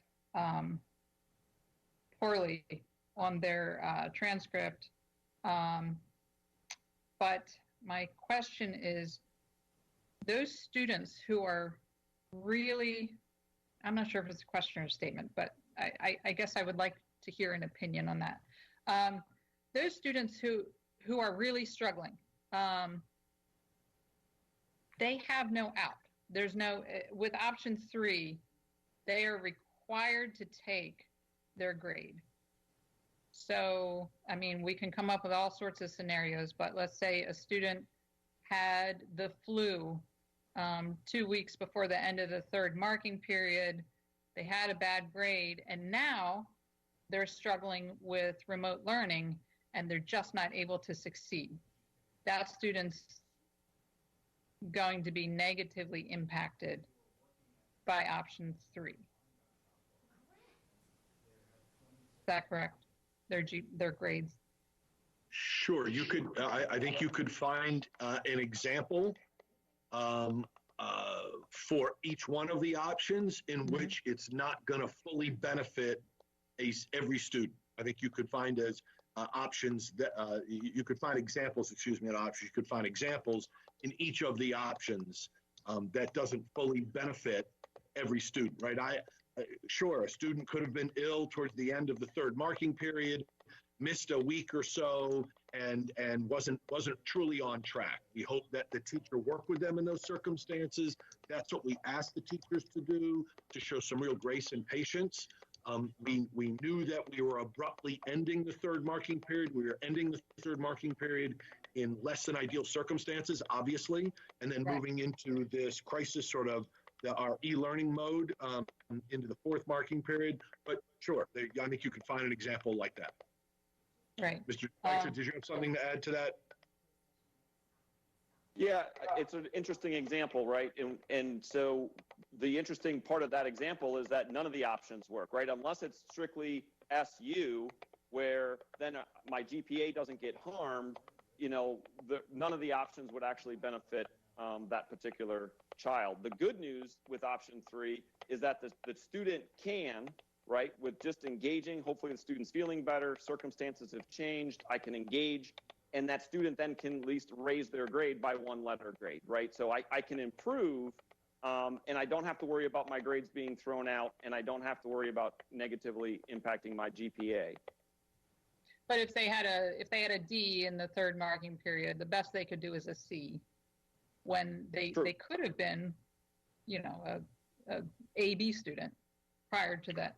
Right, possibly, right? In a brick and mortar situation with the teacher there sitting next to them, with all those other sort of variables controlled like we do when school's fully in session, sure, there are those possibilities, no question about it. That's where, of course, we all would rather be, right? We'd rather have the students in class with their teachers. I agree. Right. So couldn't we have a hybrid of options 2 and 3? So option 3 benefits a lot of students, but it doesn't benefit those truly struggling students who just don't want the pressure of a letter grade. And so we could have option 3 as it stands. In other words, a student can have their third marking period grade, the ability to raise it 1 letter grade, but if it still negatively impacts them, they could receive an S or a no grade. You'll have to paint another example. I'm not sure that I'm not sure that I'm following. So option 3 gives students their third marking period grade with the opportunity to improve it by 1 letter grade, right? Correct. That is option 3 as it stands. And if we were to amend that to allow a student to take an S or a U if the semester still negatively impacts their GPA.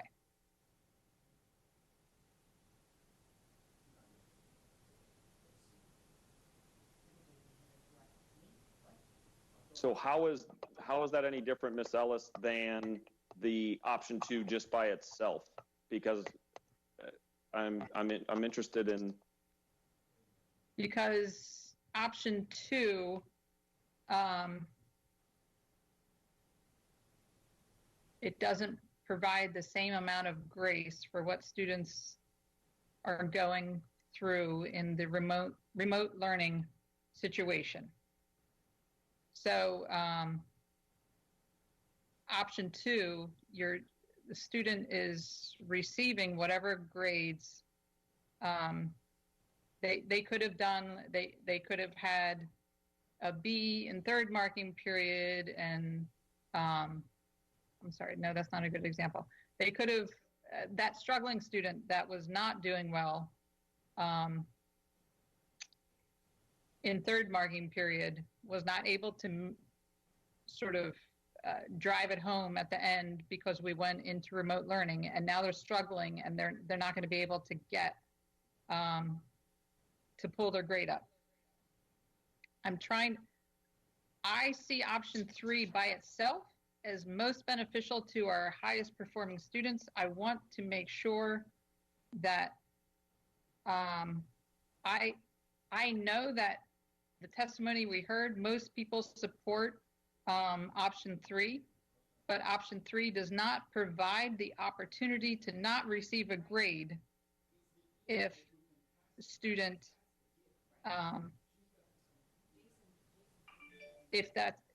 if receiving a grade is disadvantageous to a student. So using your example, Ms. Ellis, of just the exact example. So if I got a D, I just struggled at the end of third marking period, and I ended up with a D on my report card due to whatever, the flu or whatever circumstance caused me to not finish strong with a shortened third marking period. And let's say in option 2, I bounce back. I mean, I bounce back and I get my normal B, right? So I'm going to get a B, and my final grade is going to be a C. That grade would be changed to an S if I had any GPA less than 2.0, right? That a C is worth 2 points. So any GPA worth less than 2.0, it's going to, even though I really bounce back fourth marking period, I'm still going to get the C. I mean the S, I apologize. And then using that same example, if I had a D and I engage in e-learning, I'm back, I bounce back, I'm doing what I got to do to engage with my teacher, and I get an S, I'm still going to get the C at that point, which is the same as what I would have gotten had I gotten a B under normal circumstances if we were in normal times. So, I mean, as you're pointing out, and as Dr. Olato pointed out, the sheer number of permutations with 25,000 students, 8 different classes, GPAs, you know, from it. I think, I really think that, you know, as many examples as we can come up with, it really is more about conceptually what is, you know, the most equitable way to approach this if we're not going to do pass no grade or pass fail.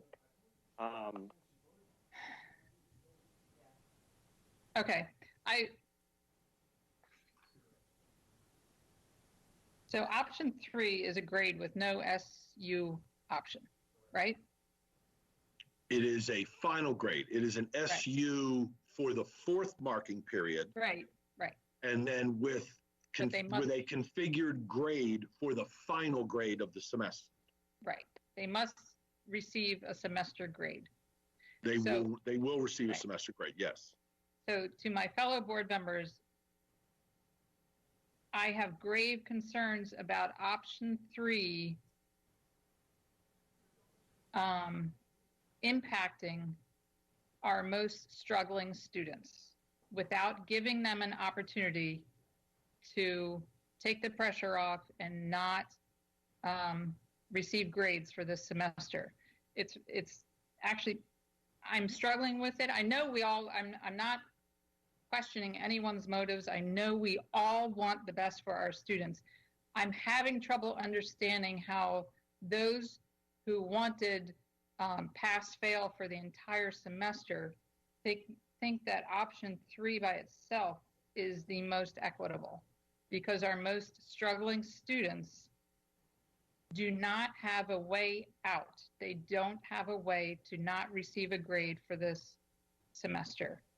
So I much more support option 2, but Madam President, I would like the opportunity to come back around one more time in case I'm able to put together a more coherent thought about what I think could be a hybrid option.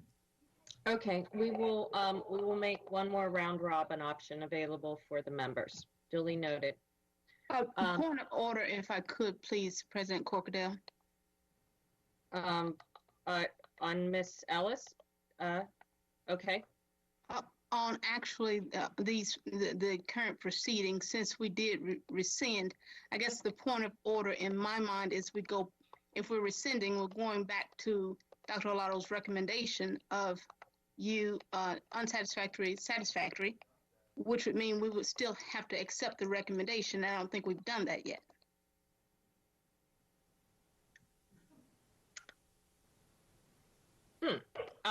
So we, when Ms. Hummer had placed on the table, I guess there's two things here, and I may need to get a little bit of clarification from staff on this, but I think I'm pretty sure my understanding is accurate.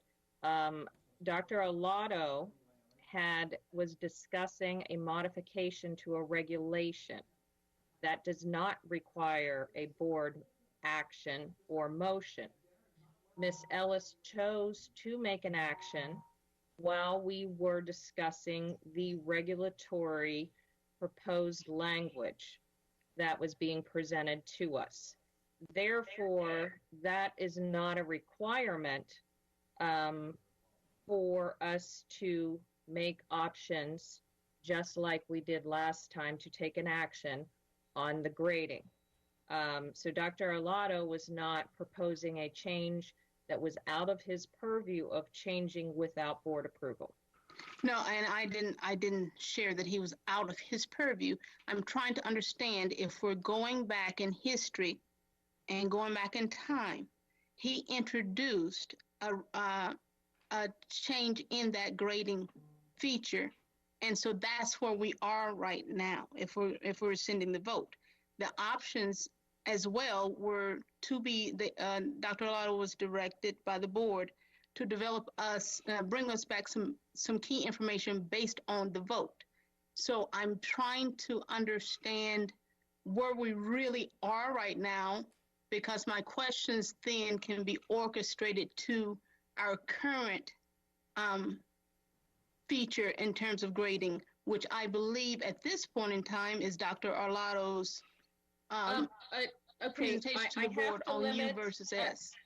I have to limit this in a sense, Ms. Antoine, no disrespect, but I have to limit this exclusively to the point of order being made because Ms. Ellis still has the table.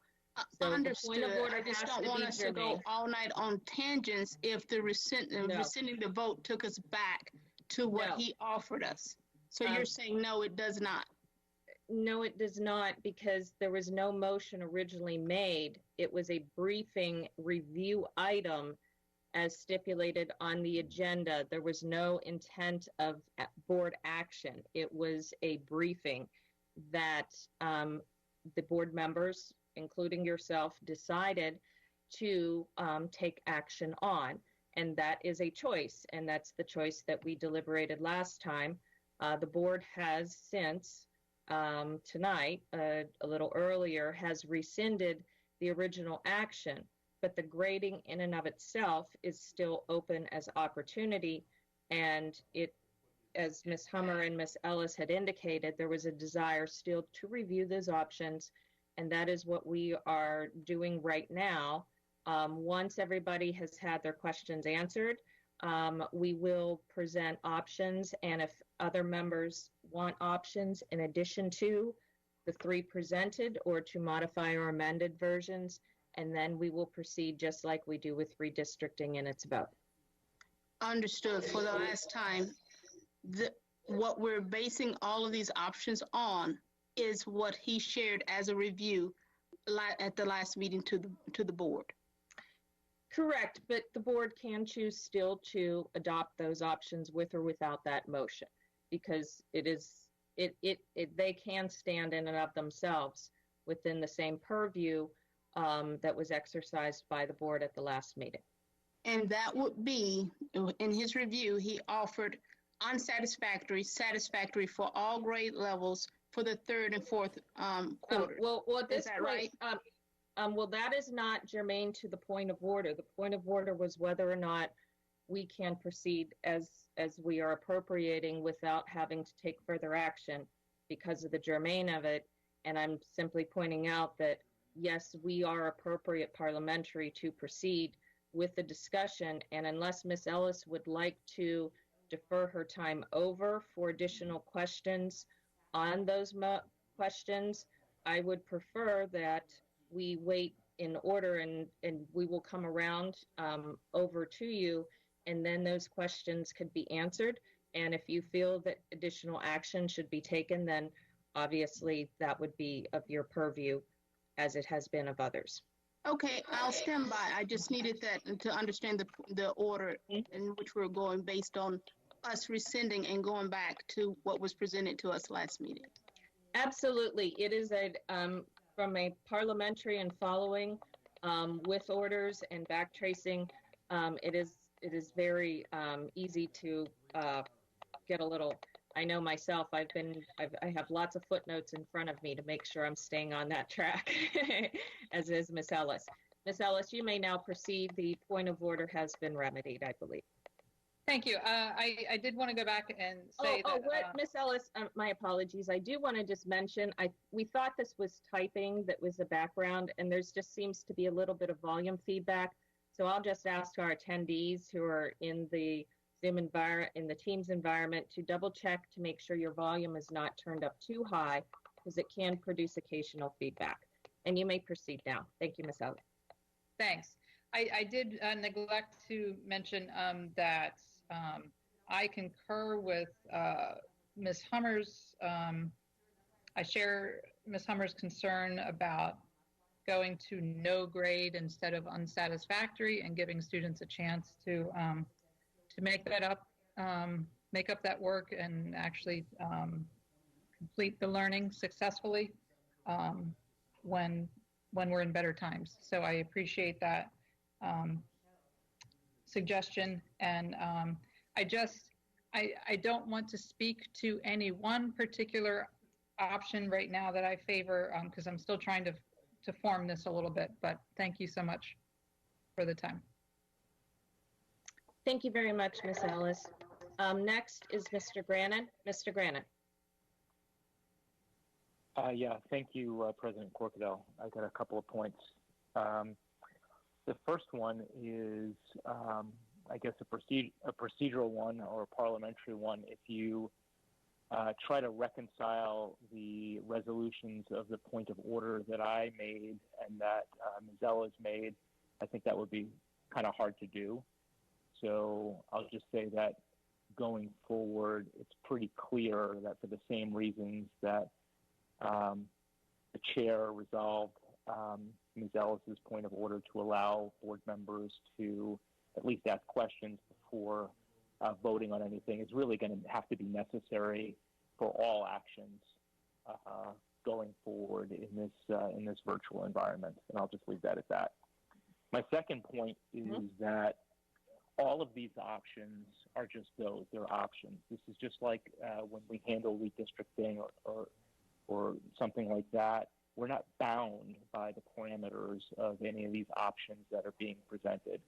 And much like we have, I think, reasonably and in keeping with the views of all of our various constituents, resolved redistricting questions in the past, just going with something different or mixing and matching, that's totally on the table tonight and probably what should happen tonight. The third point I'm going to make is, and I'm just going to say it, I'm not going to debate it, going forward, any press releases coming from the school system that have to do with board action or that entail follow-up on board action are going to need to be approved by a majority of the board. If you look at the wording of option 1, it clearly was not a neutral wording that was presented to the public. Setting aside anything having to do with the cost, if you just look at the language of it, it was skewed. And that's just not what we have the school system to do. The school system that's not their charge to do that. So that's not going to happen going forward. As to the substance, I think option 2, with the clarification that an A will always stay an A, pretty faithfully implements what the board had requested at the last meeting. And I think in particular, if we take into account Ms. Hummer's good suggestion that really no student should be harmed at this time when we're all being harmed as a society and as families and as individuals in countless ways, emotionally, financially, all countless kinds of ways, that really no one should be harmed. So if we have option 2 with the clarification that an A always stays an A, and with the further incorporation of Ms. Hummer's very good suggestion that rather than a U, it should really be an NG, we really then are doing everything we can to protect students and put them in a position where they cannot be harmed in this situation. And I won't get into, other debates that we went on last time until 2 o'clock in the morning, and hopefully won't repeat that now. But I'll just say that one more time. And I think Ms. Ellis was asking this question to me. If you look at option 2 with the modification that an A always stays an A and that there won't even be a U, it would be a no grade. I mean, we're doing everything we can to protect students in that circumstance. Then I'll kind of end for now, at least, with a question from Mr. Dykstra, if you're prepared, sir. Yes, sir. And what part of the board's vote at the prior meeting supported the 1-level grade cap in option 3 as proposed in your presentation? As I mentioned during the presentation, Mr. Grannon, that option really came from loosely connected to Harford County.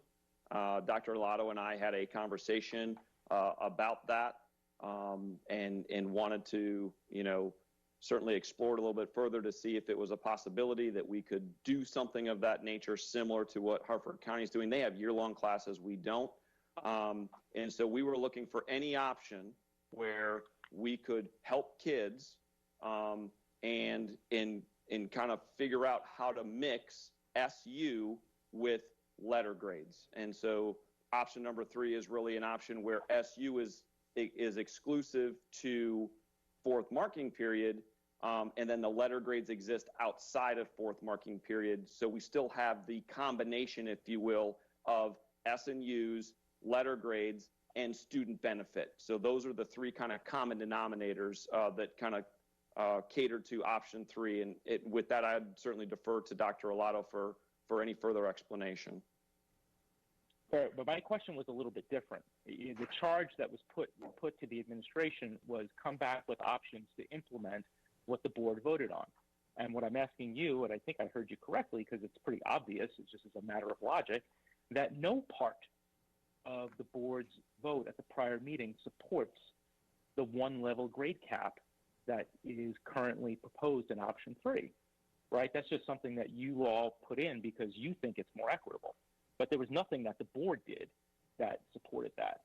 So obviously, I'll just say right now, as I said at the outset of my comments, these are all just options for us to consider. And there's no reason that anything that the board had done or will do would necessarily incorporate a 1 grade level cap. In fact, I would say that runs pretty counter to what the board had voted on at the prior meeting.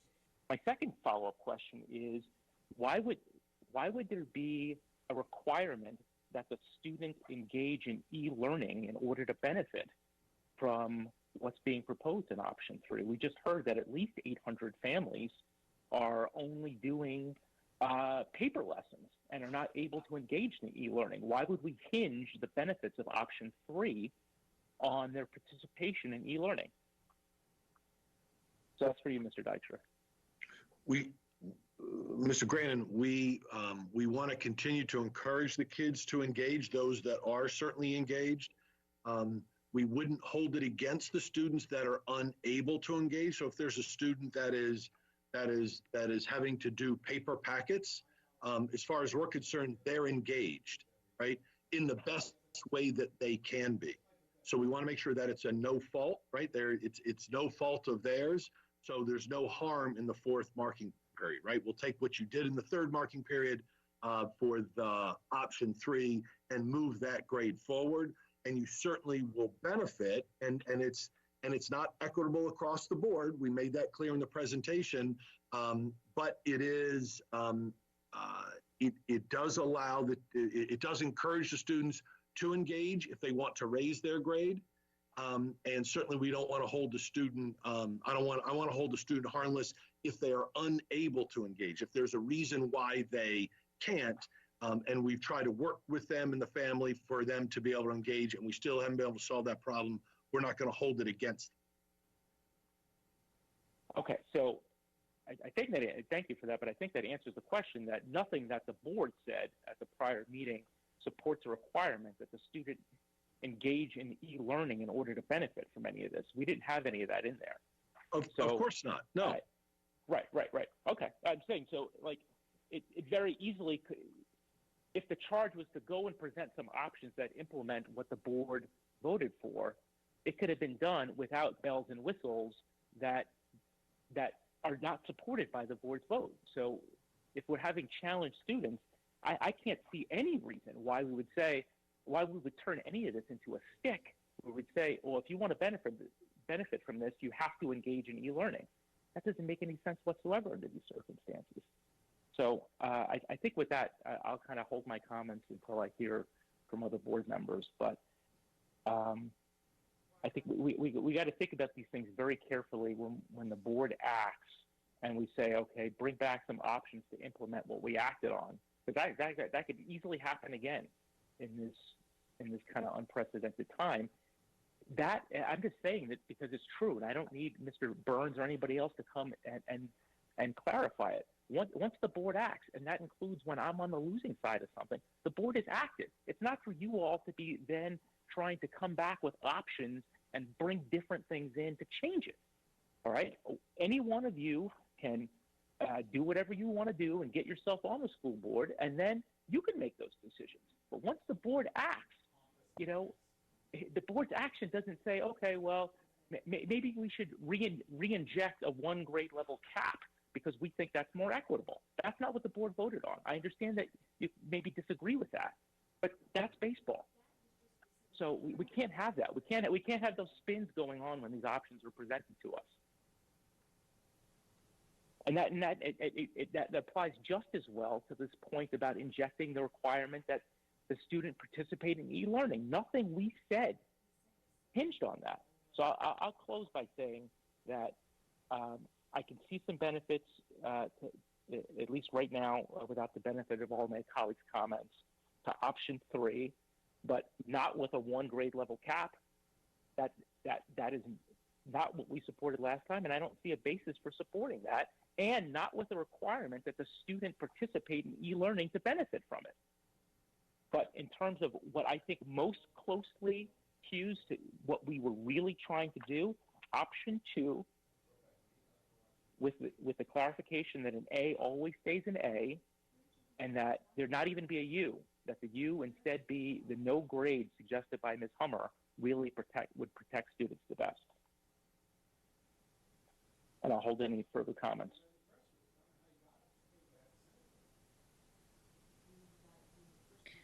Thank you, Mr. Grannon. Ms. Schulheim? Yes.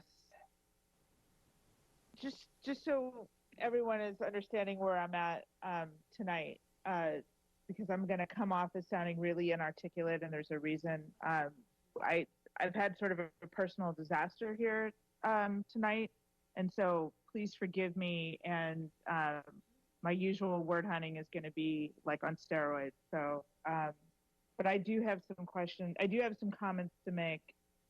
I want to piggyback on what Mr. Grannon just said. I've been really sort of struck in the recent weeks about how our decision last meeting, and that was a 5-4 vote, just so no one gets it twisted, has been sort of presented to the public, or in this case, not really presented to the public. So I've heard a couple different responses to our decision in forums and then on the press release and whatnot. And it kind of runs contrary. It kind of suggested that it wasn't firm or in stone, or that we didn't quite act, or that we didn't quite act as a body, or we didn't quite have quorum when we totally did. And that really deeply bothers me. And then also the fact that there was no timely communication sent to all parents, teachers, students about our decision also sends the message that we didn't act as a board, or that the board's will didn't exist during the April 15th meeting. And it did. 5 of us voted. It was an appropriately motioned, seconded, debated, and passed motion. And that should have been the end of that right there. So I even had, I'm sure you all have had too, my fellow colleagues, emails even today from elementary school students, or from elementary school students' parents, that, I mean, it was like their hair was on fire. They were freaking out about the e-learning environment and the fact that it's stressful, and that this situation that we all find ourselves in is unlike any other we have seen before in our lives. And the stresses are coming up in a number of ways, an immeasurable amount of ways. And yet they had no idea that we passed that motion last time. So why we didn't send out communication to all elementary and middle school students not enrolled in high school classes immediately, even if there was some thought that this was a temporary thing. And I hope that none of our members think that when we vote to be the end of it. This was a first for at least 6 of us on there, because it's not our common practice to revoke board will. In fact, later on tonight, or I guess tomorrow, tomorrow morning, we're going to talk about a policy that has a sentence in there that says that we should respect each other, and that includes our fellow board members. So, and that we should respect the decisions and the will of the board. So tonight, I mean, I'm gonna have a little bit of whiplash, but whatever. The fact that this wasn't communicated out, and the fact that we've had parents that have been confused for 3 weeks, and that were confused even today and sent us emails today, is beyond unacceptable to me. And I would kindly suggest that we make this information widely known via all of our usual channels immediately, so that at least we can put this thing to bed for elementary and middle school students.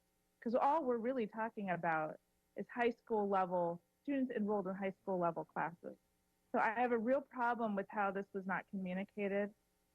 We've been inundated with emails. I'm certain that the staff has been inundated with questions, and this would have been very much corrected immediately. It would never really would have happened if we had a proper release of it. And so I go back to my previous point, where it just seemed as though the people thought that this was, or that there was some sort of implication, some sort of feeling that this wasn't a board decision last time, and that doesn't sit well with me. I want to ask Mr. Dijkstra a clarification question, if he doesn't mind. And I know that this has been gone over a couple times now.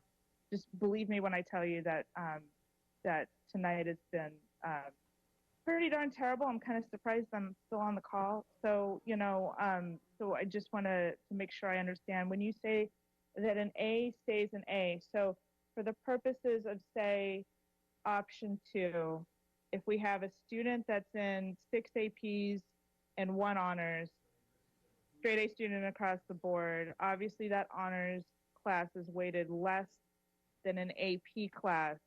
You're saying for the purposes of 2, it would take it off just as on a 4-point scale, and then it would factor in the weighting after the fact. Is that how am I understanding that correctly? No, ma'am. We would have to make a choice as to whether we used unweighted GPA, which all students have an unweighted GPA. Not all students have a weighted GPA because not all students take weighted grade classes, honors, advanced IB, et cetera. So it would depend on which, with option number 2 specifically, it depends on which GPA we compare to.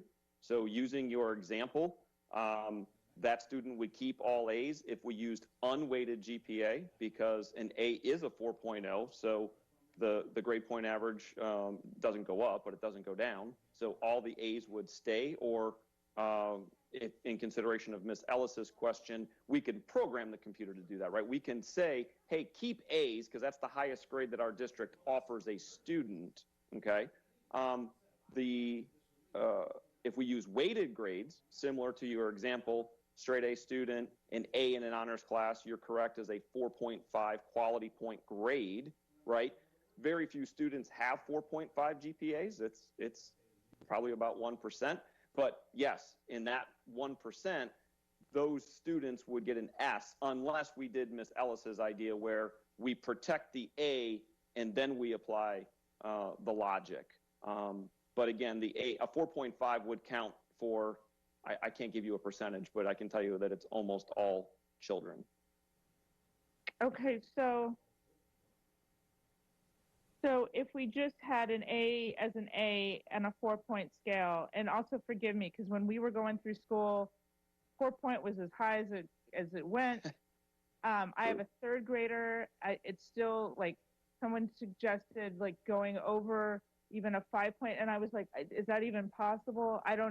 So I have very little understanding of this, so forgive me. But if we say that we're just going to run this on a 4-point scale, and in my scenario, where there's APs and honors classes, all A's and all of them, that wouldn't positively or negatively affect the overall GPA of that high school student's career? I mean, I'm just sorry, I'm struggling with the math here. Please help me. Sure. Yeah, no problem. My pleasure. So it depends, unfortunately, is part of the answer, right? So it really depends on what my starting GPA is, right? So let's say we use the 4-point scale. We use unweighted GPA, right? So then I'm comparing letter grades to a 4-point scale. So all students have an unweighted GPA. So A is 4, B is 3, C is 2, D is 1, and obviously an E is no points, right? And so what the computer would do is compare those 4 numbers, right, not including 0, to your GPA. So in your example, right, if I have a 3.1 or higher, I'm making that up, 3.01, I guess. I have to go just over 3.0, right? We go to the 100th place in our district, right? So if I have a 3.1 GPA, unweighted or higher, the only grades I'm going to keep are going to be A's. That's it. That's all I'm going to keep.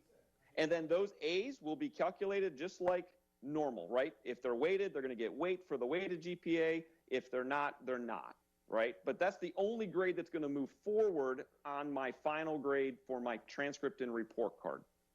Now, if I have a 3.0 or a 2.01 to a 3.0, like that whole range, right? That's the C range up to a perfect B average, right? 3.0 is a perfect B average.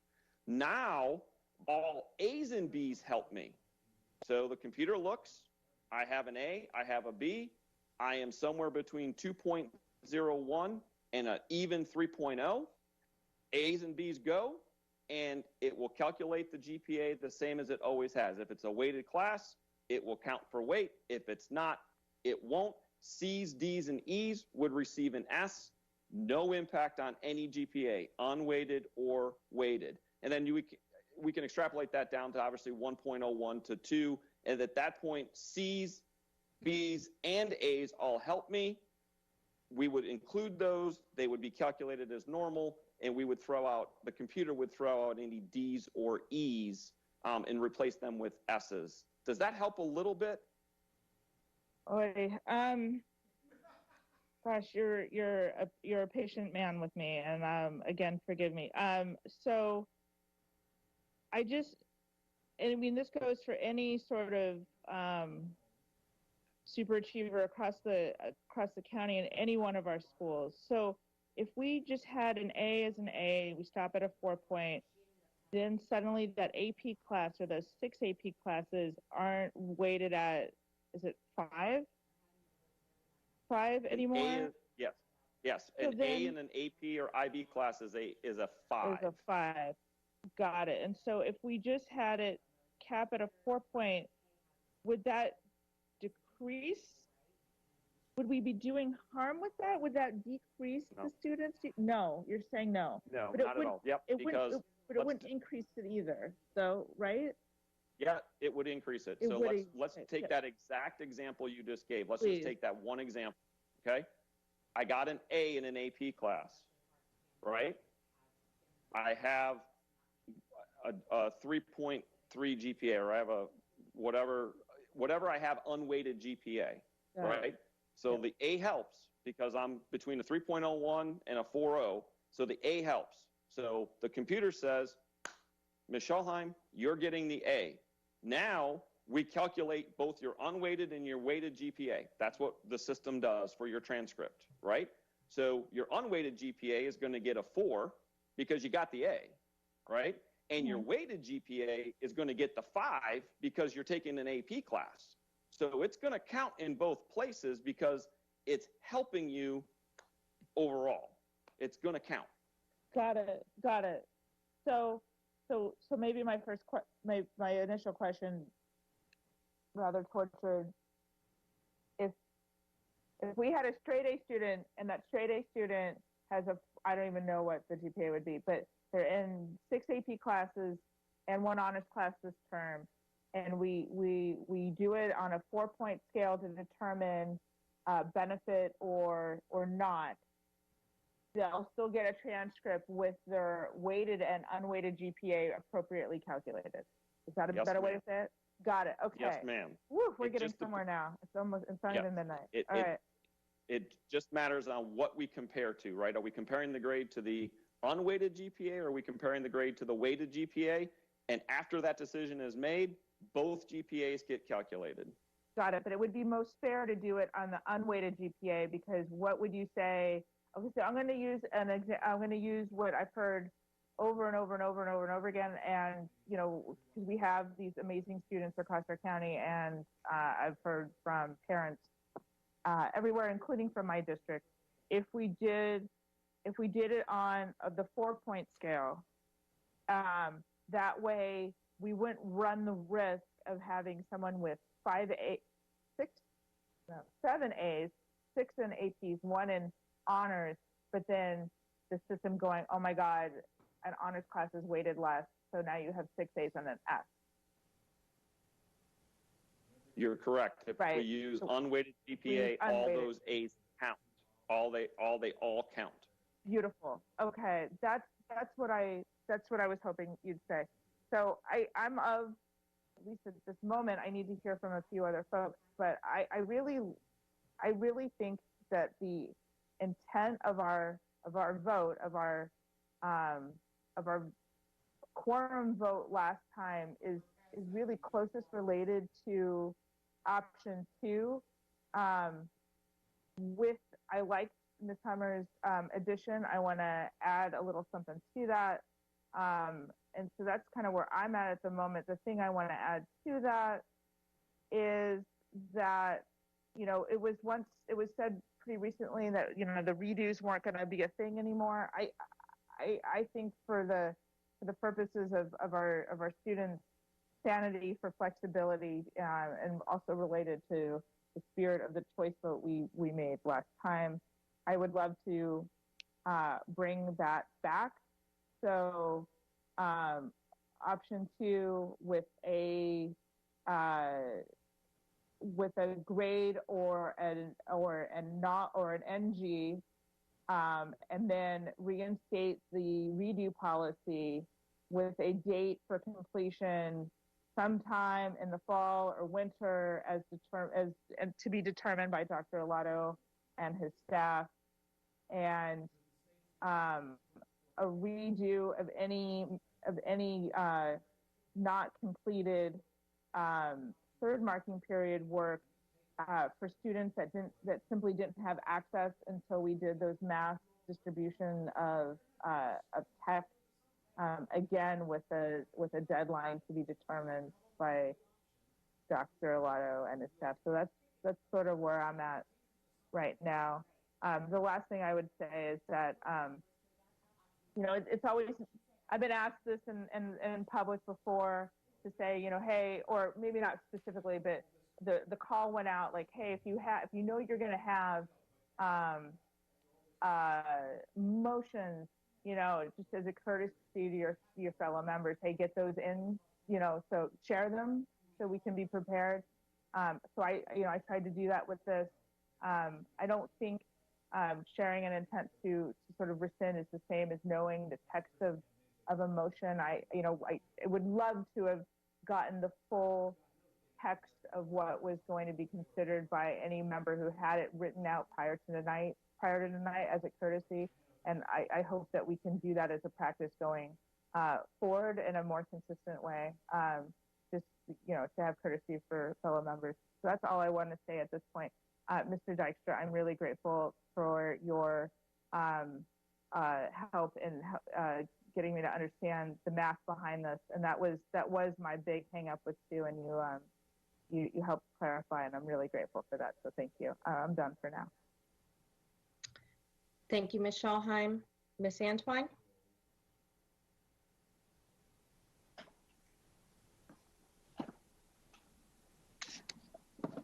Trying to get my face back into the screen. Thank you, Mr. Dykstra. Thank you very much for the presentation. I requested a demonstration of the current state of grading from the perspective of the end user. Are we going to get that demonstration tonight? No, I'm not sure what you mean by that, but no, we don't have anything beyond the presentation that you've seen. We don't have anything else we have no other part of a presentation to deliver. Okay, as I shared via email with you, Dr. Alato, that would have helped us in our board decision-making, understanding the level of effort that it would take on the part. I've heard several times tonight that it would be a burden to the counselors or the teachers or whomever the end user would be. And so having an understanding how they currently do the grading and a demo on that would have helped as requested. And my second question is, and I think we're still tracking to only the options right now. In your conversations with the current manufacturer, did they share that they could not accommodate the simple choice of pass-fail, unsatisfactory, satisfactory, and a traditional grading for high school students? Did they say that? Ms. Antwine, yes. As we did in the presentation, the grade book that we use is called Power Teacher Gradebook. We refer to it as PTG.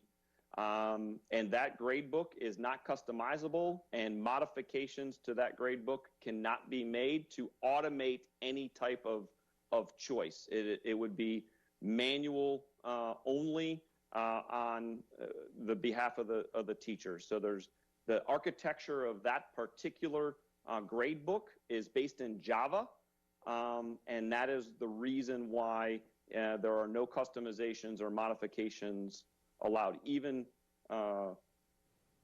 there's just no way to do it without a manual process for our teachers. Our teachers would have to manually do any type of change of a grade, of a choice.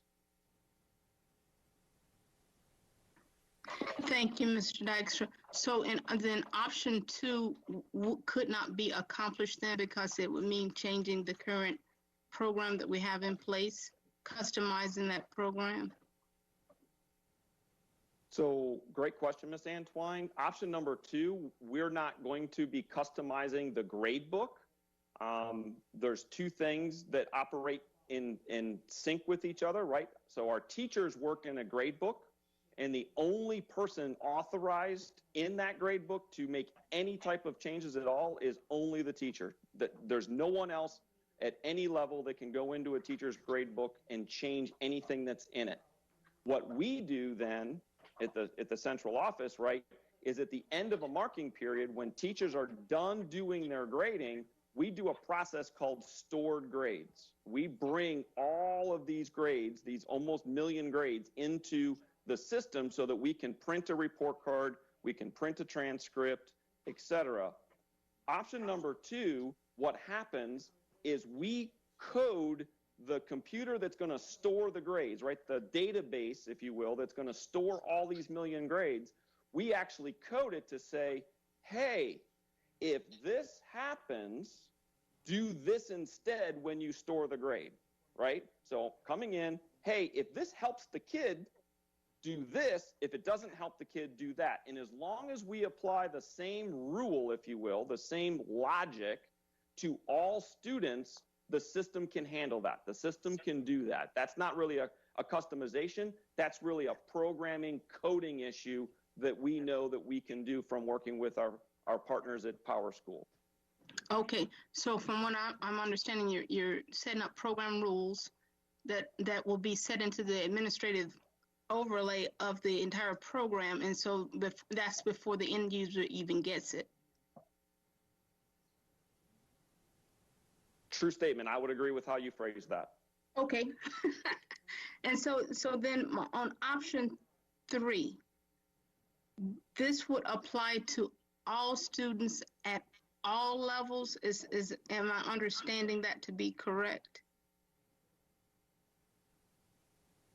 Ms. Anton, we certainly could do that. The options presented tonight were specific to high school credit courses. But again, we can absolutely put, as long as the logic is applied to all students that you want to have that logic, we can make that happen in the system. So we could apply that to all middle school students, for instance. We can do that, whether it's a credit-based course or not. We certainly have the capabilities between the Power School team and our amazing technology team. We could do that. Understood. So then for our elementary students and our middle school students, they would just get a standard unsatisfactory or satisfactory. Well, there are, just a clarifying factor, Ms. Antwine, there's no final grades at the elementary level. They get individual marking period grades, but not a final grade. There are final grades for middle schools. Understood. So, but in this case, none of these options apply to elementary or middle school students. They could, as Mr. Dexter said. So you could take option 3 and apply it to the middle school students as well, because they do get a final grade. It would be unnecessary for the elementary because there is no final grading. Okay.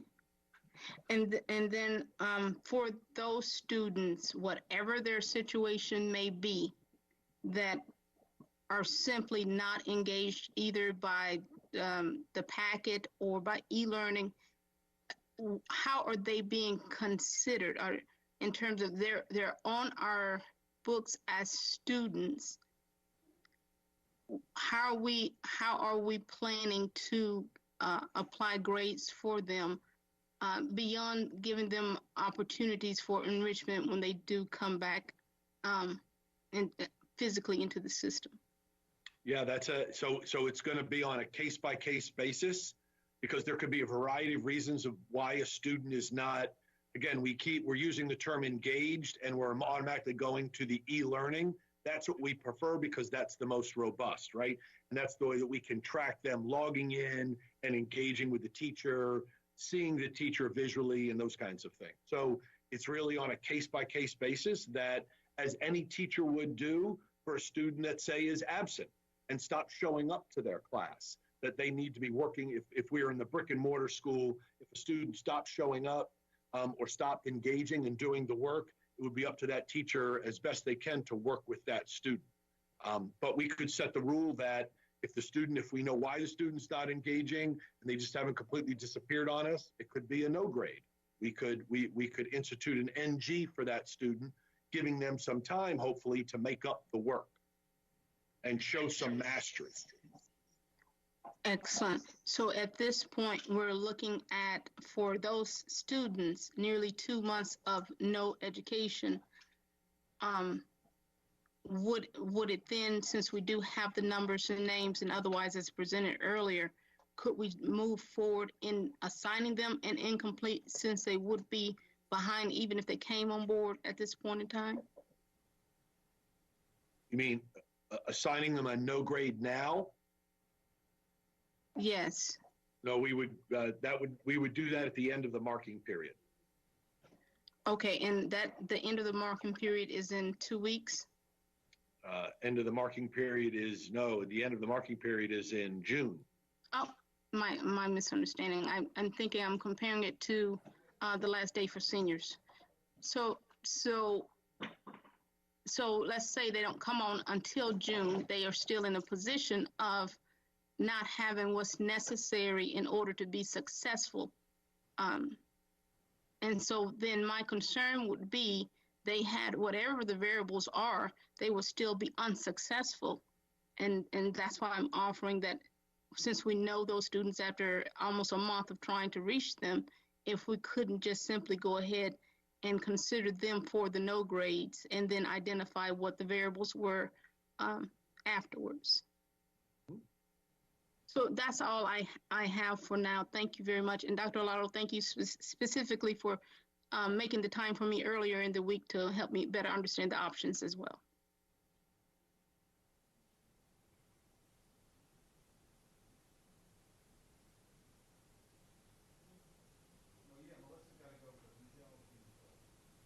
Melissa, I think you're up. Michelle stepped away. Apologies, yes. I believe Mr. Goulin's next. No. Thank you, Madam Vice President.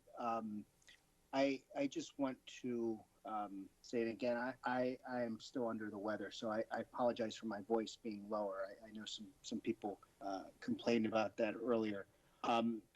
I want to start by thanking the overwhelming number of people from the community who've reached out to all of us. I've received an unprecedented number of phone calls, voicemails, and emails on this issue, and the positions and arguments that just about everyone presented on all sides of this issue have been extremely well reasoned, and I appreciate hearing all these perspectives, even if they differ from mine. I appreciate my colleagues too. This is not an easy issue. It really isn't. But I also know too the hour is getting late. We got to get close to a decision sometime soon here. I want to say thank you to the superintendent and his team and especially Mr. Dykstra. Thank you for your effort and on this presentation of the three options. I know it was a lot of work getting with the vendor and getting this compiled. I will say that none of these options are perfect, but they present an opportunity for us to compromise. I won't rehash the position that I had last meeting that led to my vote to support providing an option. I still believe that was the right vote. I appreciate the comments others have made in support of providing choice to students and parents. These are unprecedented times, as many have stated, and because learning situations are different, presenting a one-size-fits-all model just did not work for me. I also know, though, that the vote outcome last time led to some concerns over the system limitations, and I understand that that's why we have these options before us now. Given the fiscal constraints that we have now, and I'm certain for the foreseeable future, I cannot justify the expense of option one. That leaves me with options 2 and 3, either as they're drafted or perhaps with some of the minor tweaks that others have proposed thus far. And while both of those options are imperfect, both are viable in my opinion. While I supported choice last time, I wanted more than anything, though, for us to have a flexible grading option that included letter grades. And I believe option 3 would be the easiest for us to implement and the most equitable given the varying circumstances throughout the county. Option 2 would require what I believe to be a significant outreach, and that could leave some potential gaps in the designation of grades, and that concerns me a little bit. Even if it's one student that's in that gap, one is too much. So I'll just say this parenthetically too. I think as my colleagues and Dr. Arlotto know, I've spent well over a decade working in online curriculum development and instructional design, and I've seen firsthand the benefits that online and digital learning offer. I am also aware of the challenges and limitations too, and specifically the digital divide demonstrated in the numbers that Dr. Arlotto referenced earlier. K through 12 was not prepared for this pandemic, and we're working through the aftermath of it now. And what we have now is not really online learning in the real sense of the term, and I think Mrs. Ellis said it appropriately earlier. This is remote teaching and learning, and it currently is lacking the sophistication of true online learning.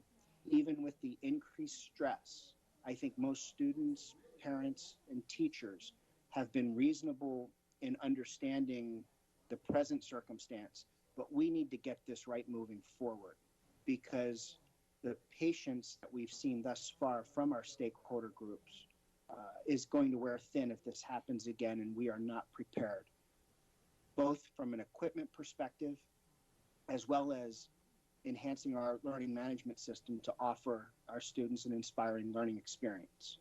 So given the present situation, option 3 for me still rewards performance, and it also recognizes effort.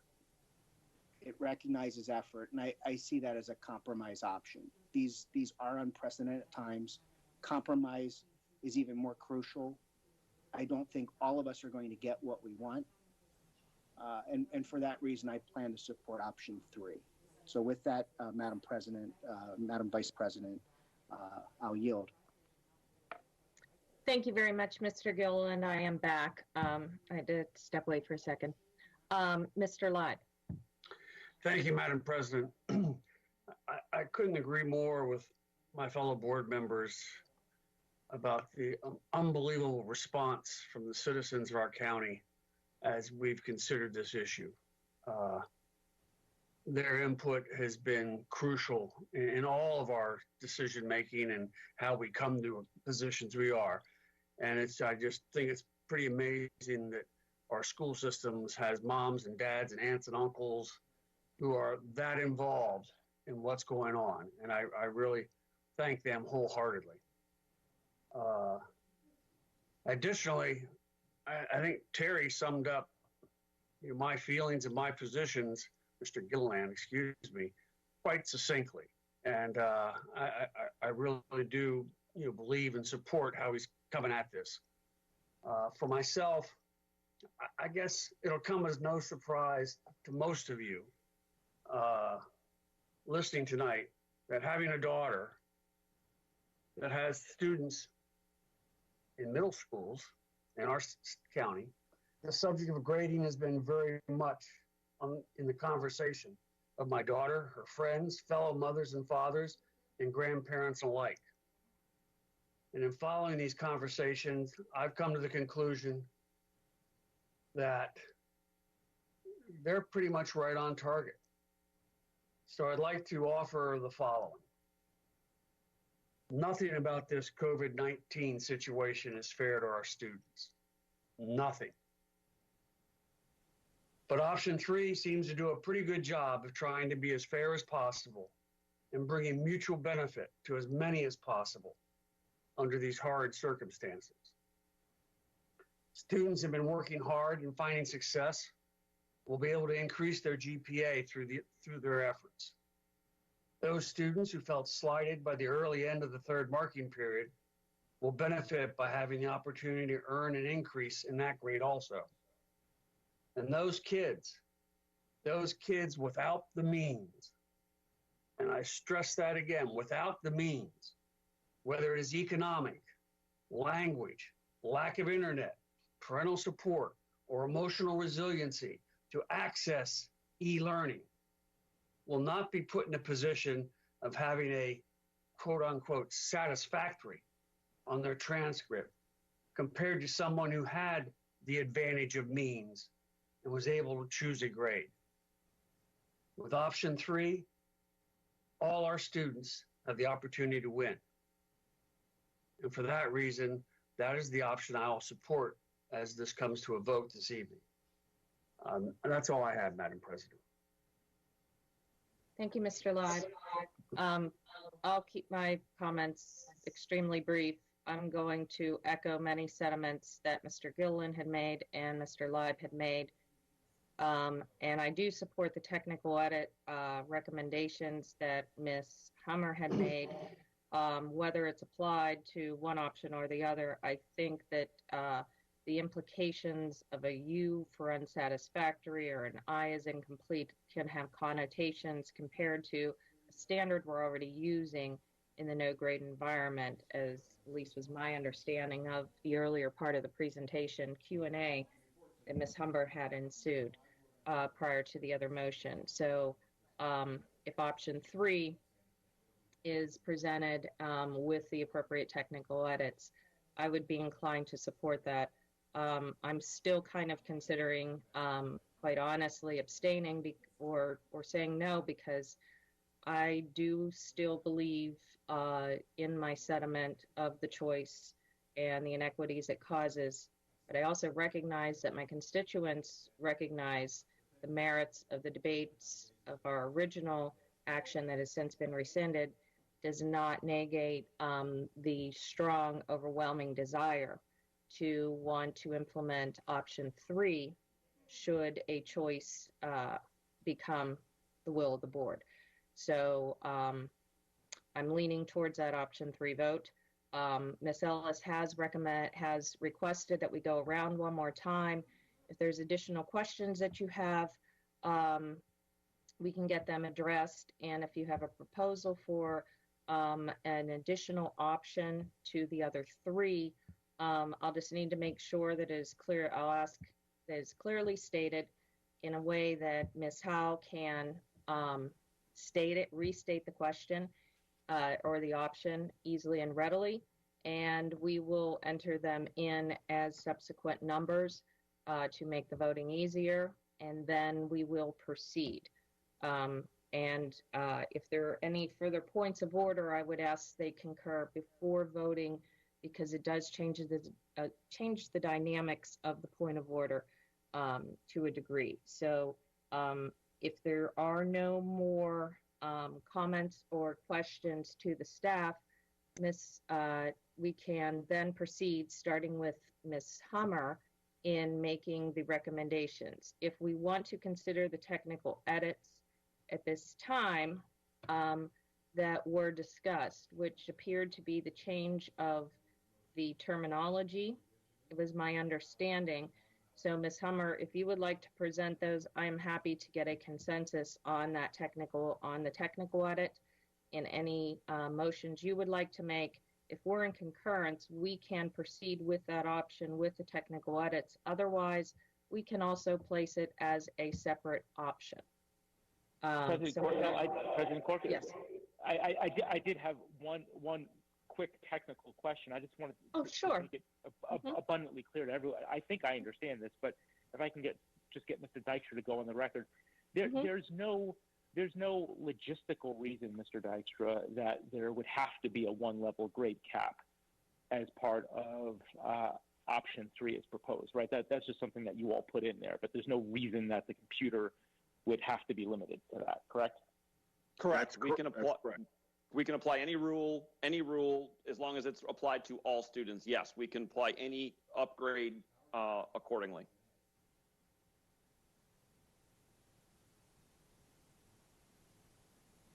Thank you, President Corkadell. That's all I had.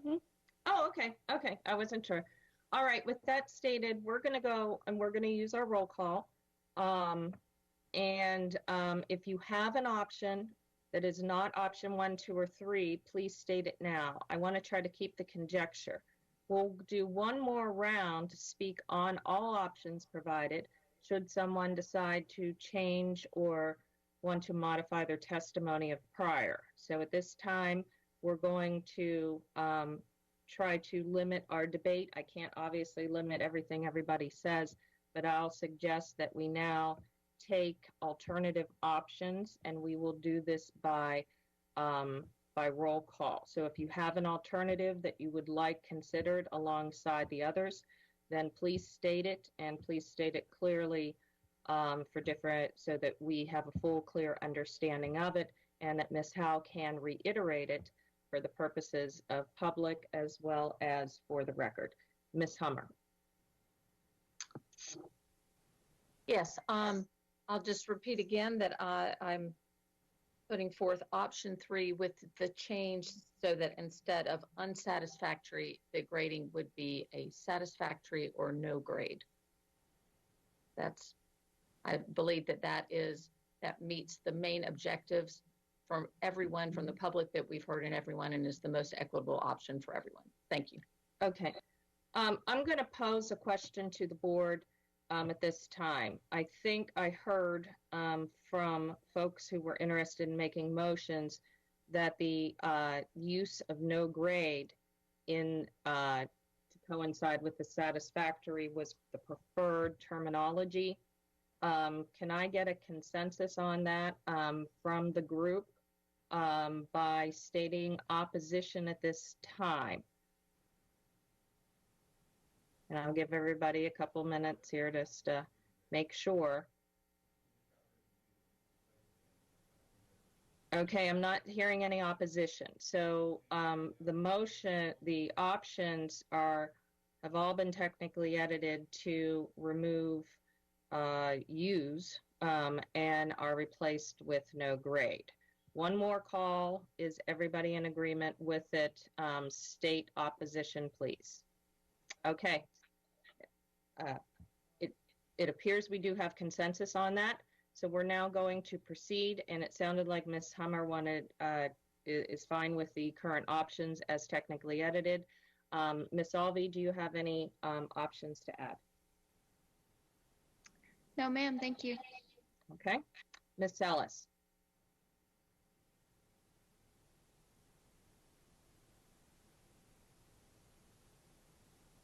Thank you.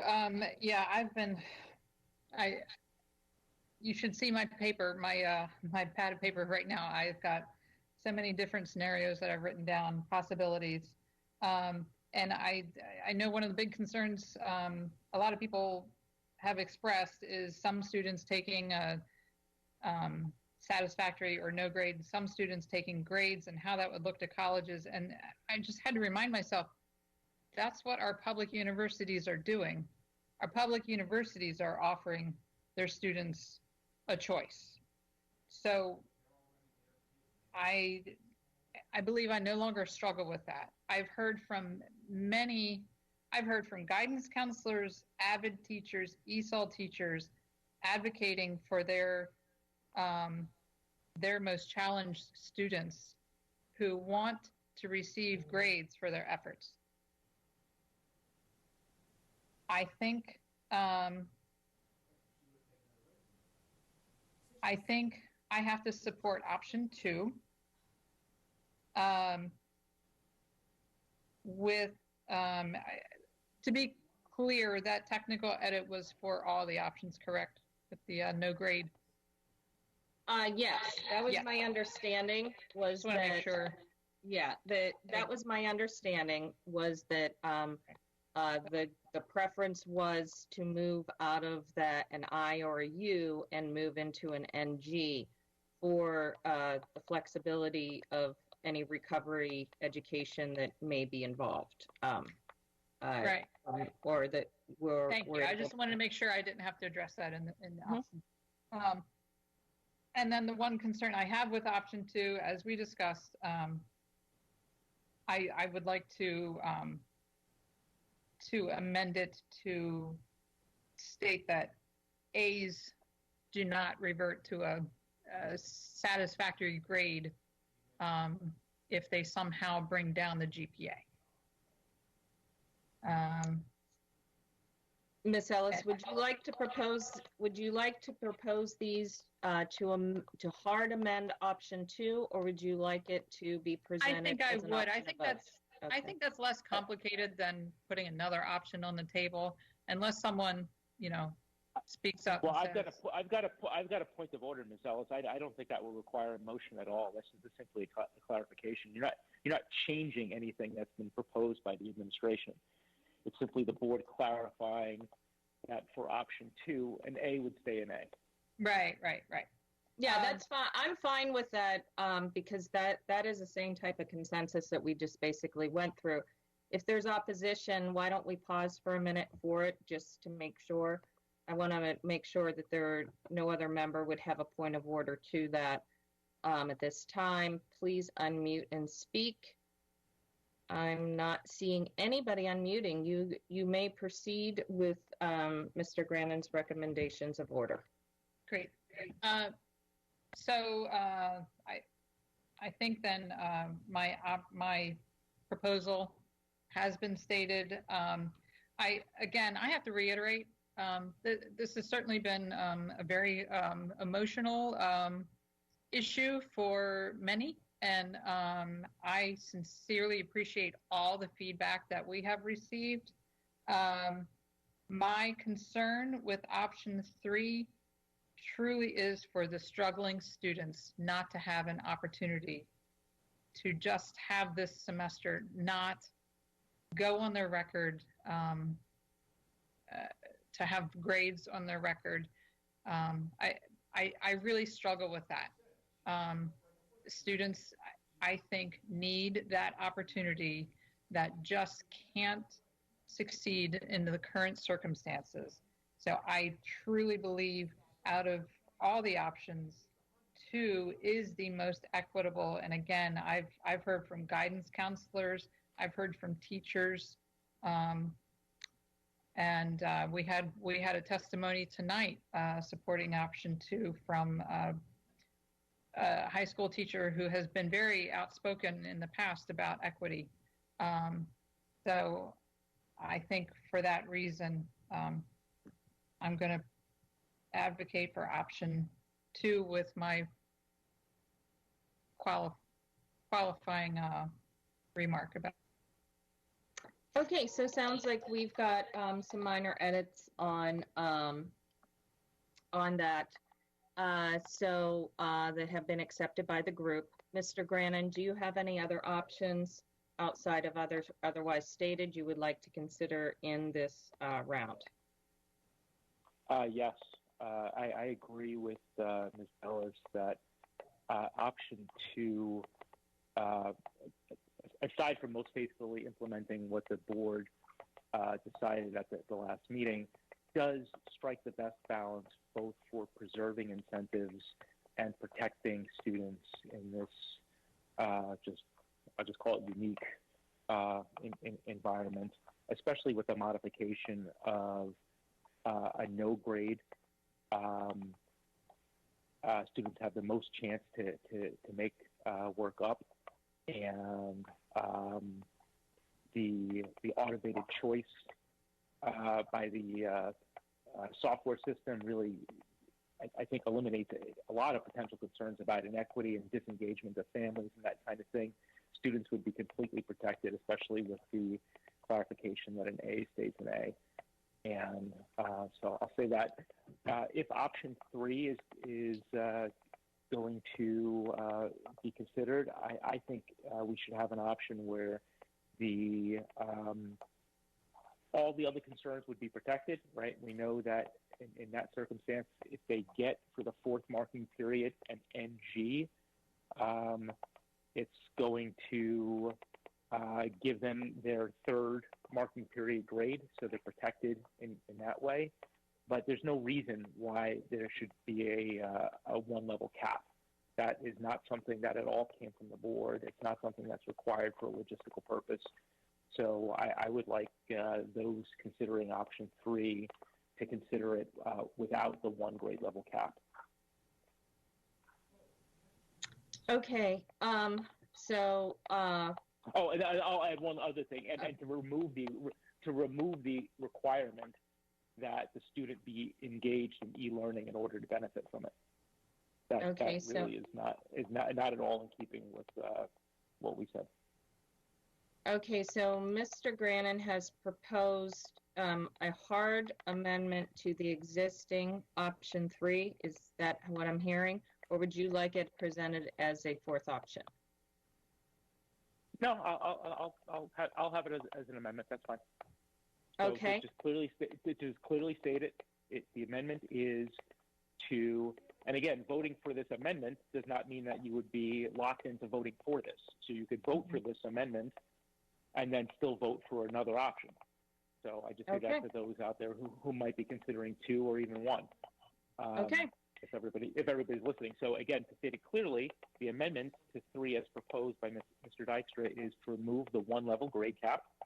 It's already been amended technically by consensus to allow for an NG for the 4th marking period, and to remove the requirement that the student be engaged in e-learning in order to benefit from it. So it's really just those 2 things. Okay, I have a motion of amend. Do I have a second? I'll second that. Okay, we have a motion and a second. We're going to go around for any comment. So Ms. Hummer, any comments to the amendment? No comment. Okay. Ms. Alvey? No comment. Ms. Ellis? I guess I would try to understand how that would be implemented. So right now, option 3 has a satisfactory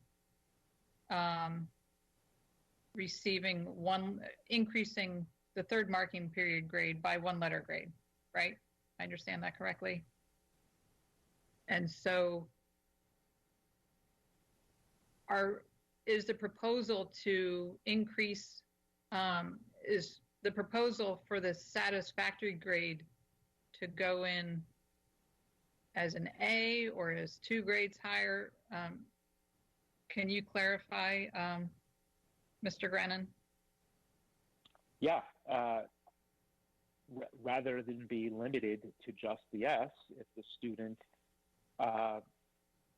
performs well and gets a strong grade, so you were bringing up the circumstance of basically the 3rd marking period being an outlier for whatever reason, whether it was the flu or just any other personal reason that, let's say, had a traditionally a strong student getting a C, right, an outlier C.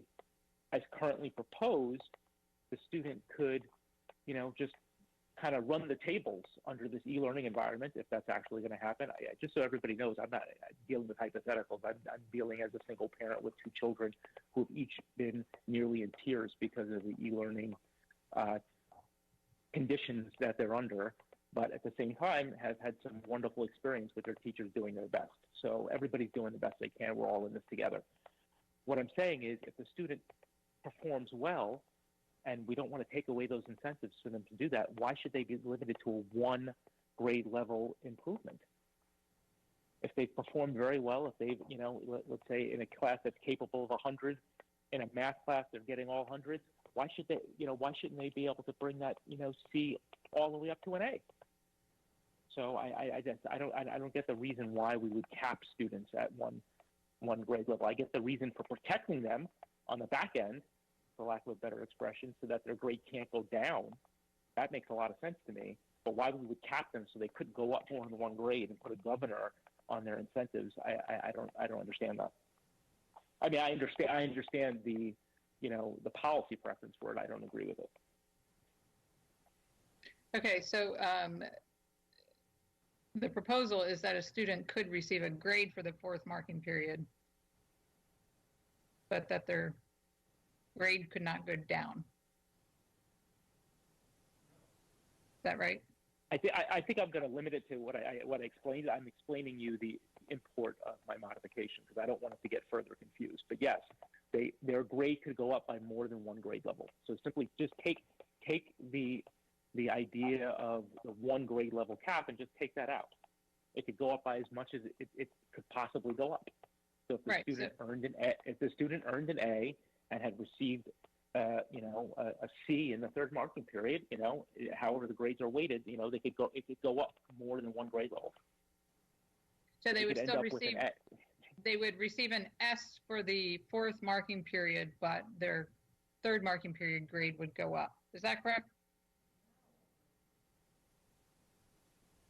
If no one outside the school system sees what the fourth marking period grades are, and that's not their final grade, you could ask Mr. Dykstra about that. I don't really have a strong concern about that. What I care about is that their final grade not be limited to a one grade level cap. Okay, thank you. Okay, thank you, Mr. Grant, and I'm going to hold you back to the end as the originator of the amendment. Ms. Schallheim? Yes, I agree with this. So what I struggled with option 3, and I tried to keep a tally as best I could. I kind of gave up after 70 or 80 ticks for option 3. It was obviously the overwhelming preference of the folks, at least that were giving us their testimony. But what I struggled with, what was holding me back, was that I took the kid who, for whatever reason wasn't having a good third marking period. Maybe they were getting a D, maybe even worse, they were getting an E, but is actually thriving in this e-learning environment, because while a lot of people have been in tears over it, and quite rightly so, this is very strange for all of us, I have heard from quite a number of parents and even some students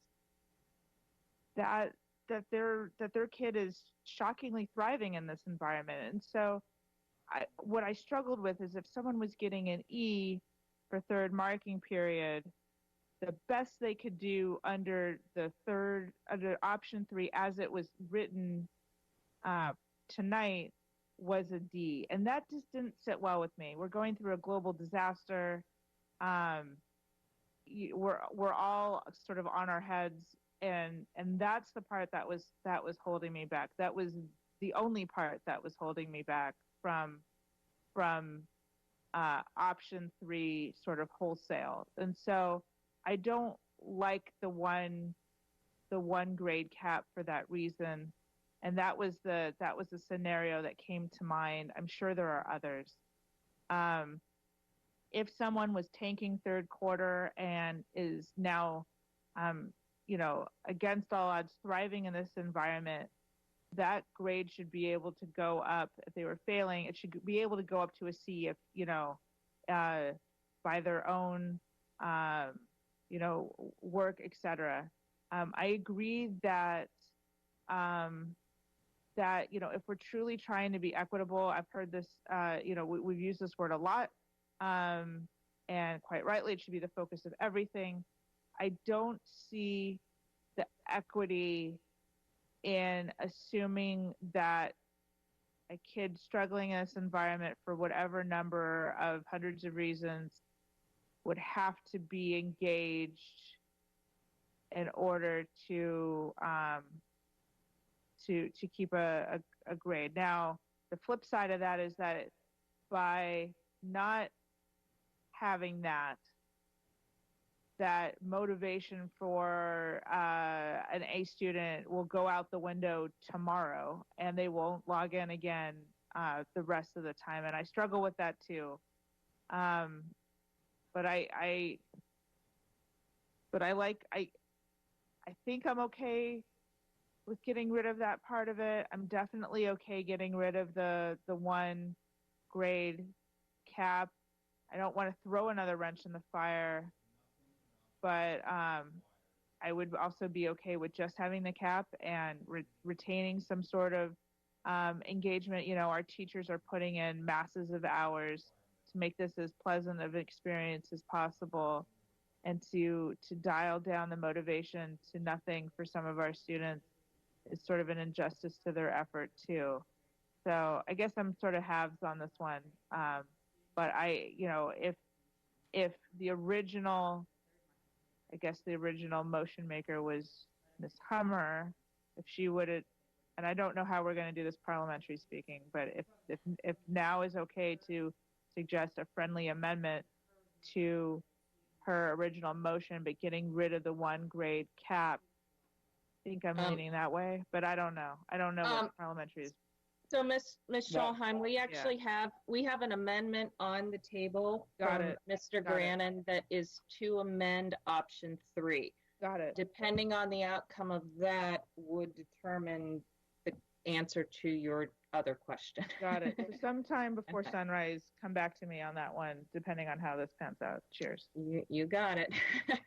Okay. So with that in mind, Ms. Antoine. I support the amendment from Mr. Grannon. Okay. Mr. Gilliland. Thank you, Madam President. I would just say I see where Mr. Grannon is coming from, and I think in normal circumstances I'd even be open to this. My concern, and it's not just with Mr. Grannon's amendment, but anyone else that makes an amendment, I'm just going to have the same line. I think we got an overwhelming, at least my 4 years on the board now, more public testimony tonight on this issue than I've seen on any other issue at one time on 3 options that were presented to the public. And if any amendment is going to alter those options beyond a technical amendment, I get the technical aspects, but anything that's substantive in nature, I'm just not going to support because that has not been presented to the public. So for that reason, again, I think in normal circumstances, I'd be with Mr. Grannon on this, but I just feel like we've got to be transparent. So with that, Madam President, my comment, if there's another amendment proposed, I'm just going to say the same thing then, or I'll pass because I'm on record now. So thank you. Mm-hmm. Duly noted, Mr. Gilliland, that we will return if other amendments appear for that choice for the members. Mr. Leib? I concur with Mr. Gilliland, and I have no further comment. Okay. I do not have comment to the amendment at this time. So seeing no more comments, I don't see anybody unmuted. I'm going to leave the last say on this amendment to Mr. Grannon. Mr. Grannon? No, I think I had my say. I'm good. Okay, with that stated, we're now going to make a vote on Mr. Grannon's amendment. Ms. Howell, please call roll. Ms. Hummer? Nay. Ms. Alvey? Nay. Ms. Ellis? Aye. Mr. Grannon? Aye. Ms. Scholheim? Sorry.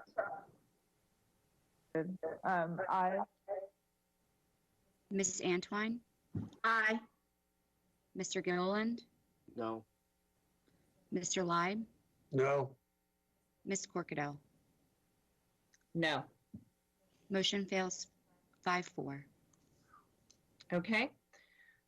We are now, Mr. Grannon, this is back over to you again. And as I stated, we are presenting options to vote on. Do you have anything else to add or any additional amendments to present?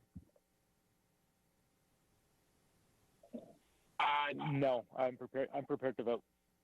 Okay. With that stated, Ms. Scholheim, any amendments to present for vote or any amendments to the existing technically edited options presented or a new option to vote on at this time? Yes, I'd like to offer Ms. Hummer a friendly amendment to get rid of the 1 cap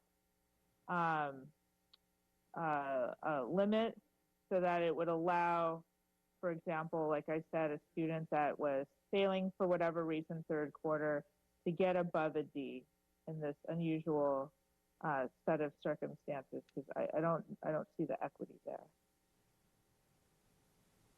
Ms. Hummer, I will defer to you before I take any further parliamentary on it. I'm not open to any amendments to my motion, to my option. Yeah. Oh, okay. All right. Well, then I'll offer it as my own amended option 3 in that case. So it would be just to remove the 1 grade cap, because if someone is thriving, then they should be able to thrive. And remember, we have, for a variety of students, you know, some of them going to school every day is their own personal version of I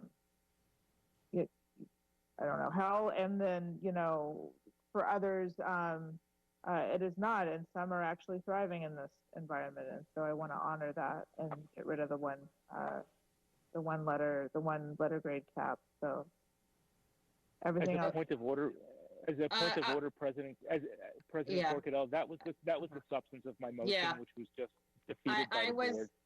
Yeah, except for the fact that, but you wanted to also get rid of. Okay, point of orders are not debatable, folks. I don't want to interrupt anyone. I really don't. But point of orders are not debatable, and as such, the point of order is recognized as being in already having been disposed and debated on. As I said, it can present itself, however, under this circumstance, as a unique option of its own to be voted on alongside with the other 3, if the member would like to. Yes, yeah, because it's not the same as what we just went through. That got rid of another substantive part of the option. I'm not suggesting that, just the cap.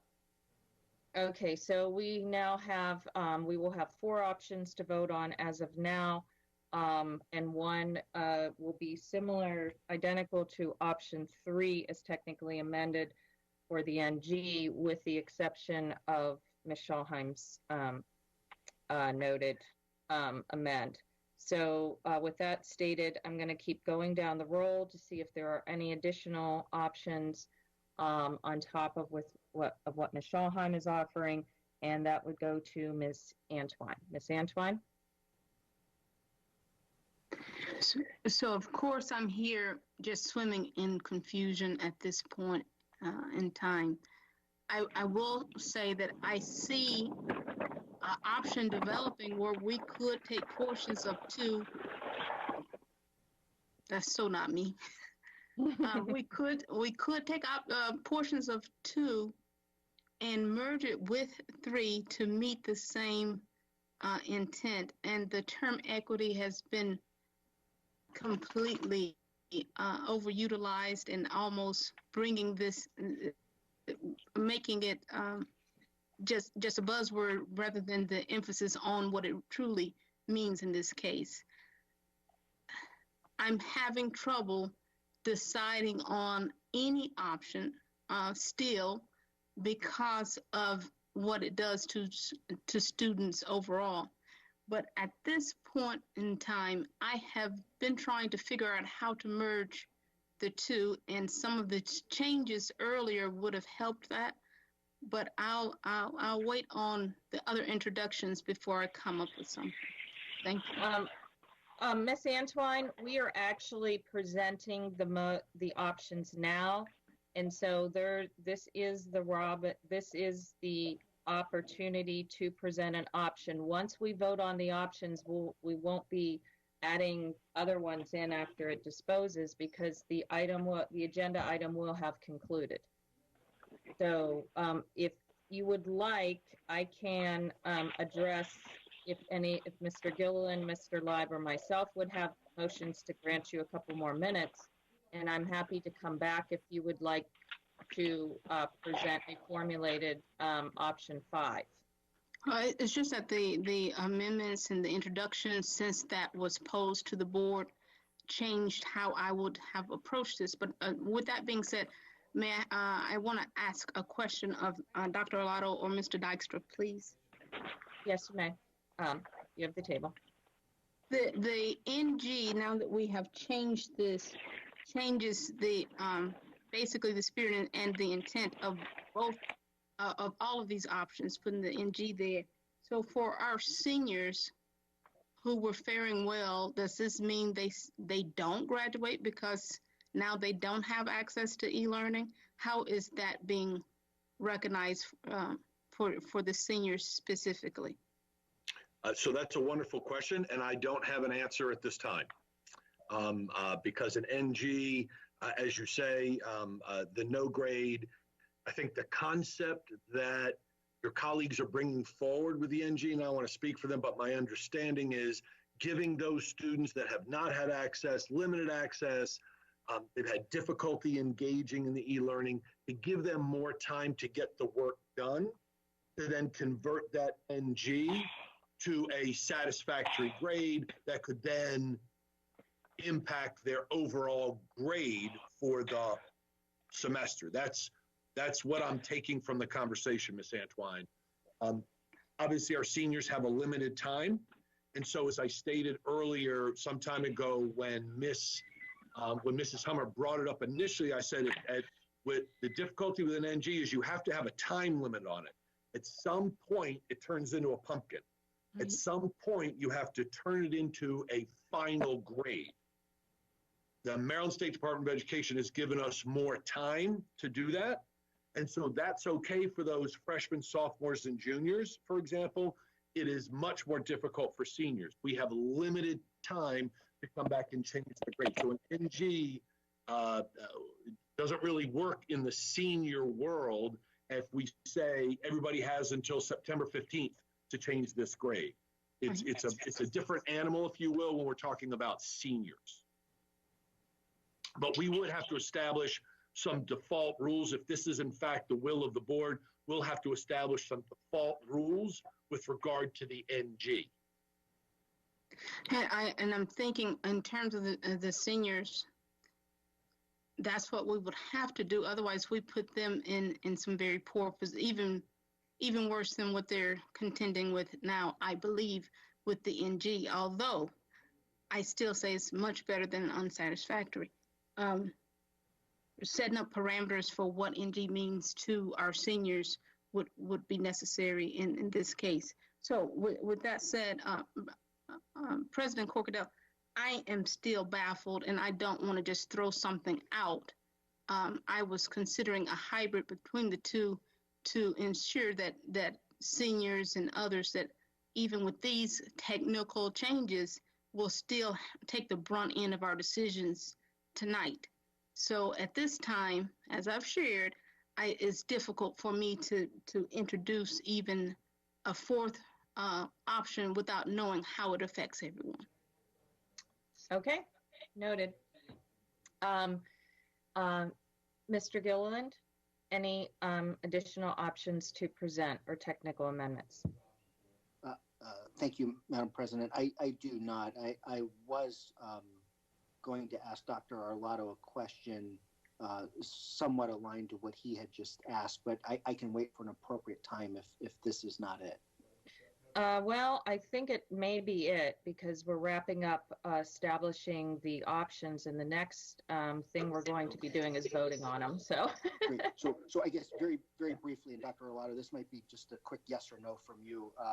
But I think given that you mentioned the state superintendent or the state board's additional time period, would it be fair to say that the whole thing with the letter grade cap can be a moot point because the state board has allowed additional time to change grades, so students would have additional time to bring up third marking period grades, which in turn would positively impact their overall semester grade? So I don't know, Mr. Dykstra, can you help me with this? I don't think what we're talking about is a waiver or setting aside by the state board of the 45-day rule, and I'm not sure that it applies to marking period grades. I think it applies only to final grades. Is that correct, Mr. Dykstra? Yes, sir, that's correct. We only report final grades to the state. We don't report marking period grades. Right, so the 45-day rule that's been waived only is in agreement with that, just that it's got to do with only final grades. Understood. Okay, thank you. And then I appreciate that. So, Madam President, nothing else for me. Okay. Thank you very much, Mr. Gilliland. Mr. Lyde. No comment or further options. Okay. Last call for any additional options. Going once, going twice. Okay. We are now ready to vote on options 1, 2, and 3. I'm sorry, President Cornell. When you were saying option, I thought you were talking about a different option. I have a friendly amendment to Ms. Hummer's motion, and I'll make it. Sure. I'll make it succinctly, and I ask that if she's not amenable to it, to state her reason on the record. My friendly amendment to Ms. Hummer's motion is that the prerequisite that the student engage in e-learning in order to benefit from option 3 be removed. Ms. Hummer, what say ye? I don't, as a teacher and as a parent who's watching this, I don't see how a child can be fully engaged in mastering the content in high school, in all of their high school classes, unless they're engaged online. There's just not a way, I'm watching it with my kids, that they could receive online packets to do everything. And if there is a student that falls under that, I believe that that is a student that the school system should be working with individually, and that we shouldn't be making a blanket statement about it, that we should be encouraging our students to be online with the more robust learning. So no, I'm not open to that amendment. Mr. Grannon, based on that, would you like to present an option 5? No, thank you. Okay. All right. Anything else? Okay, we are set to vote on 4 options. So I'm going to ask Ms. Howell to read each option one more time by virtue of option 1 is, and state the following, option 2 is, et cetera, et cetera. Once those have been read into the record, we are going to go on roll call, just like we do with redistricting. If we don't get to a 5, then, you know, we keep it going until we do get an option that does have 5. So with that stated, Ms. Howell, you have the floor. Option 1, AACPS would purchase a PowerSchool application to collect and document the choice of students and parents' guardians for each course for second semester.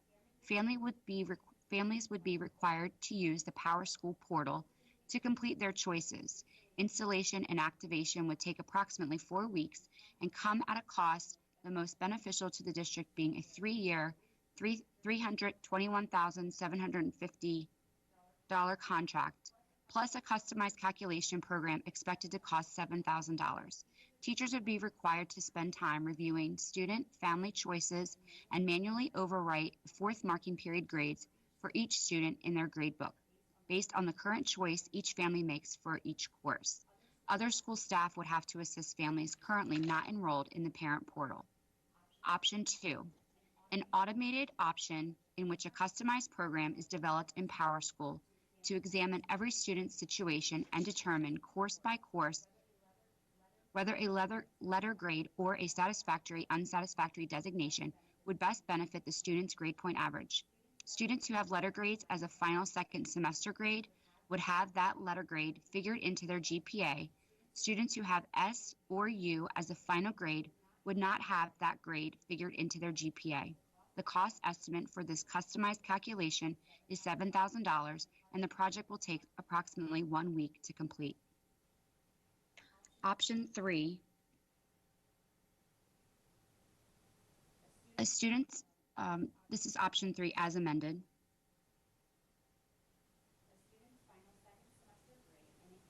Course would be equivalent to a 1 grade higher than the 3rd marking period letter grade. A student who engages in e-learning and earns a satisfactory in the 4th marking period would have their grade raised by 1 letter grade. A student who earns a no grade designation in the 4th marking period would receive the 3rd marking period grade as the final grade for the semester. Letter grades would be calculated into a student's GPA as they would in any other semester. Option 4 is the same as option 3, but removing the 1 grade cap.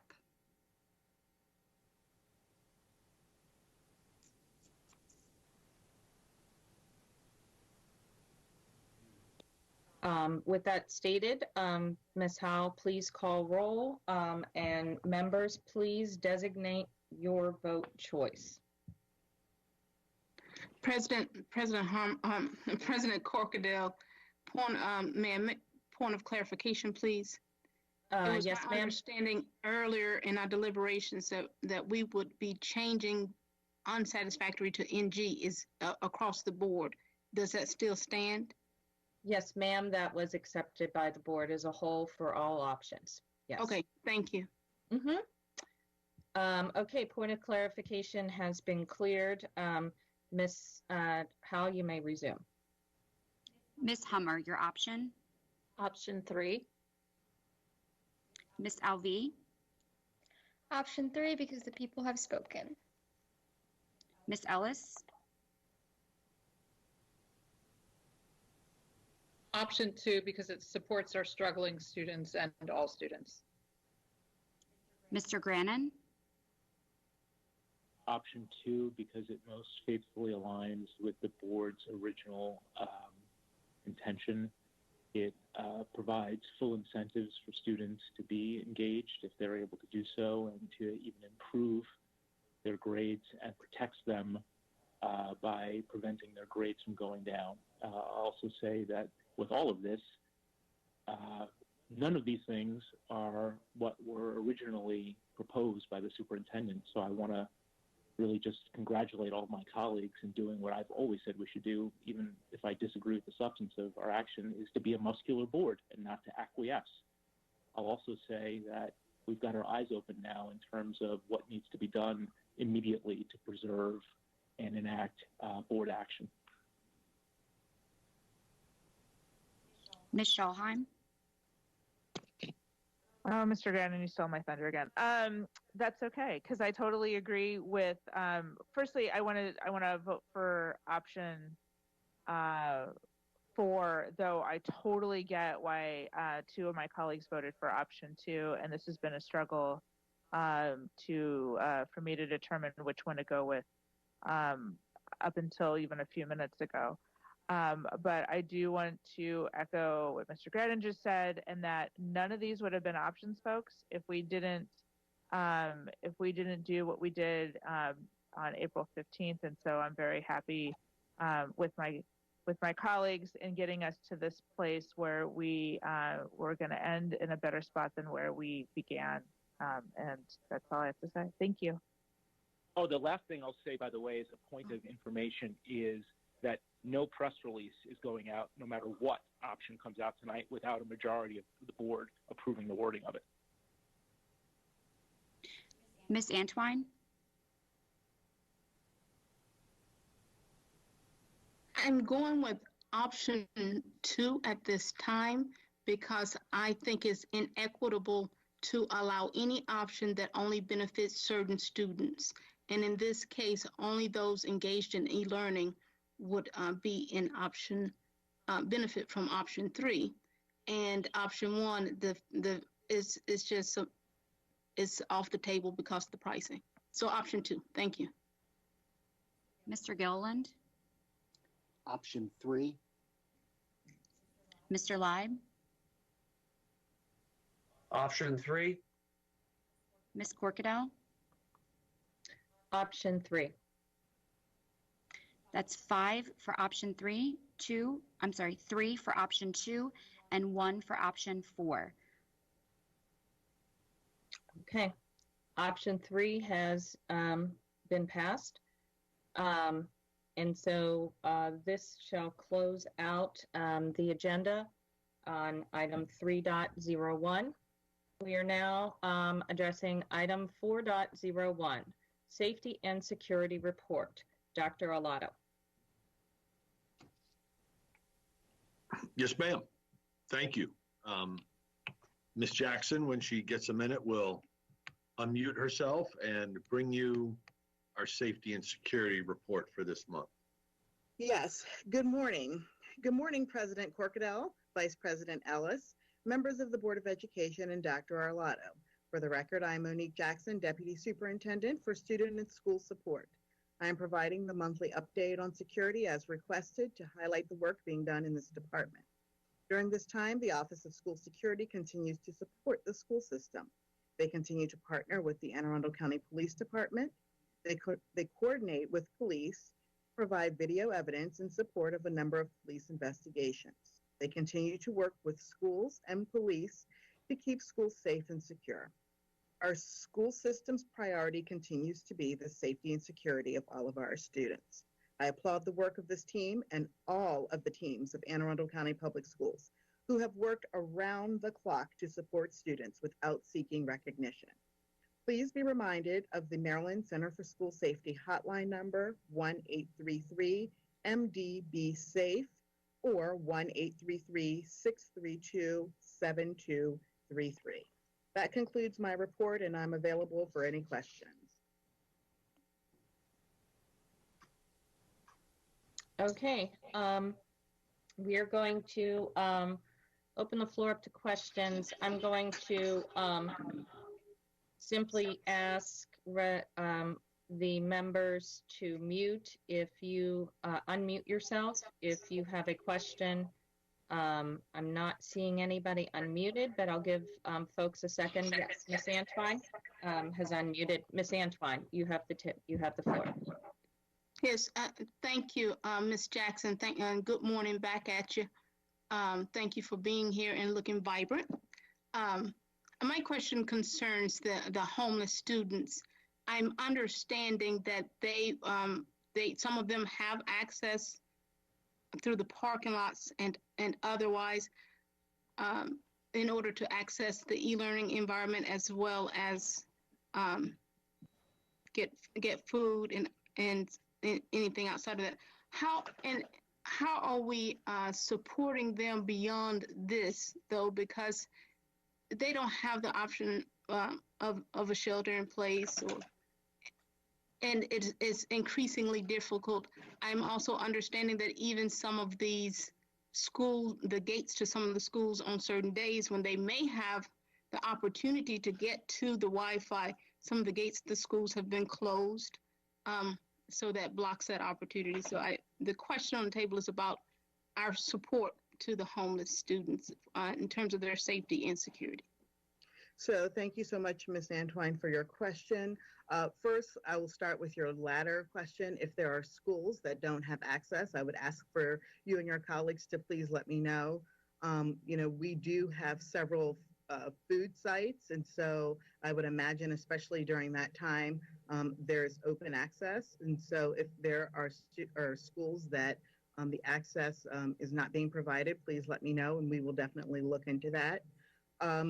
For your suggestion about our homeless students, remember our definition of homeless doesn't necessarily mean that they don't have shelter, as we would consider, an adult who perhaps is homeless or that we might see in popular literature or on TV, etc. Those students, sometimes they are living in hotels. We do have a lot of students that are living in hotels. Sometimes they are living with other family members, or sometimes they may be living in an environment in which they have one address one day or another address another day. So those students are really supported by our Student Services Department. We have PPWs that specifically are assigned to our homeless population. They have been checking in on them in addition to their schools of record. And so we have worked with the hotels to help make sure that they have internet access. They were some of the first students to make sure that they received devices. So I would suggest that it's the support to our homeless population continues to be robust as it is during the school year. We also continue to support the homeless population outside of learning with food as well as with other resources. Thank you, Ms. Jackson. And then my second question concerns the continuity plan. And perhaps, Dr. Alato, you can best help me with this one. But we got the announcements today that the schools will physically be closed for buildings and otherwise, but school education goes on. Once we do open, does our continuity plan address how reporting and testing of the coronavirus would be applied once they do open? And does it address how we are currently doing reporting and testing for the virus? So we're not doing any testing for the virus. And when we are allowed to open under whatever circumstances that both the governor, Maryland State Department of Education, as well as the Maryland Department of Health will dictate what those parameters are. So I don't have an answer to, we don't yet know when we do open what the parameters will be, meaning how many students, how many people in a building, how long they can be there.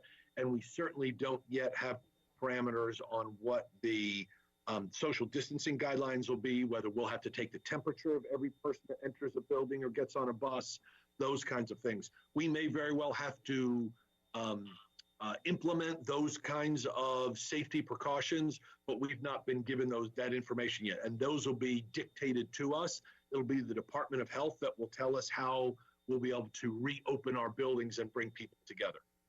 Yes, sir. Thank you for that. So then my follow-on is if there are cases of COVID currently and in our system currently, there's right now a self-reporting mechanism. Outside of that, there's no procedure for self-reporting. So we follow the procedures of the Anne Arundel County Department of Health. So we're in touch with them almost on a daily basis. And so if an employee tests positive, then the Department of Health would contact us and let us know, and they would begin their contact tracing. That's not something we're able to do. We will fully cooperate, of course, and we're in almost daily contact with the Department of Health, but they would tell us that there's a positive case, and then they would begin the contact tracing. Excellent. Thank you. Thank you both.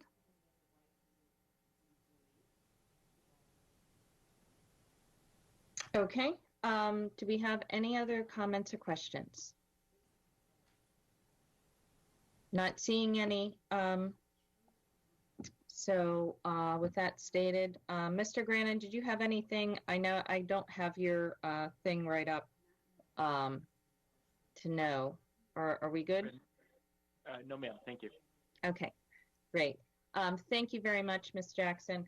We're going to move right on to our next topic of item 4.02, the bullying prevention report. Yes, good morning, President Corkadell, Vice President Ellis, members of the Board of Education, and Dr. Arlato. For the record, I am Monique Jackson, Deputy Superintendent for Student and School Support. I am providing a monthly update on bullying and harassment as requested to highlight the work being done in this department. For the 2019-2020 school year through April 30th, there were 716 bullying and 217 bias reports filed. To put this in perspective, there were 3 bullying reports and 2 bias reports filed for the month of April. Bullying and harassment are not tolerated in any form. The same procedure remains in place for reporting. Any parent may complete the online bullying reporting form to be processed. As always, they may also report the incident to a trusted adult, but we do encourage the use of the online bullying reporting form. That concludes the update, and at this time, I'm available for any questions. Thank you so very much, Ms. Jackson, particularly given our early hour, and we're still on section 4 here. So with that stated, I'll ask members to please unmute any questions that they may have for Ms. Jackson at this time.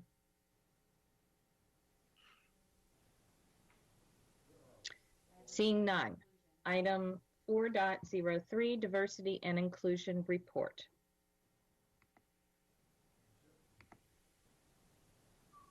Okay.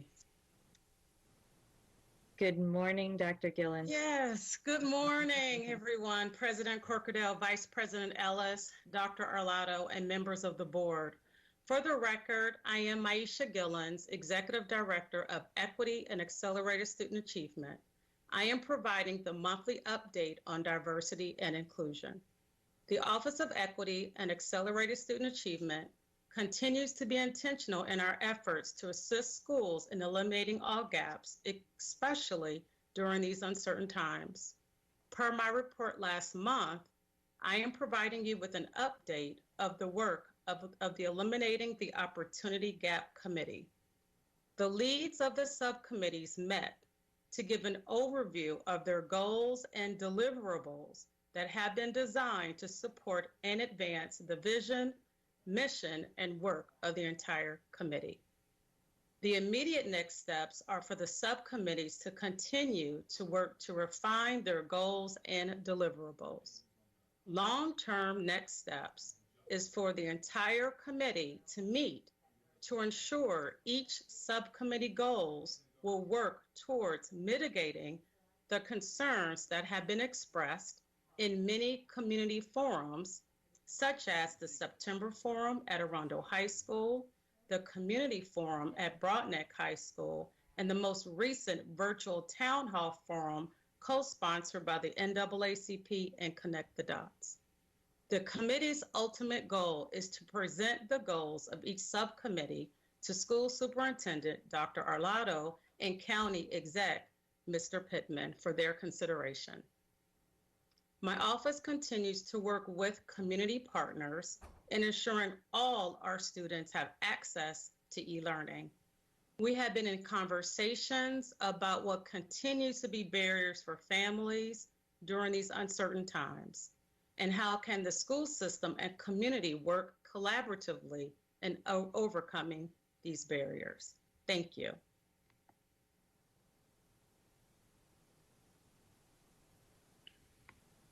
Thank you very much, Ms. Gillens. At this time, we'll take questions and comments from the board, and I will just say how much I appreciate the fact that we are in a crisis, and yet we are keeping our eye on the target to make sure that we are making progress on such an important issue.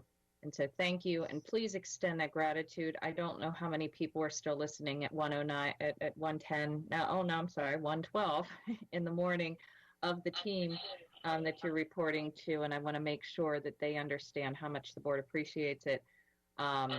This definitely above and beyond. So thank you so very much. Thank you. And with that, I do see we have a question comment. Ms. Antwine? Thank you, President Corkadell. Thank you, Dr. Gillens. Good morning. Thank you for the presentation and your patience.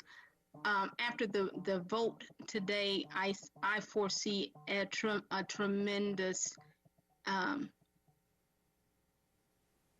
diversity and inclusion situation, and I wanted us as the board and our team and Dr. Arlotto and his staff to be aware of some of the outcomes will hinge on the fact that some of our students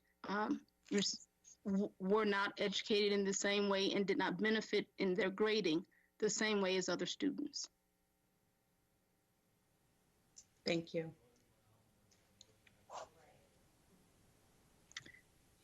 Ms. Antwine, thank you very much. I don't see any other comments or questions going once, going twice. Thank you once again, Dr. Gillens, greatly appreciated. I know you guys are just working above and beyond. Can't say enough on that front. The next item we're going to have is item 4.04, the transportation report. Mr. Chiknovich. Good morning. It's Alex Chakno, Chief Operating Officer. Here to bring a brief overview relative to transportation. We continue to obviously monitor all aspects of the COVID situation. It is, in fact, having operational issues for our transportation division. There are requirements, as I briefly mentioned at our prior meeting, in terms of required inspections of vehicles, physicals for drivers, drug and alcohol testing for drivers, inspection for drivers. Those I mentioned previously. The more recent thing we're monitoring now is the impact of the COVID situation on the delivery of physical buses, not just those for Anne Arundel County, but of our contractors. As you know, here within the state of Maryland, buses cannot be used once they reach their 12th year of service. They need to be put out of service and can no longer be used for the transport of public school students. With the situation at the various manufacturing and supply chain plants, we're beginning to receive early notifications that there may be some disruptions to some of the vehicles that, again, may have been ordered by us or the contractors that we partner with to transport our children. We are in communications with the state of Maryland, and we've preliminarily notified them, and it's not just Anne Arundel County, it's the other 23 jurisdictions as well, that the state may need to grant variances or waivers regarding various elements of the transportation code. One of them possibly might be a short-term extension of the lifespan of the bus to maybe bridge a gap that may come from a vendor or a supplier. And again, we're monitoring all these closely. They're ever developing. The state is very receptive.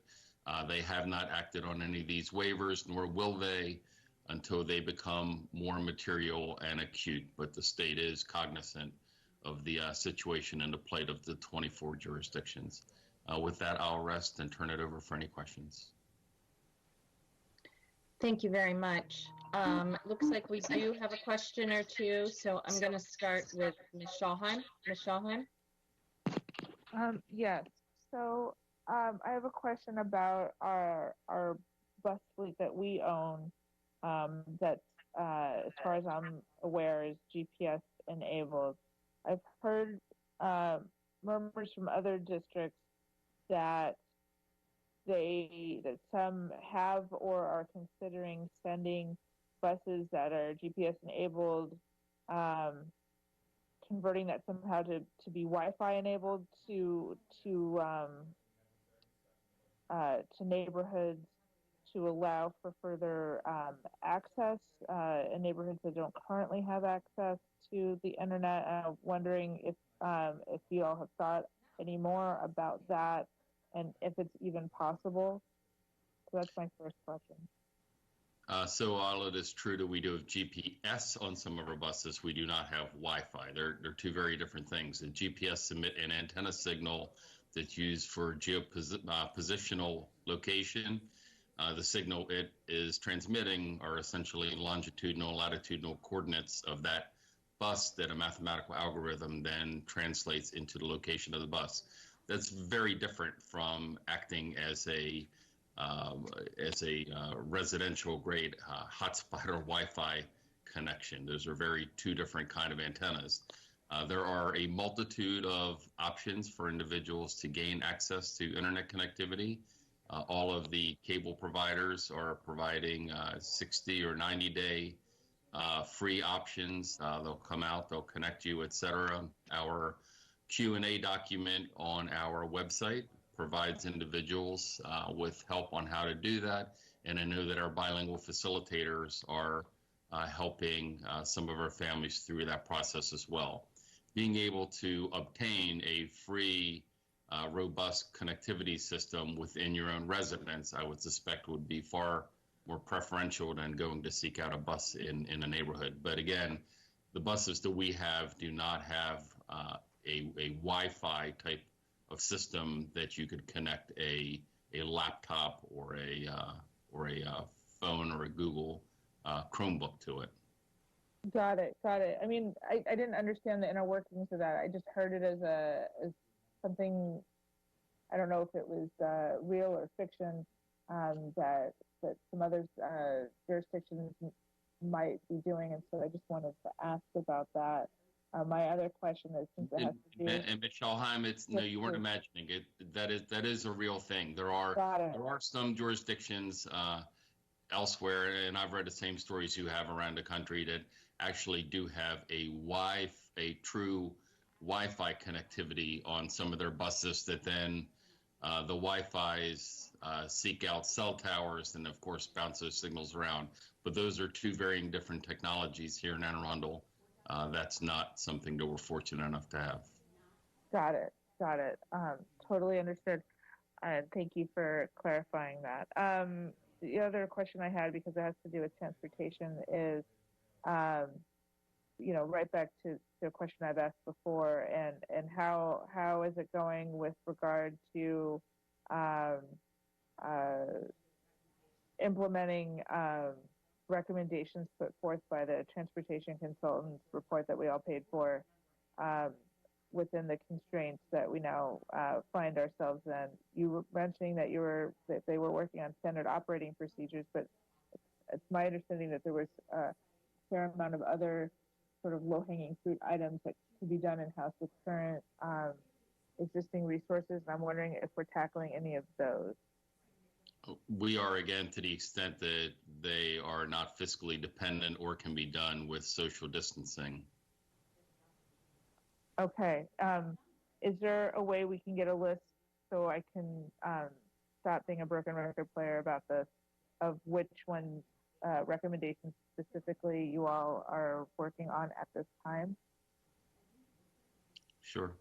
Thank you. I appreciate that. And then I won't have to ask next time, and I appreciate it. Thank you.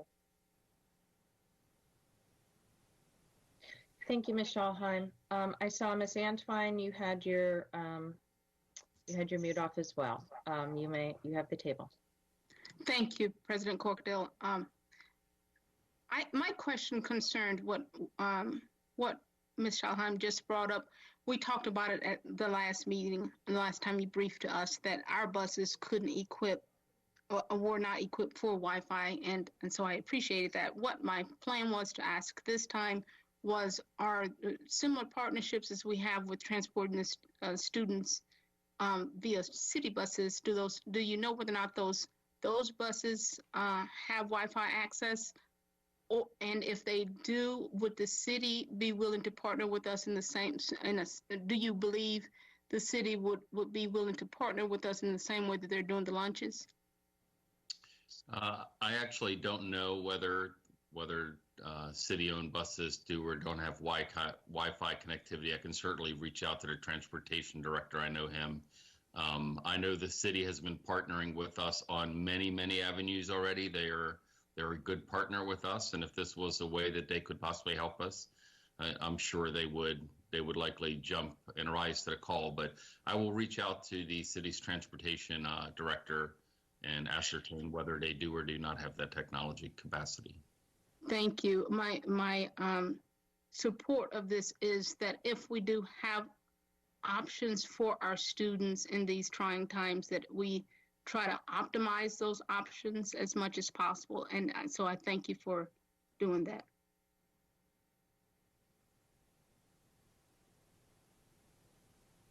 Thank you, Ms. Antwine. I'm not seeing any other questions. I'll give it one more second. Okay, seeing none. Thank you very much, Alex. Greatly appreciated. I think we're good to go. Just a general reminder to the public that public comment would normally be taken at this time. However, due to our current virtual meeting conditions, items not listed on the agenda, we are not receiving public comment on at this time, and that testimony did need to be submitted in advance of the meeting to the board office, and that will remain in effect until such time that the state lifts enough restrictions for us to resume regular meetings. We're now going to proceed to item 5.01, the county executive's recommended 2021 operating and capital budget.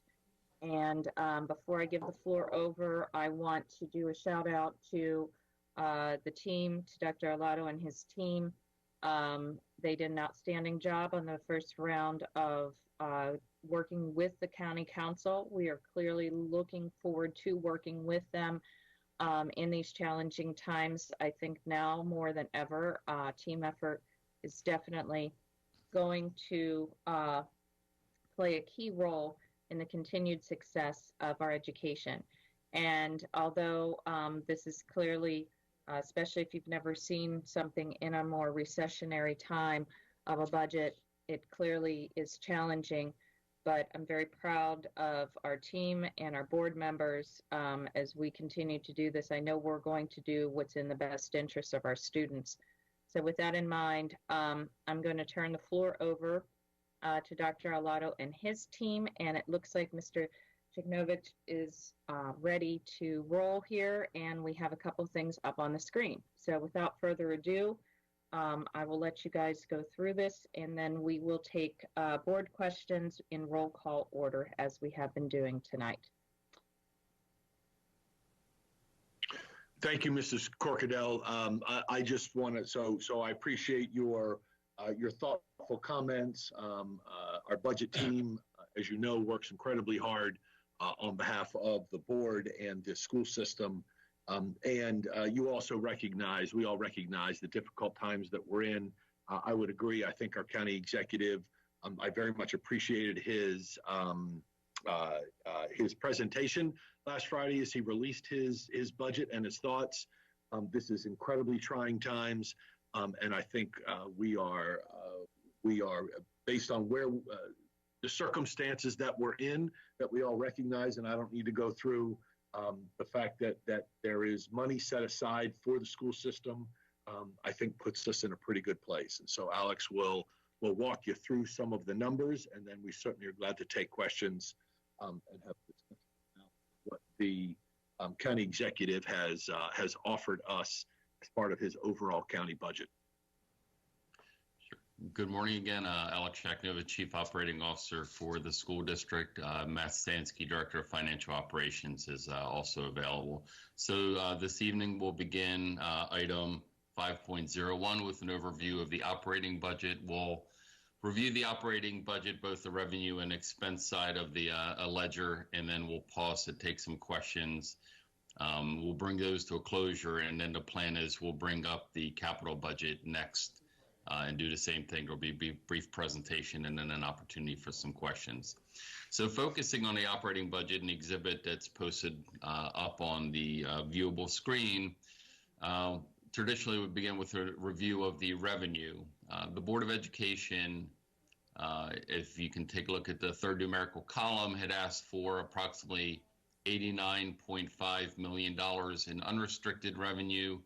When you added in the various restricted items, the request would have been for $96.6 million worth of new revenue year over year, that being FY21 over FY20.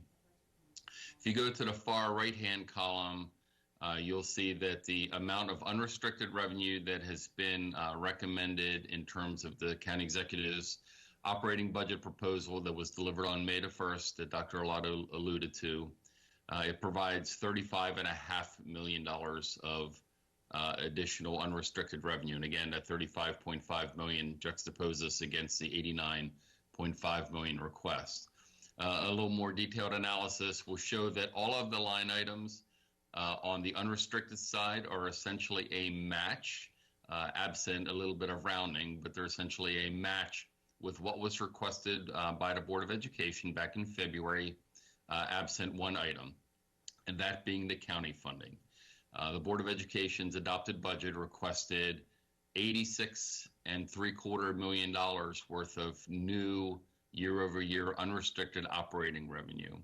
As you probably saw in County Executive Pittman's comments in the press releases and in his budget delivery, the position the county finds itself in, at least at this juncture, the county executive's level juncture, is that they weren't unable to support our budget to a degree greater than what would have been required under the state's maintenance of effort provision.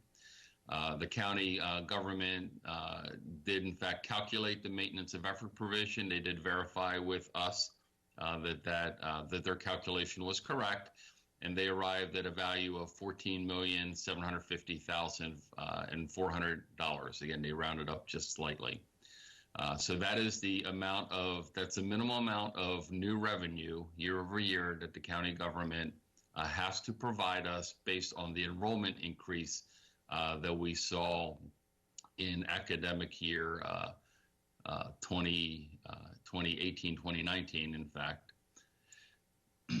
So the county government's budget and the budget before you does comply with all aspects of the state law, so there's no compliance aspects.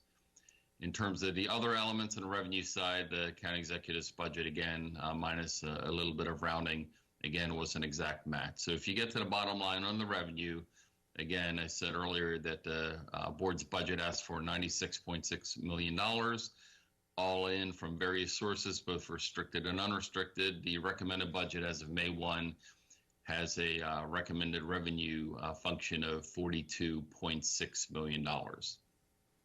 Going down to the expense side, in terms of how that money would be distributed, we'll focus on the exhibit before you, and the way that it's constructed essentially is anything that you'll see on the expense side that is highlighted in a yellow banding, is an item that was funded and supported in some fashion by the county executive. And we'll go over it in details. Sometimes you'll see that the highlighted elements are an exact match with what the Board of Education had requested. Sometimes there may be a differential, and we'll be careful to point those out. So the very first item is compensation. The Board of Education's requested budget was asking for approximately $42 million to support the compensation packages for the 4 represented units, as well as the 2 non-rep units within the Board of Education. And we recall what those various pay package items were. Unfortunately, again, given the situation that the county executive and the county found themselves in, and having already done 3 different revenue write-downs, and that may not be the last of the revenue write-downs, they're putting forth a budget at the county executive's recommendation that would fully fund a step increase or a step equivalent for all Board of Education employees that would be eligible. So the contractually required steps, for example, that are in the 4 bargaining unit contracts that we have would in fact be able to be fully fulfilled within the budget that the county executive recommended. So there would not be any contractual issues, at least at that base level.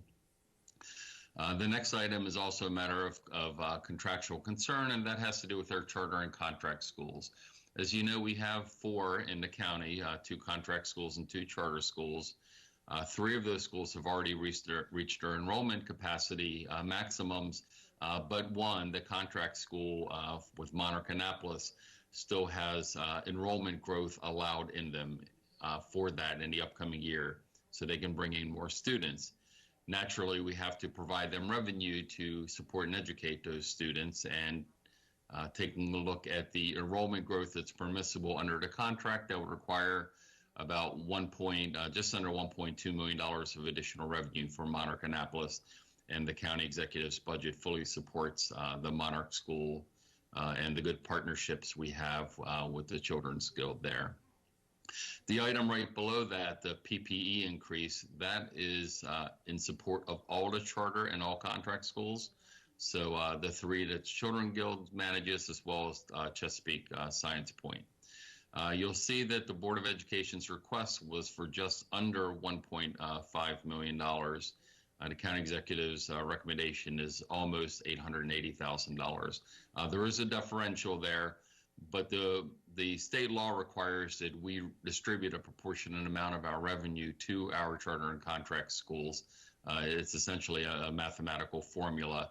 And because our budget was not fully funded, the budgets for PPE increases that will be transferred to support the charter and contracts will also be not fully funded on a pro rata share. The $880,000 will allow us to fully support the 4 contract and charter school agreements as contemplated within the existing contract documents and within state law. So that puts us in good stead in terms of those.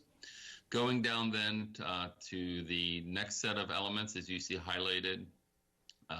As you recall, we opened up the Kerry Whedon Early Education Center for 60 youngsters this year on purpose. We did a slow opening while the school has a state rated capacity of 80. We opened it up on purpose with 60, basically to make sure we had our sea legs underneath of us and made sure that the program was up and robustly supporting the students. And the plan was and now is and to remain bringing on the additional 2 faculty members, that being 1 early educator and 1 teaching assistant, to support that final class of 20. And that would bring the Kerry Whedon Center up to its full complement of 80 students for this fall. The next line item directly below that has to do, right above that is the bilingual facilitators. The Board of Education had asked for 4 bilingual facilitators for about $277,000. The county executive supported 2 of the 4 at $138,600. And again, in all matters where an item wasn't fully supported, it really is, it's really operating budget affordability matters that are curtailing the county executive's recommendations at this stage. Thankfully, if you go down to the next large item on the list, Crofton High School, the Board of Education had asked for 57.2 positions to support the incoming 9th and 10th graders that are newly established Crofton High School, the first high school that we've stood up in over 3 decades. All of the staffing positions, as well as the other associated materials and transportation and sundries required to open up that high school and have it function proficiently, have been fully funded within the county executive's recommendation. And we're very excited, and I know we're not in the capital or construction report, but the project is well underway. And in fact, we've already received some of these use and occupancy permits. So it's very good that the construction project's trajectory is exactly where we had hoped it to be. And now we have the staffing and financial support required to bring that school to its fruition here this September when we open up. Going to the next page of the exhibit, there were a number of positions, as the board recalls, that we were not asking for a financial authorization, but we were asking for an FTE allocation for positions that were supported either by external grant sources or other accounting measures that allowed the position to be supported, but no new revenue was required from the state or the county to support those. The first 2 of those 3 were for an accountant, a grants accountant and a financial operations unit, as well as a employee records management technician and human resources. And the county executive is supporting those 2 FTEs. And I know I spoke about Kerry Whedon earlier, so now we'll deal with the rest of the early education complement. The Board of Education had requested a total of 14 pre-kindergarten positions. This would be to allow us to establish full-day kindergartens at a number of sites or convert a few half-day pre-kindergarten sections to full-day pre-kindergarten sections. All 14 of those were funded by the county government. And it's also important to note that with the adoption of the blueprint bill and the Kerwin Bridge funding, there is additional state funding to support those pre-kindergarten positions as long as they're used for a full day. So it was a very wise decision on the part of the county executive to leverage those state dollars and allow us to bring on 14 educators and teaching assistants to support those schools. In the psychologist arena, this is the first of the social emotional positions. There will be a number of them. The Board of Education had requested 2 positions. One of those 2 was funded for the psychologist. The other one was not able to be funded within the confines of the budget contained within the county executive's recommendation. Similarly, for school counselors, the Board of Education had asked for 15 15 new school counselors. 9 of those 15 are recommended for support in terms of FTE and the commensurate dollars that go along with those 9 school counselors. In the school social work arena, both school social work related positions were recommended for funding. The first one being the mental health services coordinator. That is a requirement that we have as part of the Kerwin Commission's work. There is state dollars to offset that. That's why you see that it's one position, but only $66.8 thousand. The remaining portion of that is actually picked up by funding that we are receiving through the state and the Kerwin Commission. The next social emotional position is a social worker. The Board of Education had asked for one, and that is in fact funded as well. I'll go through the special education positions in a bundle, but in a disaggregated but yet bundled fashion. So the first element is the support enrollment increase and IEP increases district-wide in our birth through 21 programs. This is essentially at all of our schools absent the 3 developmental centers. 32.8 positions were requested in all 32.8 positions. 32.8 special educator related positions are recommended for funding. At the Southern High School Diploma program that we've had the long-standing partnership with Kennedy Krieger, as the board recalls, we were just notified late this winter that Kennedy Krieger would not renew their operations at the Southern High School site for the diploma-bound program, and the Board of Education amended its budget when it considered it in February to request 11 positions to allow the continuation of that highly successful and very popular program at Southern High School, and the county executive's recommendation does in fact fully support that. And then finally, in terms of the items that were supported in the special ed arena, 32 positions were requested as additional staffing supports for the developmental centers. Again, this is an amendment that the Board of Education initiated and put forth in its February budget request adoption, and all 32 of those positions are in fact recommended for funding and support by the county executive's budget.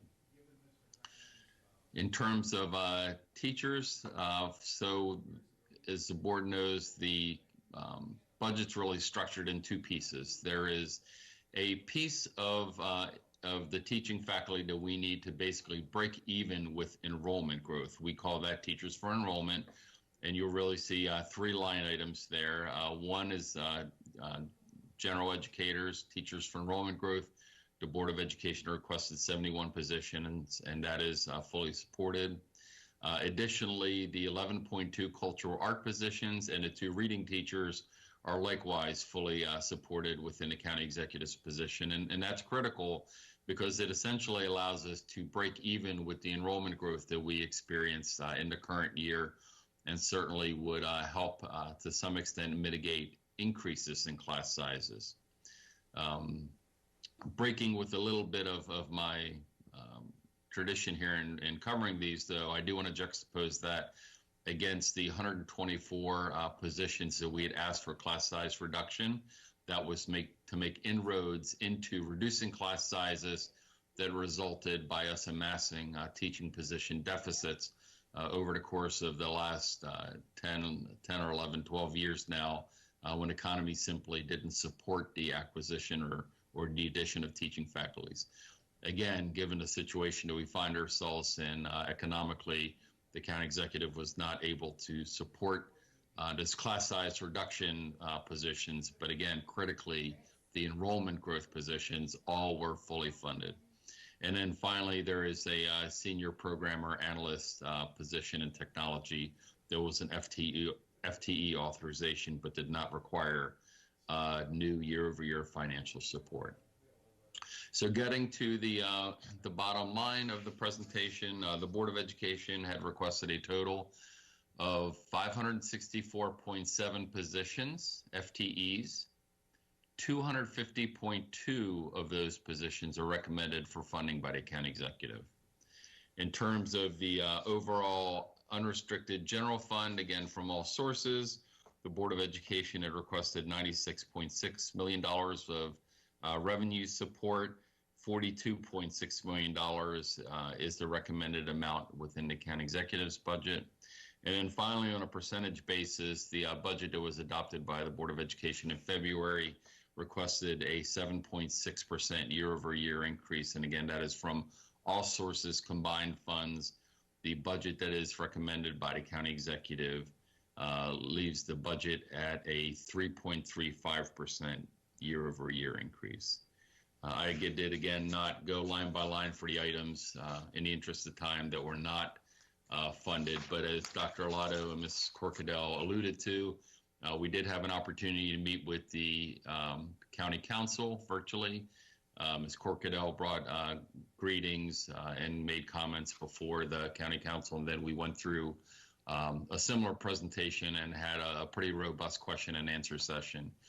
Historically, the county council, as we all know, has tried to support education as well. Likewise, the county executive has already put forward his plan. So we hope over the course of the next few weeks between now and June 12th, we can take this budget that already is in pretty good stead in light of our economic circumstances and possibly improve upon it slightly or modestly. And with that, Madam President, we'll take any questions you might have.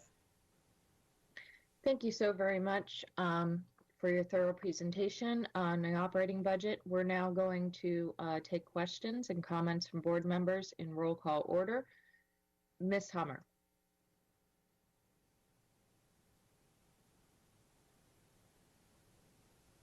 Sorry.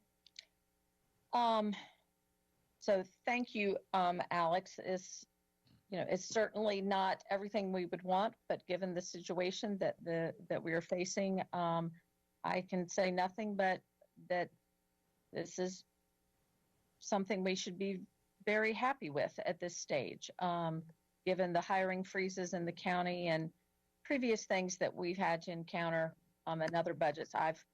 Since I've been on this board, we've approved budgets that had 0 teachers funded for them. So to have this many on here really focusing on some of the big needs that we have in regards to special education and behavioral issues, behavioral positions is excellent, as well as a step for our employees, period. I look forward to working with the county council to see what else we might be able to do. But I think working collaboratively with the county executive, he has done the best that he can do for us, given the unforeseen circumstances we find ourselves in. And so I'm resigned to this is what we have, and I'm going to be pleased with what we have at this stage. Thank you. Thank you very much, Ms. Hummer. Ms. Alvey? Thank you for the report. No further comments. Thank you. Ms. Ellis?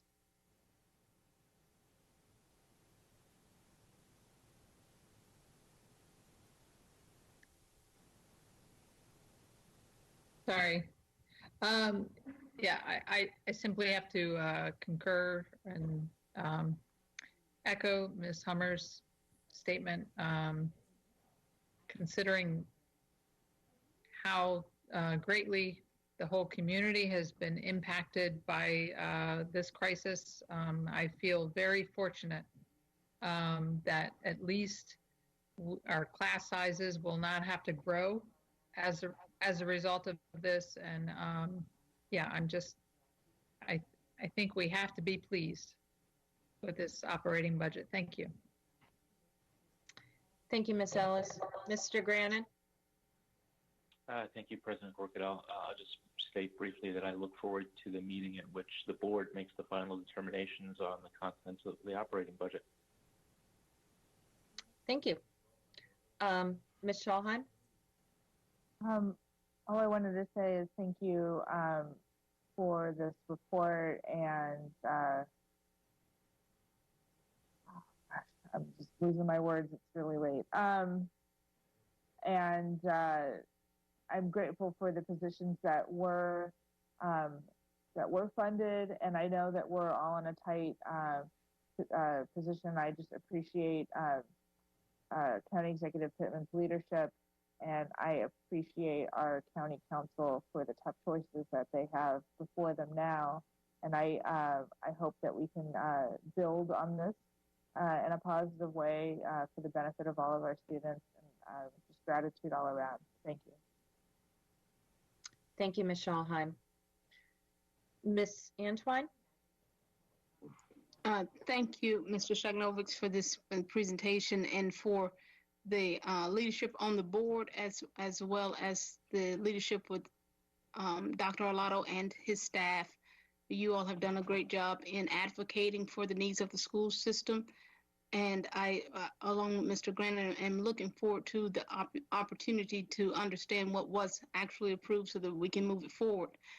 My question, Mr. Shagnovich, if I could, knowing now what is being recommended, maybe not approved yet by the council, but definitely recommended, are we looking for other options to fill gaps, especially in terms of our internet service support? I see here we have like virtual schools. We have the digital learning from the 21st century and the digital learning infrastructure. Could we use federal programs like CARES and the FCC's E-rates to support filling those gaps? Yes, ma'am. Those are all things that we're looking at, as well as some of the money that the governor received and some of the money that the county executive received also have permissible uses that include internet and digital connectivity. So we're exploring a variety of avenues. Thank you. Thank you, Ms. Antwine. Mr. Gilliland? Thank you, Madam President. Mr. Shagnovich answered all of my questions during Budget Committee on Monday, so I appreciate that opportunity then and certainly appreciate your presentation tonight. Thank you. Thank you, Mr. Gilliland. Mr. Lai? I have no comment or further questions.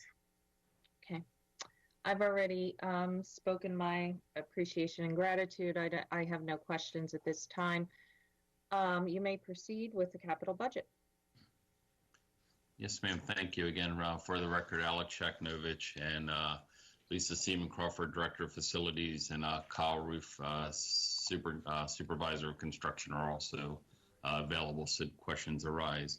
So the construct of this document is essentially it's a side-by-side listing the board's priority, the programmatic line item requirement, and I want to emphasize the word line item because capital budgets are in fact line item specified and contained. The third column is what the Board of Education requested, and the fourth column to the right is what is the county executive's proposal. This document always has a color scheme to it, so let me again briefly explain the color scheme.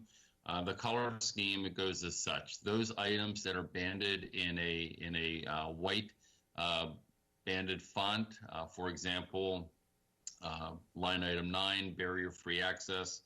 We asked for $350,000 and the board adopted a budget request, and $350,000 is what's contained within the county executive's recommendation.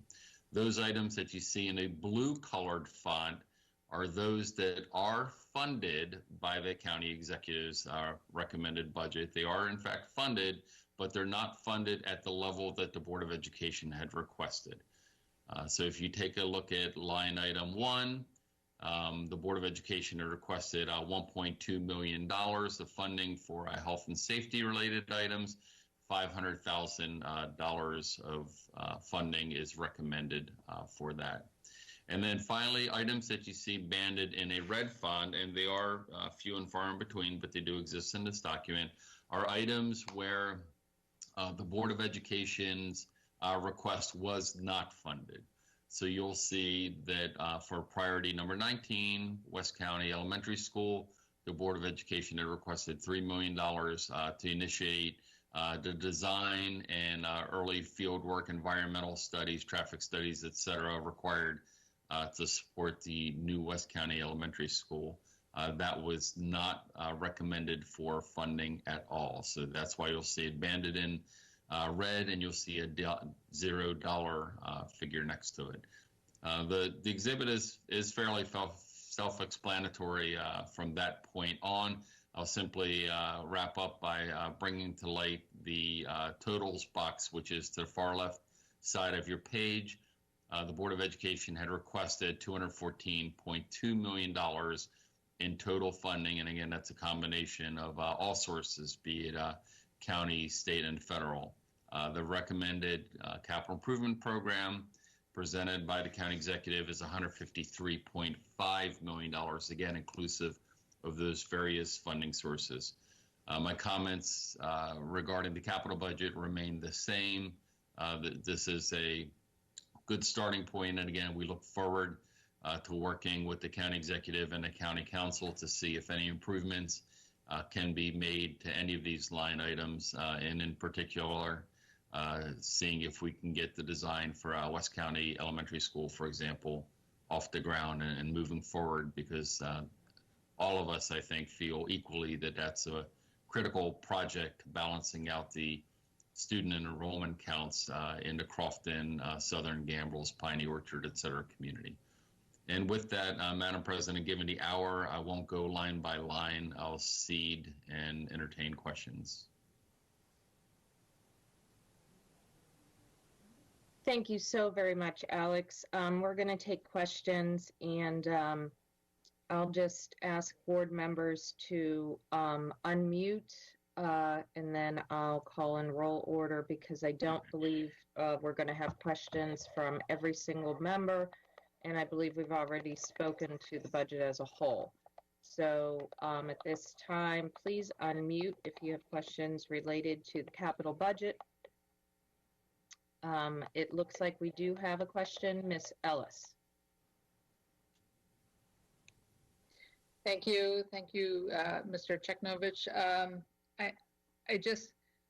I know in budget committee we went over the budget, the county executive's budget, but for purposes of for the public's benefit, excuse me, late hour.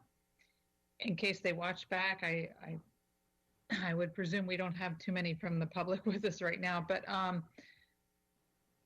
as happy as I was with the operating budget and the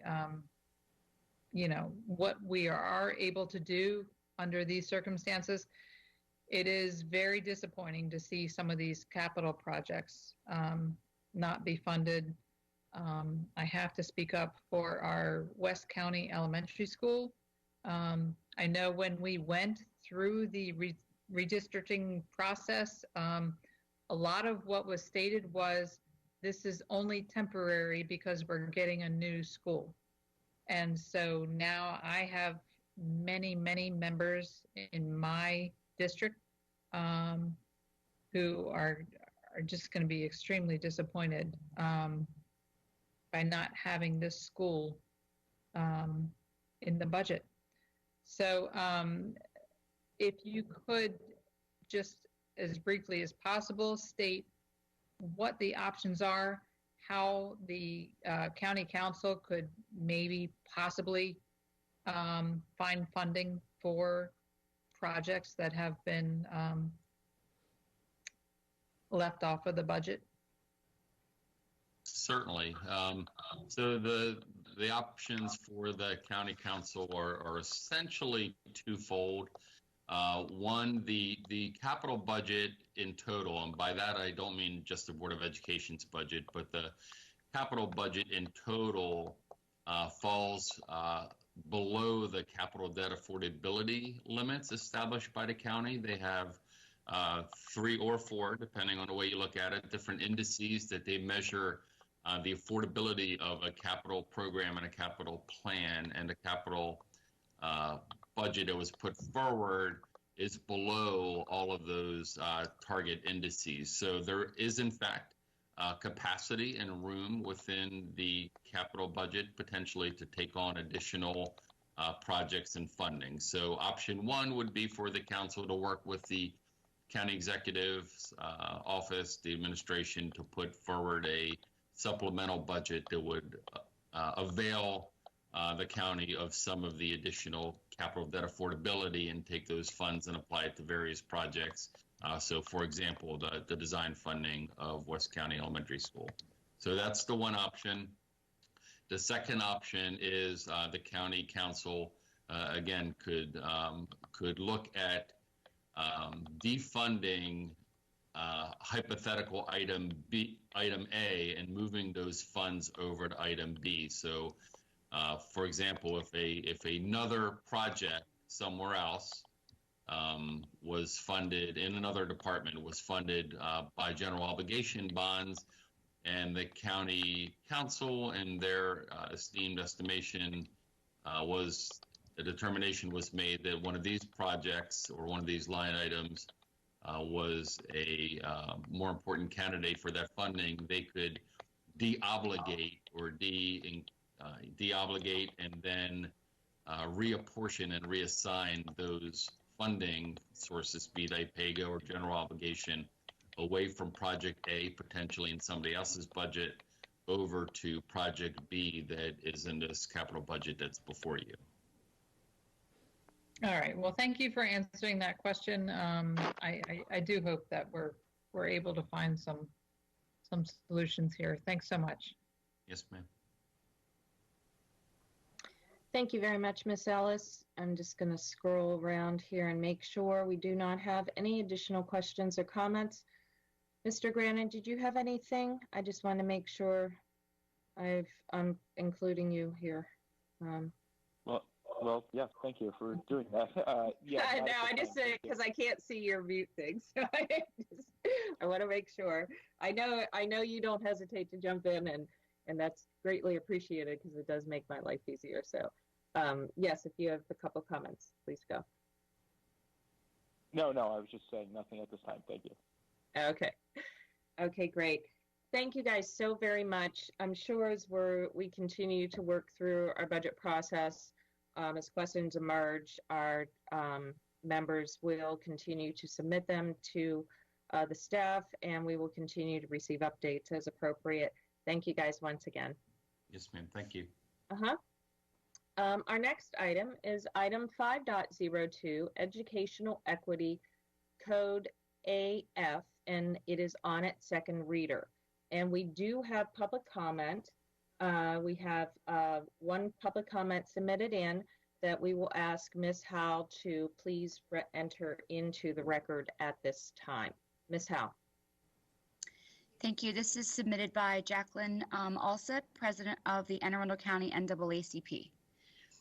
Superintendent Arlotto and Board of Education members, the Anne Arundel County branch of the NAACP fully supports the educational equity policy, Policy AF-Educational Equity, and Educational Equity Regulation, Regulation A-RA, Educational Equity, as written and submitted by the AACPS Office of Equity and Accelerated Student Achievement. Providing all students an equitable education has been a cornerstone of the NAACP since the organization's inception. The Educational Equity Policy and Regulation comply with the state's guidance on equity and, upon acceptance by the board, will send a clear message of the board's commitment to equity and the elimination of obstacles to assessing educational opportunities for all AACPS students.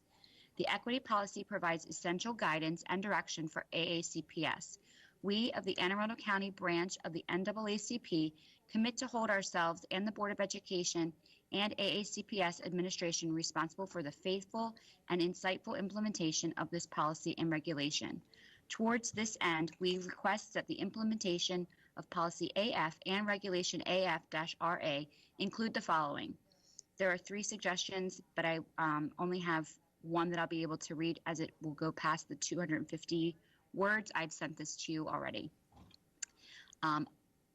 Include the following. A, provide quarterly public reports that specifically address how each of the procedures in Regulation AF-RA have been implemented and applied, what the intended outcomes of those actions were, and what the measured results have been. For example, and just as an example, procedure number 7 requires that an equity lens be used in all staff recruiting, hiring, and promotion retention processes.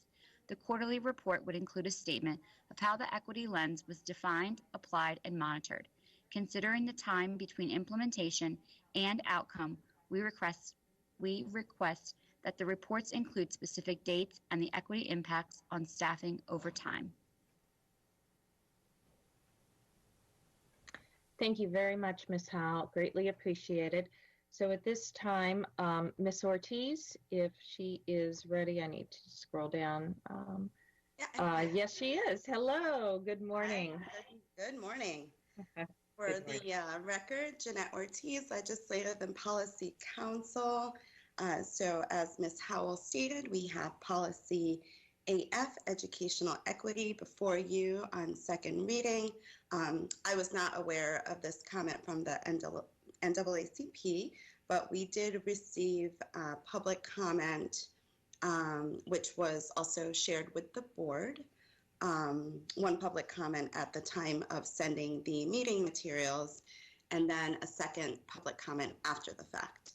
So to address the first public comment that we received,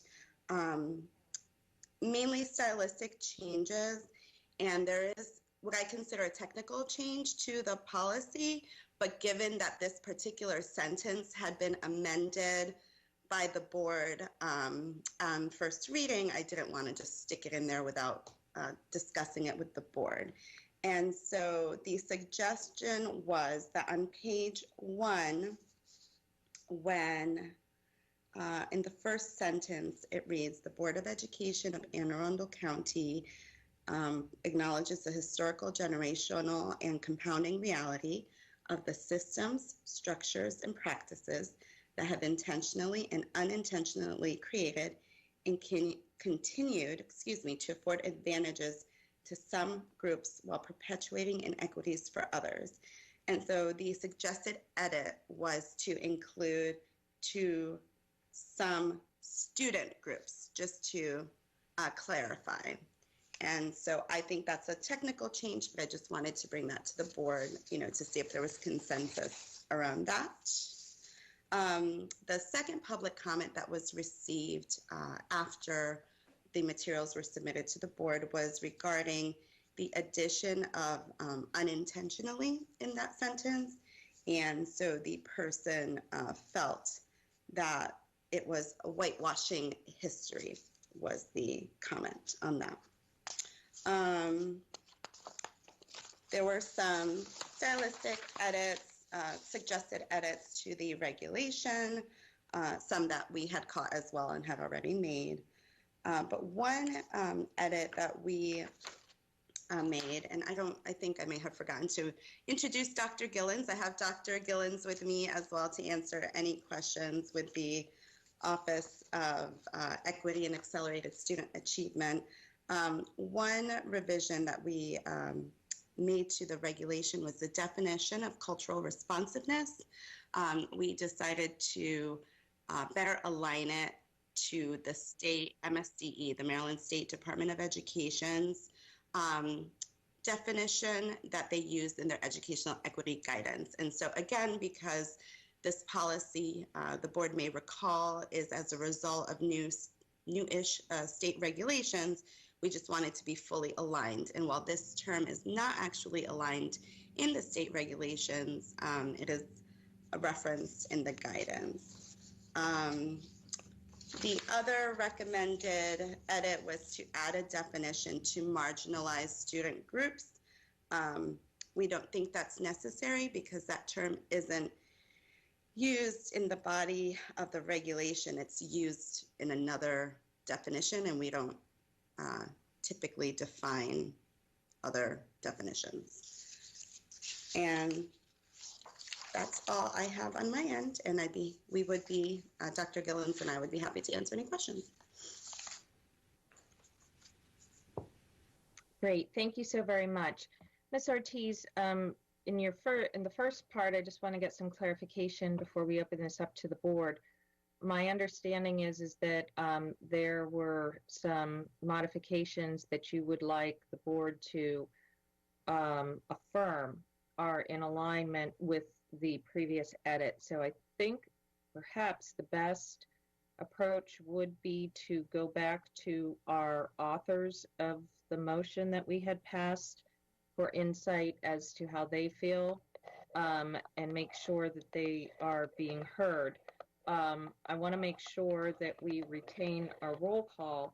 So, but before I do that, I would like the authors of that particular edit, and I've got to tell you at 2:09 a.m., it does elude me as to which member or members had initiated that. So if they could unmute, and it looks like maybe Miss Ellis may have, has unmuted, and we can address that and at this time.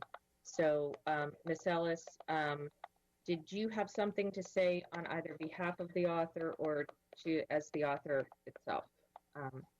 I had something to say about the comment that was received regarding the edit that I had requested, which was practices that have intentionally and unintentionally created and continued. From the day I became a candidate for the Board of Education, I have made it, I have been very intentional in learning about the issues of inequity. I have attended, I don't know how many now, Caucus of African American Leaders meetings and other events and I've sat with Dr. Gillens on multiple occasions. I have learned so much, and what I have become aware of is that yes, we have a very the history of this country did have there were intentional actions taken to oppress and marginalize people, but as time has gone on, there are also unintentional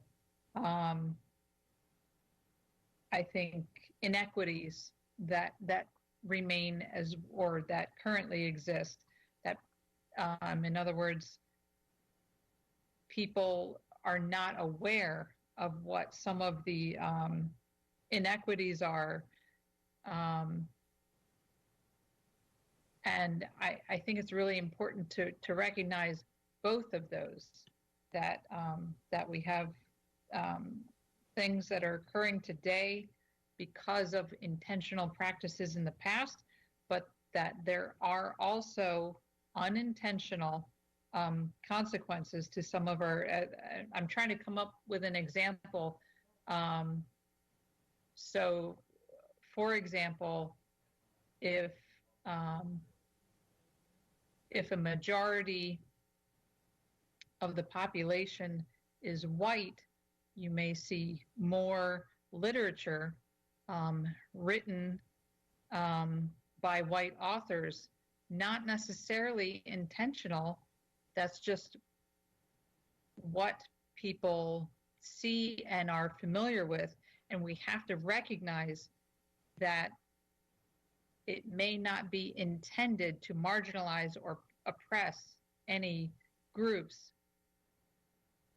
but that doesn't mean we don't need to recognize it and fix it. So I hope that explains my purpose for including both intentional and unintentional in the definition. I hope that makes sense. Thank you, Ms. Ellis. As it related to Ms. Ortiz's very first point, maybe you could reiterate that, Ms. Ortiz, what the technical edit request was. I want to make sure we dispose of, and have our debate of that and determine it before we go any further into the round robin of Q&A as it relates to that. So could you please state the amendment passed and the past language, and then what the proposal is so that we can get a better understanding. I just want to make sure we stay focused on that as one of our actions of priority. Sure, absolutely. So currently under B issue, it states the Board of Education of Anne Arundel County Board acknowledges the historical, generational, and compounding reality of the systems, structures, and practices that have intentionally and unintentionally created and continue to afford advantages to some groups while perpetuating inequities for others. And so the suggested language was to add students after some, so to afford advantages to some student groups while perpetuating inequities for others. Okay, I'm going to ask, as I said, I cannot recall offhand who the motion was made by, the amendment was made by, to do a determination. But what we can do in the interim of that would be, first off, I need to note for the public and for the benefit of the members, Ms. Schalheim has had a family emergency situation arise as we were meeting, and she did have to depart sooner. And so I want the public to make sure that they know and understand that, she will continue to diligently represent.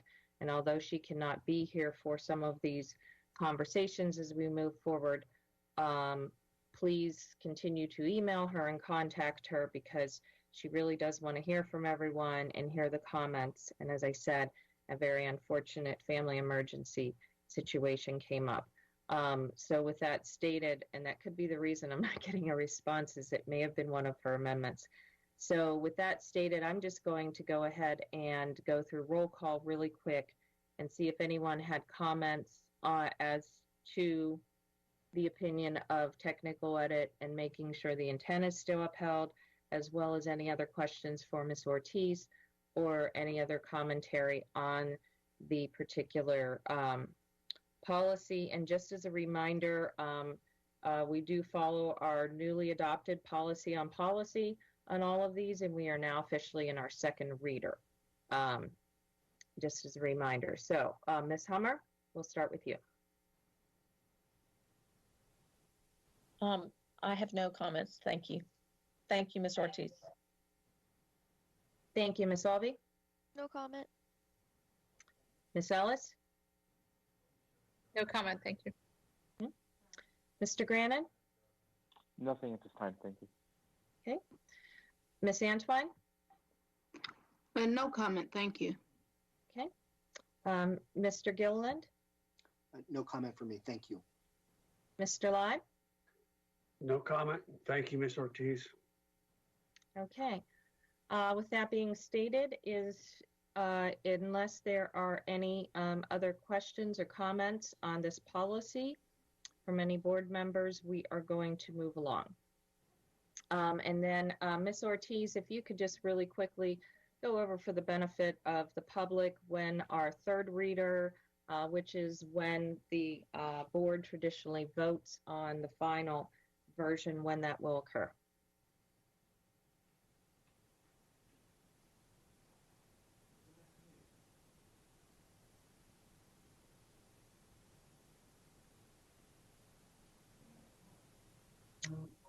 Not sure if Ms. Ortiz is still with us. But I'm not. Sorry. Oh, okay. Oh, no worries. I was just. It's the camera, not the mute.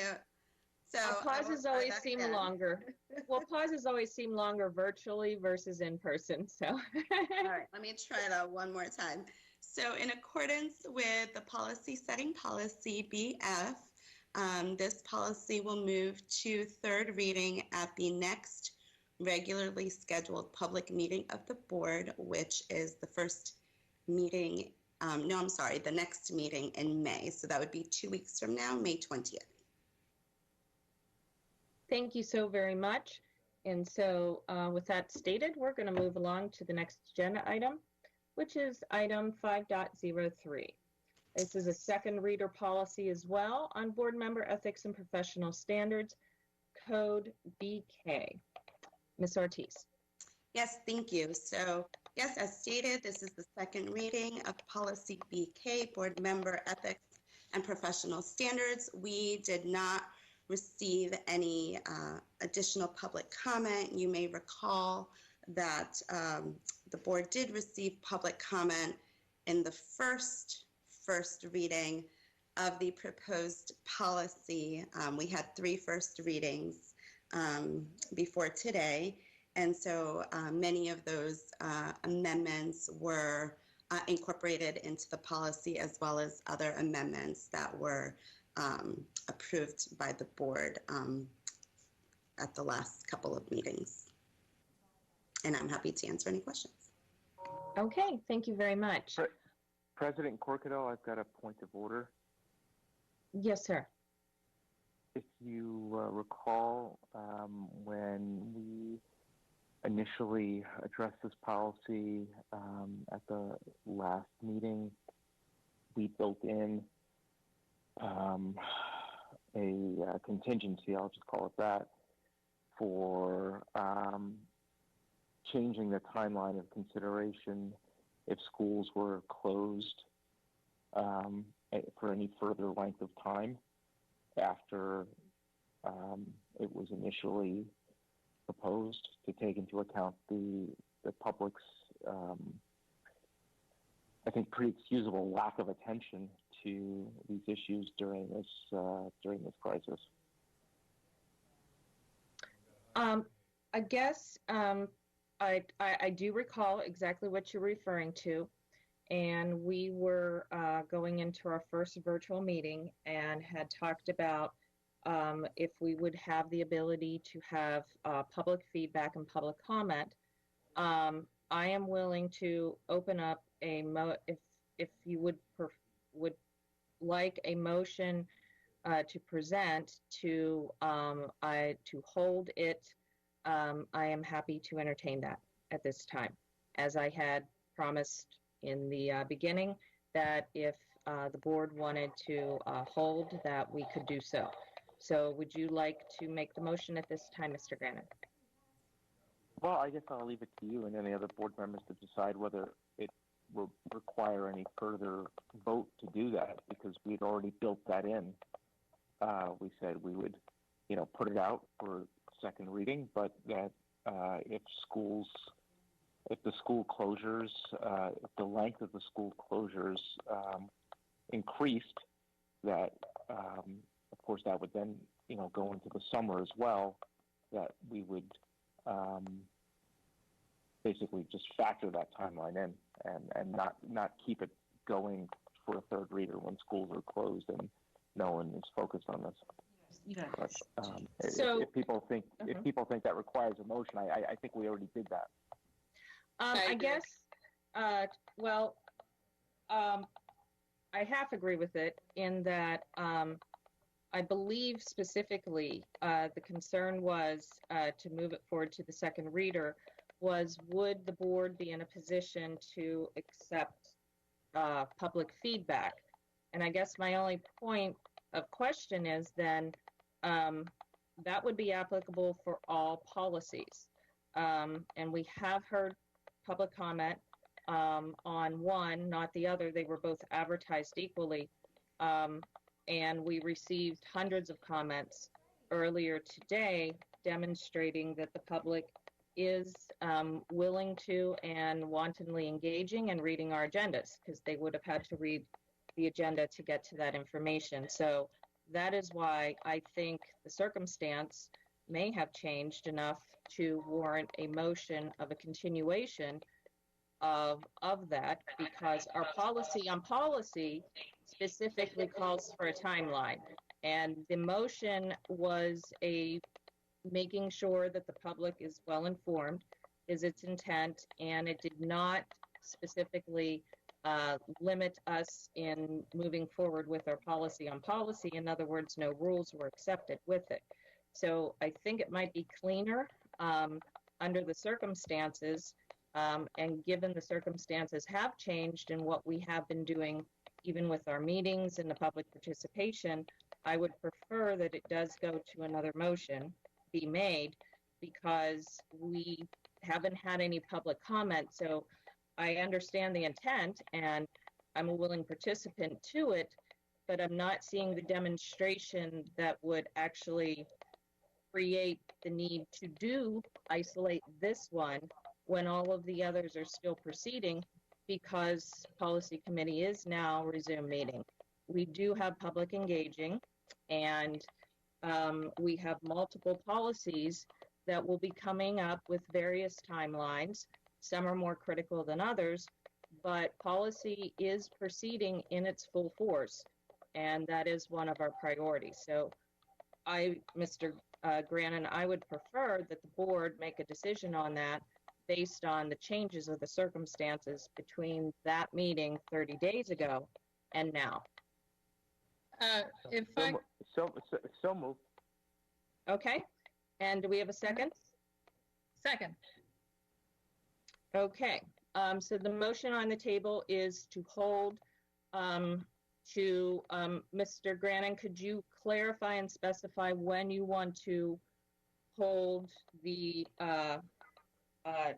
this, and I got to make sure it's in compliance with the policy, I guess is the other thing. I need to look that up. So while I'm doing that, if you could clarify your time preference on that motion, I will try to pull this up now.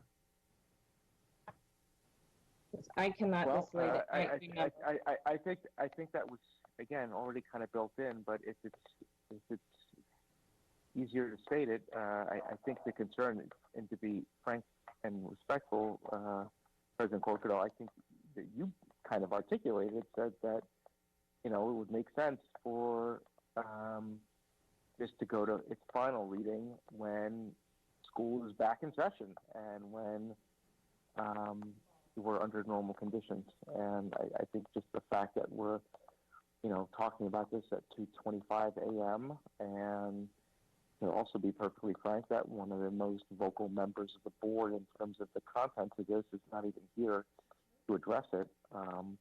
So yeah, I guess if we had to put a time frame on it, that I would say that this would not go into its third reading until we are back under normal school conditions. Okay, thank you for the clarification. I'm pulling up policy setting right now. Give me one quick second here. Isn't on a board member. Okay, policy development, superintendent, goodness, hold on. Policy adoption process. Okay. At the next regularly scheduled, the policy under section 3, which is page 3 and 4 of policy BF, states that at the next regularly scheduled public meeting of the board after a 30-day it shall be reviewed on a first reading at a regularly scheduled public meeting of the board. So that gets us to the first reader. After the first reading, the policy shall be posted on the website for the 30-day comment period within 2 business days of the policy receiving a first reading at a regularly scheduled public meeting of the board, or as soon as practical. Section C says, at the next regularly scheduled meeting after the 30-day public comment, the policy shall be placed on the agenda as a review item on second reading for discussion purposes. If the board makes substantive amendments to the policy on the second reading, the policy shall be posted for an additional public comment period until the next regularly scheduled public meeting of the board before taking final action. And then it says, at the next regularly scheduled public meeting of the board, after the board meeting in which the policy was reviewed on second reading, the policy shall be placed on the agenda as an action item on its third reader. The board shall take action on the recommended policy. If the board makes substantive amendments to it on the third reader, the policy shall be posted on the website for additional public comment period until the next regularly scheduled public meeting, where the board shall take its final action on a policy. So that is the policy on policy as we are stated right now. We do have a motion and a second on this. And we now have our point of information for some clarity. Ms. Hummer, you're first up on comment on the motion.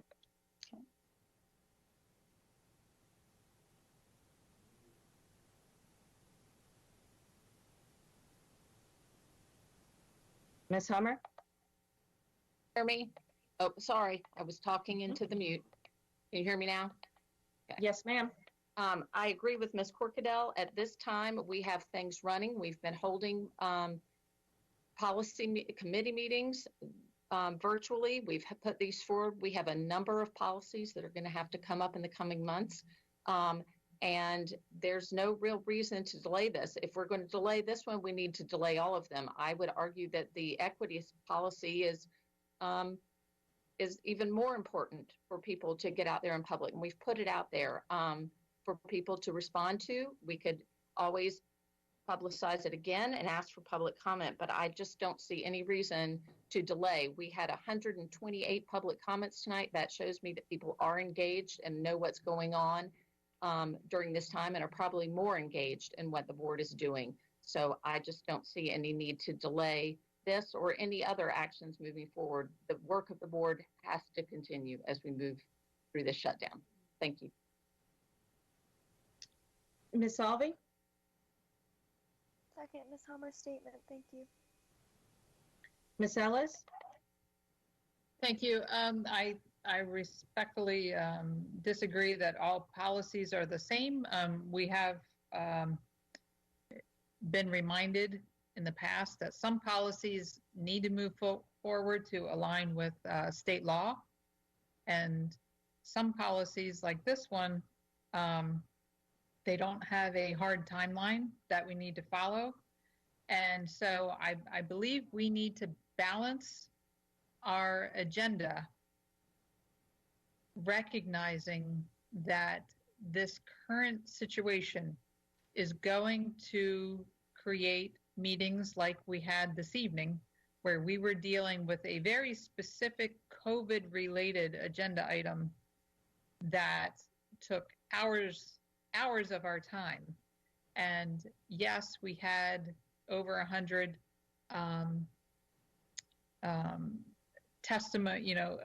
people testifying on that particular agenda item. That doesn't mean that people are fully engaged with what's going on throughout the school system. Right now, everyone is pretty hyper-focused on how this current crisis is impacting their students. So I don't think every agenda item can be weighed in the same way. I don't think every policy is as has the same time constraints. Some do need to move along, but at a time like this, I mean, it's no secret. 3 weeks ago, the grading issue came up on our agenda. It has received tons of attention, tons of testimony, emails over the last 3 weeks. We knew that this was going to be a very long evening. And Ms. Corkadell, you have said in the past that second reader is the best time to offer amendments after public comment. And I don't think any of us are in the best state right now to give this the attention that it needs. So I do think we need to be flexible. And when we have agenda items specifically that are COVID related, that end up taking so much of our time and attention, that we need to be able to postpone some of our agenda items. It is 2:30 in the morning. Thank you, Ms. Ellis. Mr. Grannon, you made the motion, so I will save your comment for last. And so with that, Ms. Antwine. Thank you. I do remember as well that we said that it was specific to the fact that we have some COVID-related items that need to get through the agenda. And to make the case that the public responded to educational equity differently than they did this one, I don't see that as a case at all. We always have very limited comments on our policies, and I've brought up in the past that maybe we should look for additional ways to ensure that the public has the opportunity to comment. If they had responded, for example, to the equity policy in the similar fashion as they did the press release on our grading, we could make a better case. However, we as a board, we seem to be making it a habit once the board decides something that we look for ways to overturn it. And for that reason, I want us to stay with what we voted on and be consistent in that. Thank you, Ms. Antwine. Mr. Gilliland? Thank you, Madam President. I will say, parenthetically, I think Mr. Grannon was spot on with, the comment about, whatever it is now, 2:30 something in the morning. And just, selfishly, I will say this is just not sustainable for us as a board to have meetings going this long into the night. And it's certainly not fair to staff and then ultimately not fair to the public either. So I get his point, and I think he's spot on with that, given the late hour. Having said that, my concern about postponing indefinitely is that it looks like this, based on Karen or Dr. Salmon's comments today, she even threw out the teaser that things aren't going to be normal probably until January 21. So having said that, I worry that, suspending the routine business as back burner as some of it is now indefinitely means that, we stall on some of the other things that we have to get done. I would also say if public comment is a concern, nothing precludes us from having public comment continue on this until third reader. We have done that before, so it's not that it would be unprecedented, but we can have something remain available for public comment and still maintain our third reading deadline.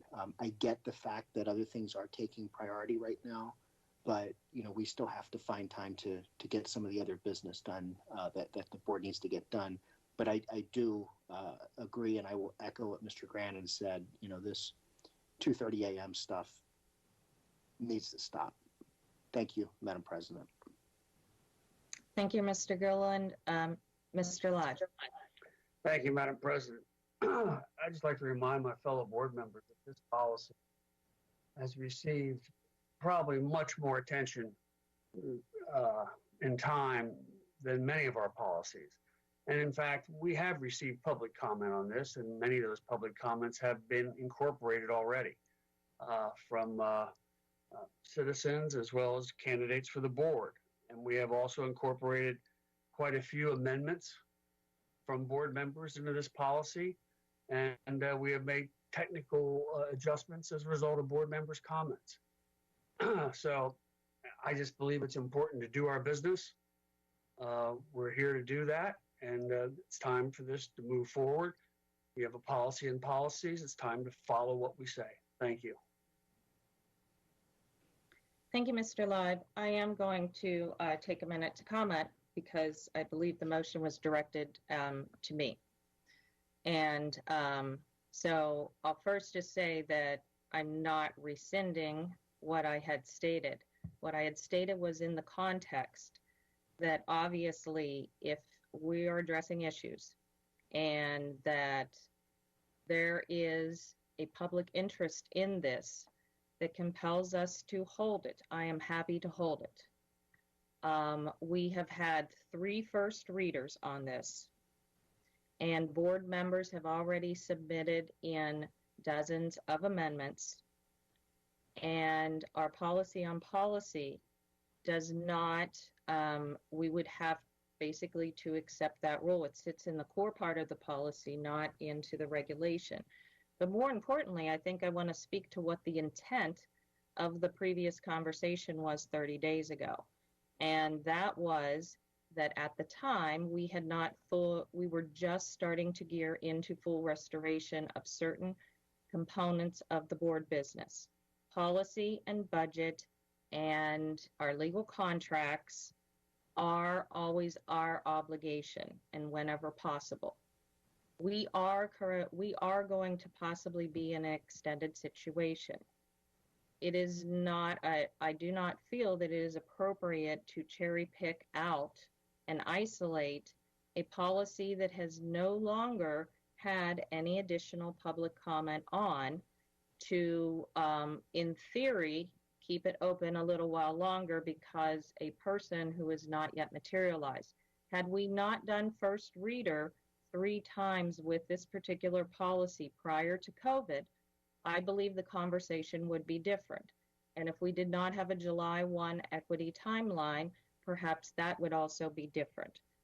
But I cannot equally apply for all members a litmus test that affords them their right of their policy recommendations, provided it follows the policy on policy, to have its right to get to a third reader and get to a vote.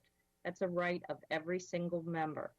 And I have not been presented with any evidence in and of itself that would indicate to me that my residents in my community, of the district that I represent, of the residents in all of Anne Arundel County, and the students and our employee body and otherwise are giving any indication that they have a problem with interacting with us on this policy, and that there is an existing barrier that would prohibit us from proceeding when others are. I understand the length and the duration of meetings, and I believe that is what Ms. Schulheim and I were discussing a little bit earlier in the evening, in that because we have COVID and emergencies, and we still have to operate a school to the best of our ability, and as much as we can bring normalcy to those processes, the better positioned we will be and the less risk we will have. And that's what I truly believe in my heart. And so I believe we could potentially set ourselves up, number one, for having violated our policy, and number two, is now getting in a habit of how do we determine with criteria. It's the same thing we ran into. I felt that I originally presented this board with an agenda, I will point out, that had nothing but absolute emergency. And I was quickly reminded that the department reports, for example, and other items that not all board members felt were too, appropriate to withhold. And so we proceeded and moved forward with that. Since that time, we have opened up and received very good feedback on our temporary situation. But not knowing exactly how we will be able to interact again on a regular basis. As I said, in this particular item, I'm hearing hypotheticals and theories about how differentiating one group to the other. But we've not established as a group a set of criteria that is hard, fast, number one. Number two is we acknowledge and recognized at the beginning of this COVID that we may need to meet in additional times, and additional time is being asked of every single LEA across the state. It is intensive, but at the end of the day, the residents asked us to step up, and we asked them for the opportunity to step up and do these jobs, including in states of emergency. And I honestly think that this would be a poor precedent and not in the spirit of intent of the original conversation. And I don't believe that the technicality of the transparency of the intent of this policy rises to that level. And I respect the differences of Ms. Ellis and Mr. Grannon, the author of it, and appreciate Ms. Antwine and Mr. Grannon bringing to my attention the previous. It was not actually a board motion because we do not have motions on our policies in their readers. We have motions on amendments. And so I'm a person of my word. I do not recognize, however, based on the evidence that I am seeing, that the condition by which the discussion had occurred and my interpretation of that is still in existence. Are we still in COVID? Yes. But have we developed a system that I believe is working effectively? Is it perfect? No. And as I will point out, 3 readers, no additional amendments were submitted in advance by any board members, and no additional comments has come in, and this is the 30-day period after two prior 30-day periods. So I'm not seeing the lack of transparency and interaction that I saw the potential of when we had that. So I will not be voting for this, and would think it does make sense to move it forward to its 3rd reader. Otherwise, as I said, we're picking and choosing which members get their policies passed and not. And there are other policies that are not going to be with the July 1 deadline coming up upon this board at possibly at the next board meeting or definitely the one after. So this is going to either be a circular conversation every time it comes up with absolutely no equity in hand between the members, or we can decide that policy is important to this board and it's important for us to continue to move forward because we are behind in our overall intent. And Come as on, I said, Michelle, stop. So, yes, I'm done. Mr. Grannon, you have your last say. Yeah, thank you, President Corker. I'll just state that, building into the point about, transparency, we told the public that the timeline of this would change if schools closed further.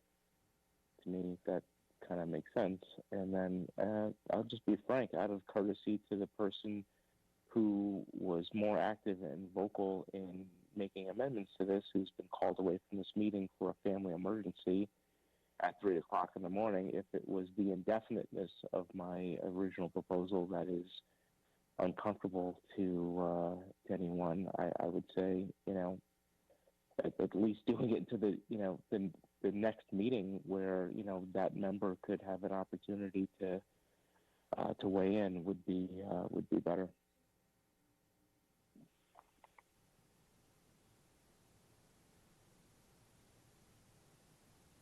Okay, it's appreciated and noted. I don't see any other comments coming in. So, Ms. Howe, please call roll. Ms. Hummer? Nay. Ms. Alvey? Nay. Ms. Ellis? Aye. Mr. Grannon? Aye. Ms. Antwine? Aye. Mr. Gilliland? No. Mr. Live? No. Ms. Corkadell? Nay. Motion fails. 3. Thank you. Mr. Grannon, if you would permit me, I am happy to make an alternative motion that I believe will meet the spirit and intent of the absent member while maintaining the spirit and intent of our policy, if I may. Please. One of the problems I had with the motion and the moving forward has to do with our ability to manage the policy on policy. However, based on what I am reading here, it appears that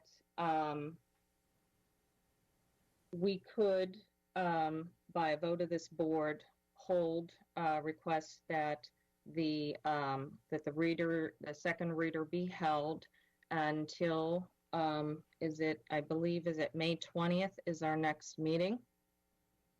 I need to pull a calendar up here.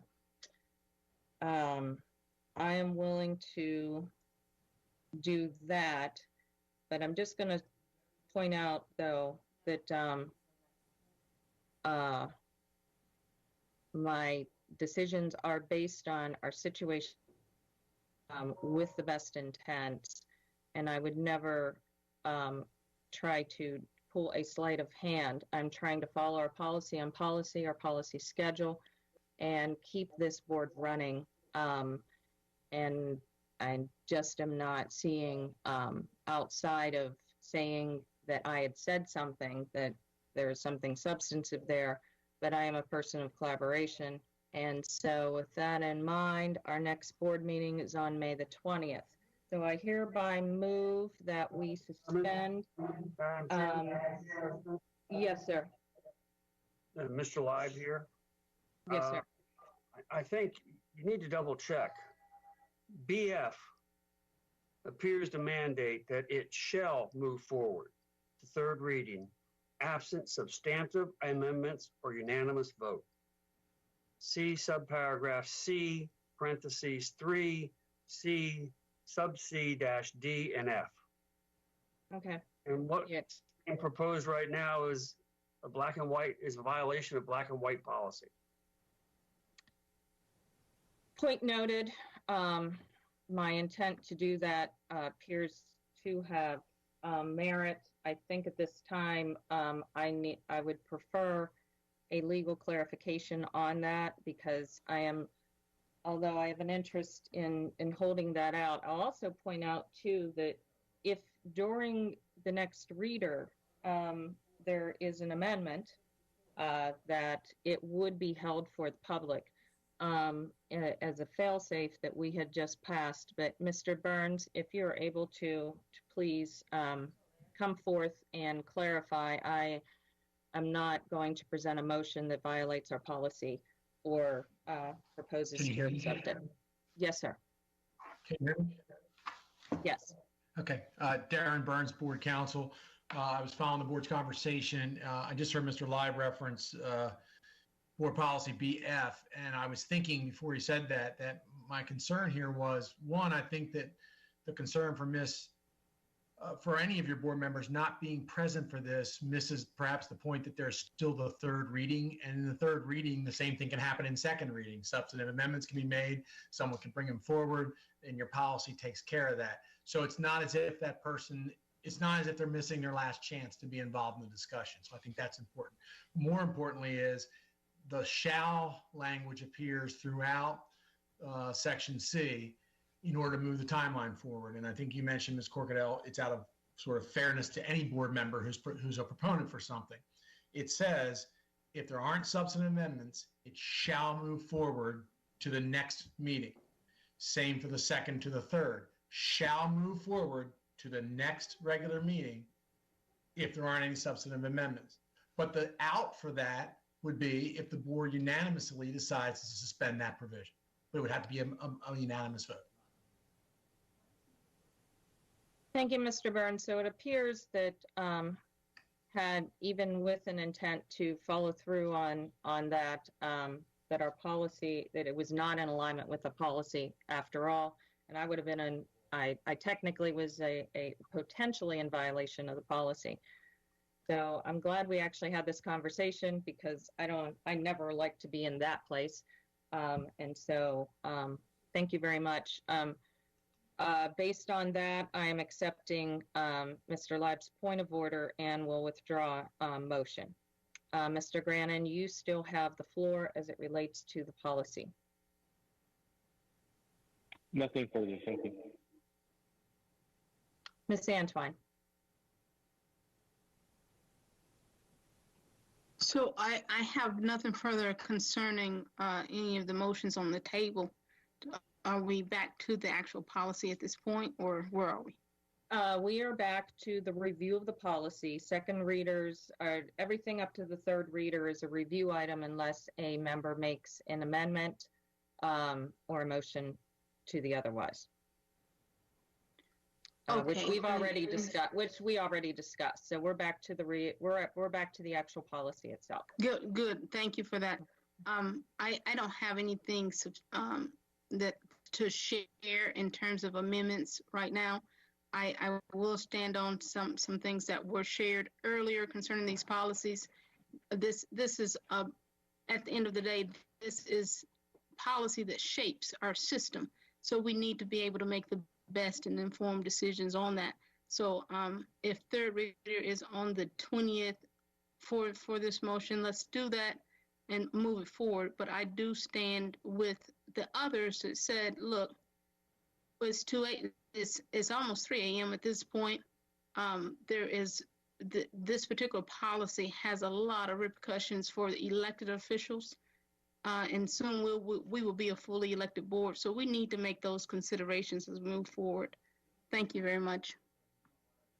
Thank you, Ms. Antime. Mr. Gilliland?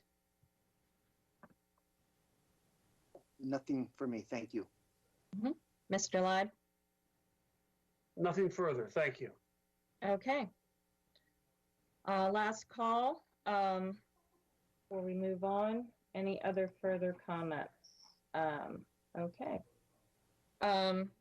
Seeing none, our next item is item 5.04, administrative personnel appointments. Dr. Alato. Yes, ma'am. Thank you. I recommend board approval of that the personnel listed on the attached sheet be promoted and or appointed. So moved. Second. We have a motion and a second. Any comments from board members? President Cocardell, if we're not going in order, I did have some questions, please. Yes, ma'am. You may.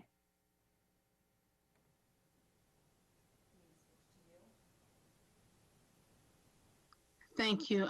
My first question would be, I saw a couple of pages of requests for resignations. Were these resignations after the budget decisions that were made? Would you know? I'm not sure that I have an answer, but we are currently on, if I'm not mistaken, administrative personnel appointments 5.04, and I think you're referring to personnel at 5.05. Is that right, Ms. Antwine? My apologies, Dr. Alato. I will reserve my questions then till that point. Thank you. We'll be there in just a second. Yes, ma'am. Thank you.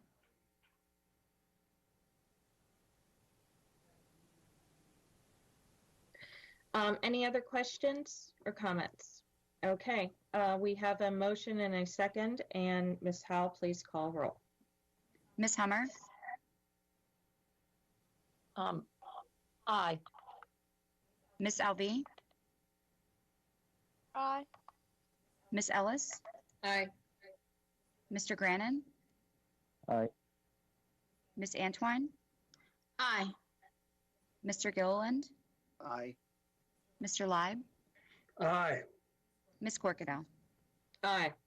Motion passes 8-0. Okay, item 5.05, personnel. Dr. Alato. Yes, ma'am. Thank you. I recommend that the board approve the actions as stipulated on the attached sheets. Do I have a So motion? moved. Okay, second? Second. Okay, a motion and a second. Any board comments? Seeing none, Ms. Okay. I just have the questions. Were the resignations put in after the budget announcement? Would you know? I don't believe, I believe these were all prior, because the budget announcement didn't come out until Friday. And this is all information we had prior to Friday.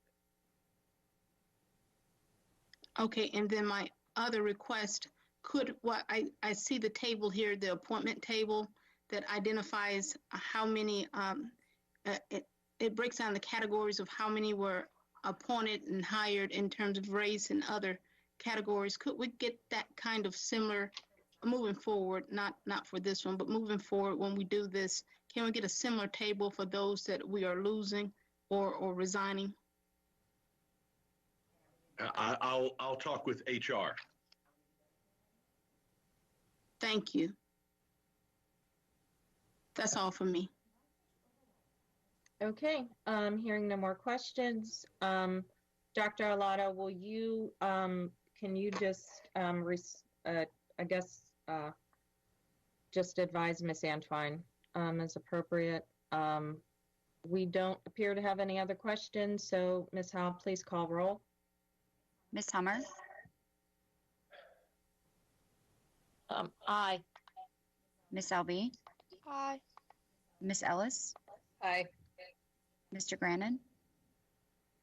Aye. Ms. Antwine? Aye. Mr. Gilliland? Aye. Mr. Leib? Aye. Ms. Corkadell? Aye. Motion passes 8-0.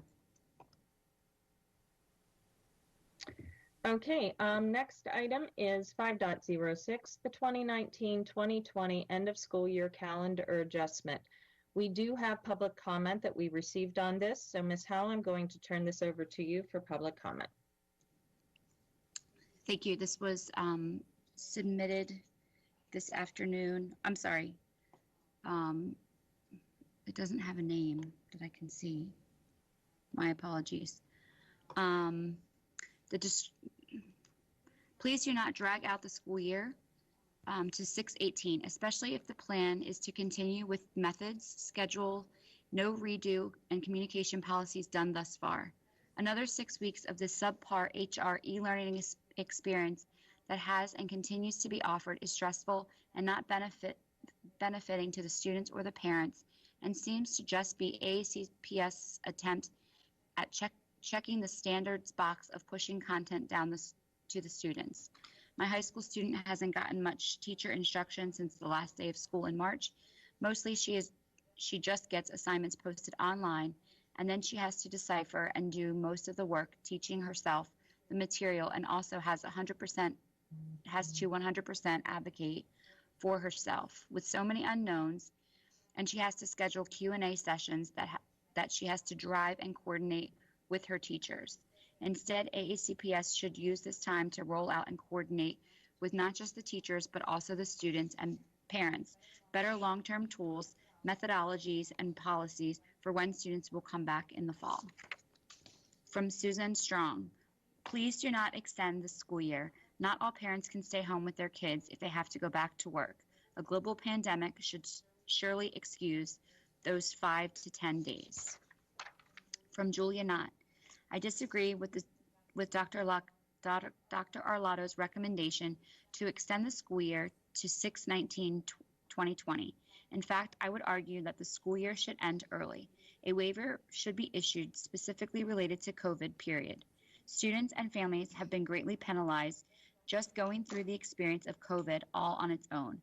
Compound with the virtual learning experience and social isolation, our kids are struggling. Schoolwork has been exciting in the beginning, but it's now become a dreadful routine for all of us. Extending this entire experience benefits no one. It's no one's fault that the students were not in a classroom setting for the 10-day span of figuring it out. Extending the school year in its current format is punitive, exhausting, and does nothing to enhance any student's education. From Julia Michael, I just received an email from Anne Arundel County Schools that Dr. Arlotto is requesting an extension for schools to June 18th to cover the days out of school missed due to COVID-19. He states the students missed 10 days of instruction. School did not start until April 14th, so the students actually missed 18 days of instruction. Based on this, the students would be in school until June 25th. Please correct this situation with extending the school year until June 20th. Submitted by Tracy Bochetta. My opinion is to not extend the school for any additional 5 days. In the grand scheme of the world, it's not going to make a difference. It will put more pressure on parents and children. Just end it. Thank you.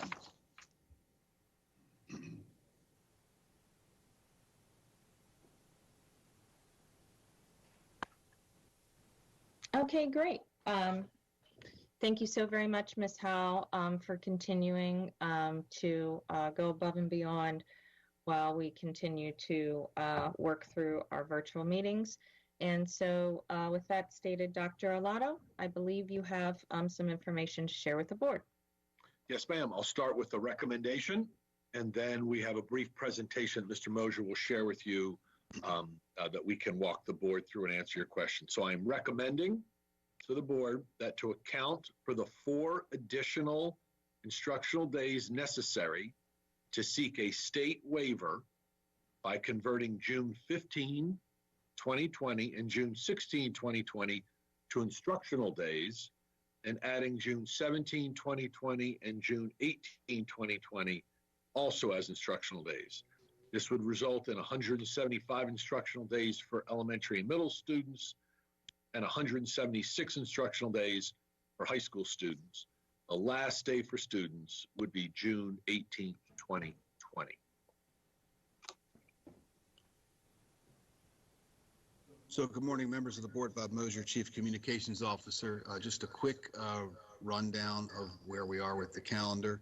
By way of background, the board approved calendar for the 2019-20 school year does contain the required 180 instructional days for students. High schools were scheduled to be closed on the day of their graduations. The board built in 2 inclement weather days into the calendar, neither of which were used, and built a 3rd conditional inclement weather day into the calendar. That was also unused. That day, as you'll see in a minute, is not available to be used to accommodate the waiver because we went to school on that day. That was in March. So the last day of instruction for students is currently June 16th. So the impact of the shutdown, we lost, schools have been closed since the 16th of March.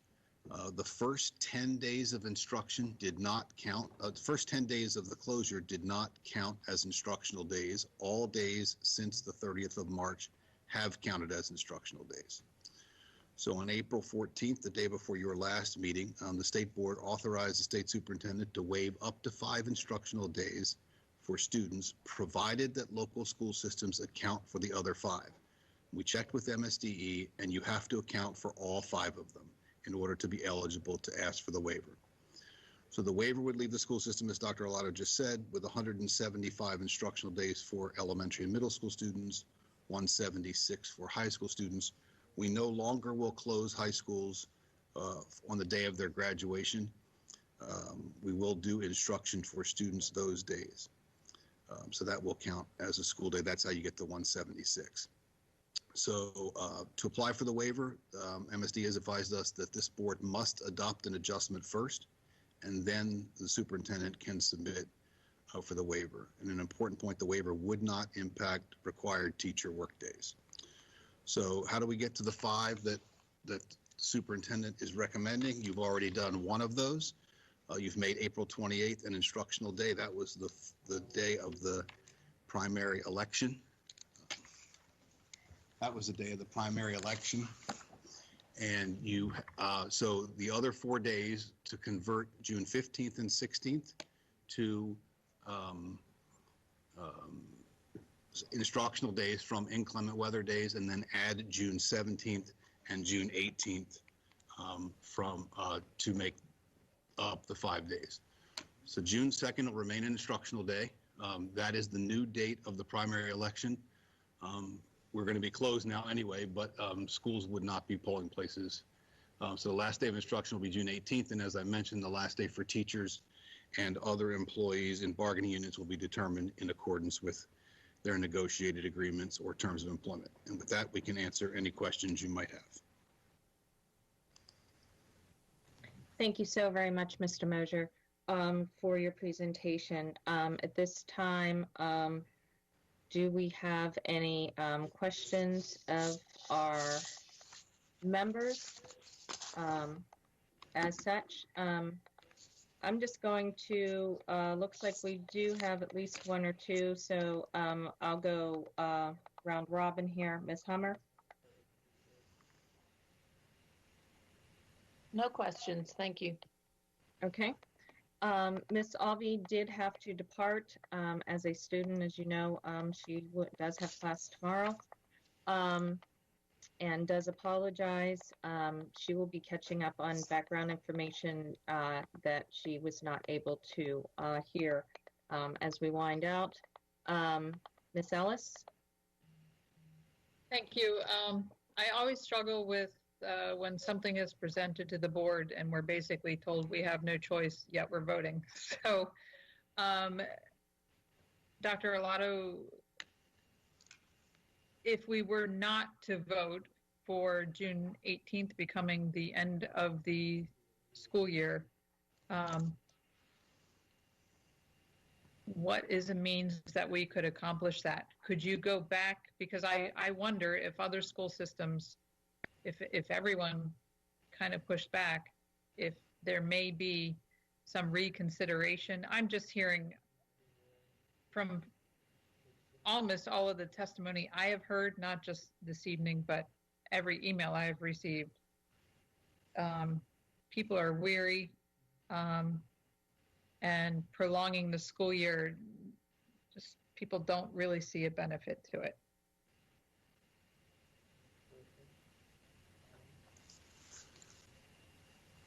So if you don't account for the 5 days, you cannot ask for the waiver, which means you're going to tack 5 more days onto the end of the school year. The state law requires that students are in class 180 days. The state board has given the state superintendent the ability to waive 5 of those to get you down to 175, but this board has to account for the other 5 to get the 5 that Dr. Salmon can give you.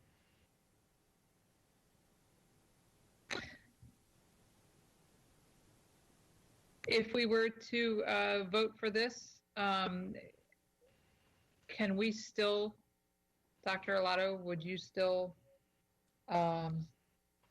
take a message from the board to the state superintendent that our families are seeking some relief and that we would prefer to end a little earlier? Well, I've already shared that sentiment with the state superintendent, but I'm glad to share that sentiment again. In terms of the vote is, the calendar is in the purview of the board.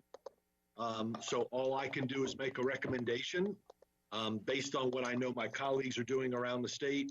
Everybody appears to be adjusting their calendar accordingly to gain that 5-day waiver that he's offered. Obviously, I think all of us would have loved the idea of a 10-day waiver, but that was not granted. So we're moving forward with what we have in hand, which is the possibility of a 5-day waiver. Okay. But certainly the board could vote it down, and we're still obligated to have our children in school for 180 days. That's perplexing to me. So if I were to vote for this, I would ask, and hopefully my fellow board members agree, that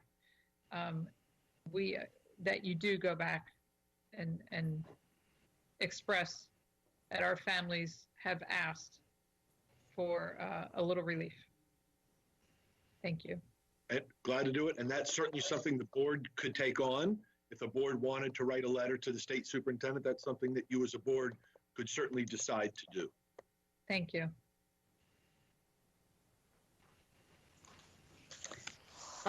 Okay, seeing no further from Ms. Ellis, Ms. Antoine, I'm sorry, Mr. Grannon?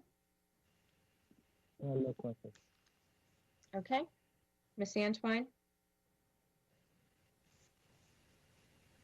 So thank you, President Corkdale, and thank you, Mr. Moser and Dr. Arlotto, for the presentation. Based on what I'm seeing here, we will be extending our calendar from Tuesday to Thursday in that 3rd week of June, correct? Correct.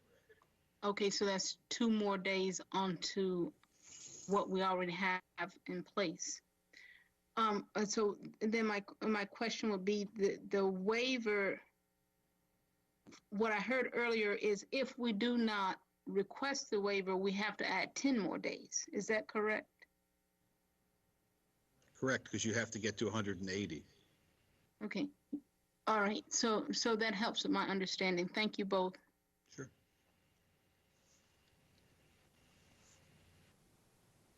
Thank you, Ms. Antwine. Mr. Mr. Gilliland? Sorry, I'm getting my Nothing G's for me. confused a little bit. It's fine. Nothing for me. Thank you. Okay. Mr. Live? Yes, Madam President. You know, I concur with Ms. Ellis. It's tough being put between a rock and a hard spot, but that's where the state board has put us. So I would think all of us can come to a consensus that let's vote for the calendars presented by the superintendent and Mr. Mosier and the Board of Education, President Corkerdale. We send a letter to the state board expressing our objection and recommending the 10-day waiver, and make it, as Dr. Arlotto suggested, from the Board of Education to the State Board of Education. And we also inform our sister and brother colleagues in the other counties of our intention and see if we can get them to join in as well. Thank you. Mr. Live, are you making a motion? Was that a motion or a suggestion to lead into the motion? Because I don't have any technical questions, and I'm inclined to agree with that. The idea of the letter. I think it's consensus. I don't think we need a motion. Correct. So does the board have consensus? I'm seeing Ms. Hummer is pulling out of mute. Yes, Okay. I concur. Okay. So I would like, I think Ms. Ellis and Mr. Live, the two of you had expressed an interest in this, and I'm going to ask if you guys wouldn't mind in collaborating on a draft with Ms. Howe, and then at which time it is complete to send around the final draft for eyes of the board. And barring any concerns, we'll get it out haste fast. Are you guys in agreement with that? That's acceptable to me. Yes, sure. Thank you. Okay. Thank you guys very much for stepping up. I know we've got a lot on our plate. Greatly appreciated. So with that consensus in mind, I have no, as I said, further questions, and we're willing to entertain a motion at this time. I move to approve the superintendent's recommendation. Second. Okay, we have a motion and a second.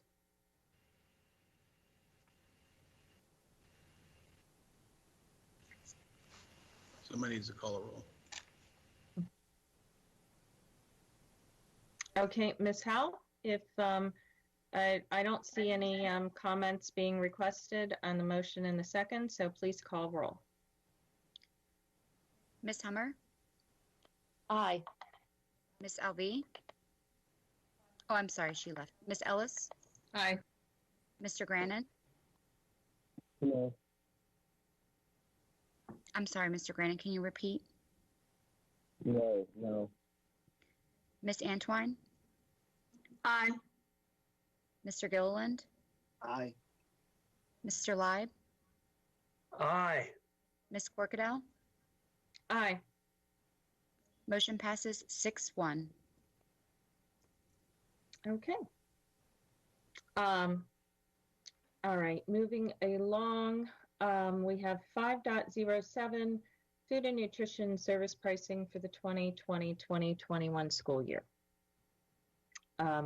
Dr. Arlotto and staff. Yes, ma'am. Thank you. I'm recommending I'm recommending to the board, no increase in food and nutrition service pricing for the 2020-2021 school year. So moved. Second. Eric. Is now exiting. Okay, we have a motion and a second. Do we have any comments, Mr. Gilliland? It appears you do. And did you have a comment? No, I'm sorry. I go back. I do. I call the question. Okay. Question has been called. Do we have consensus on that, folks? Yes. Okay, I'm not seeing any opposition on that. Let's get this. Wait. Okay. Oh, I can't get it to unmute. I have one quick question. Mr. Gilliland, can I ask it really quick? Sure. Dr. Arlotto, how many years in a row is this that we have not raised our meal prices because they're so amazing in managing their program? Mr. Sheknovich, is this year 7? Yes, this will be the 7th year we've been able to manage this. So I just want that said, even at 3 o'clock in the morning, that's amazing. So thank you. Oh, let me correct that. On the yellow sheet, it says 6. For some reason, I thought 7th, but it does say 6. I want to make sure I give you the right information, Ms. Hummer. So it is the 6th consecutive year. Okay. So let's vote. Okay. Ms. Howell, please call roll.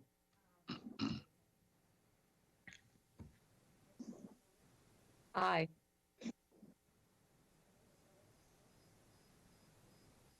Aye.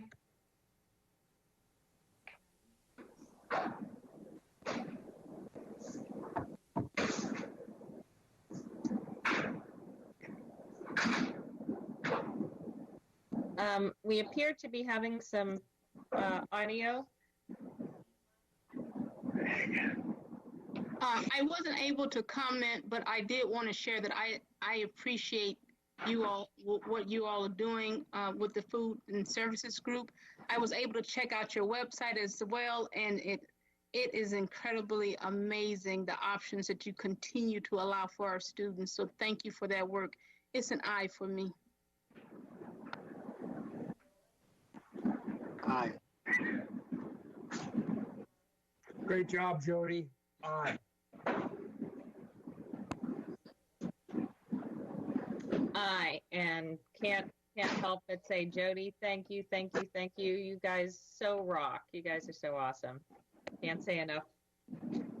Thank you.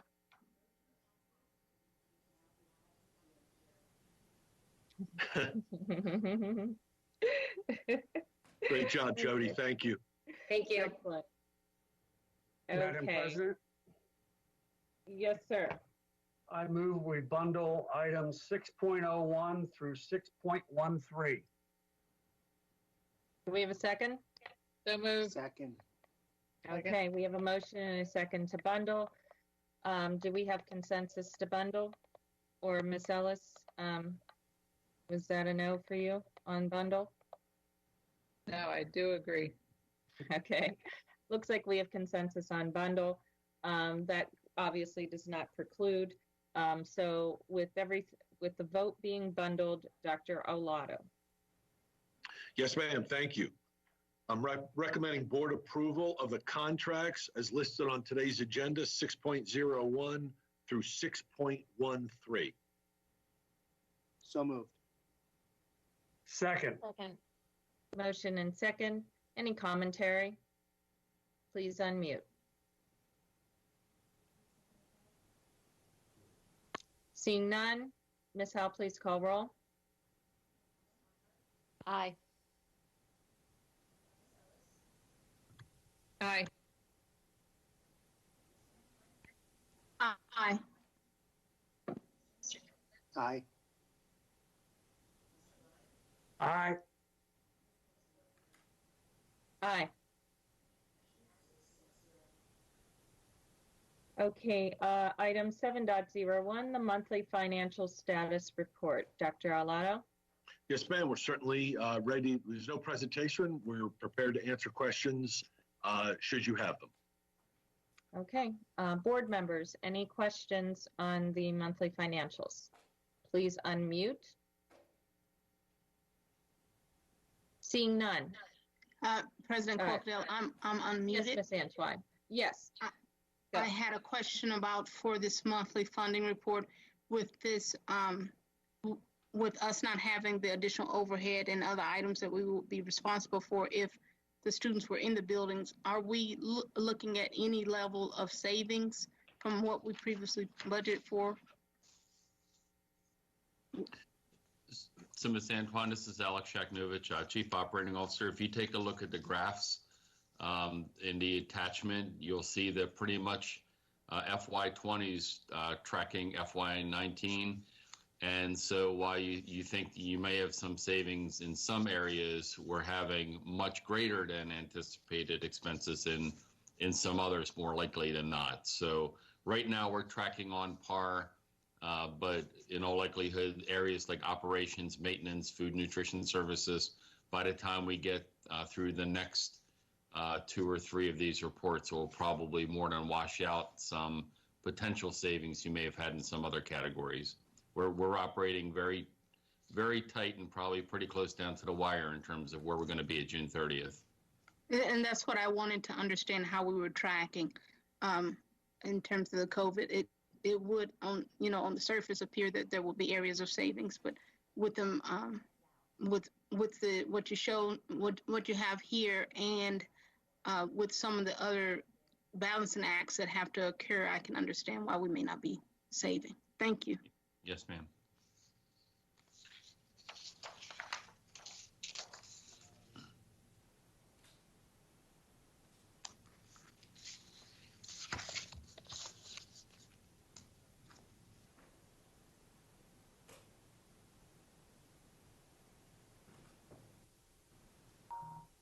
Think you'll need to unmute.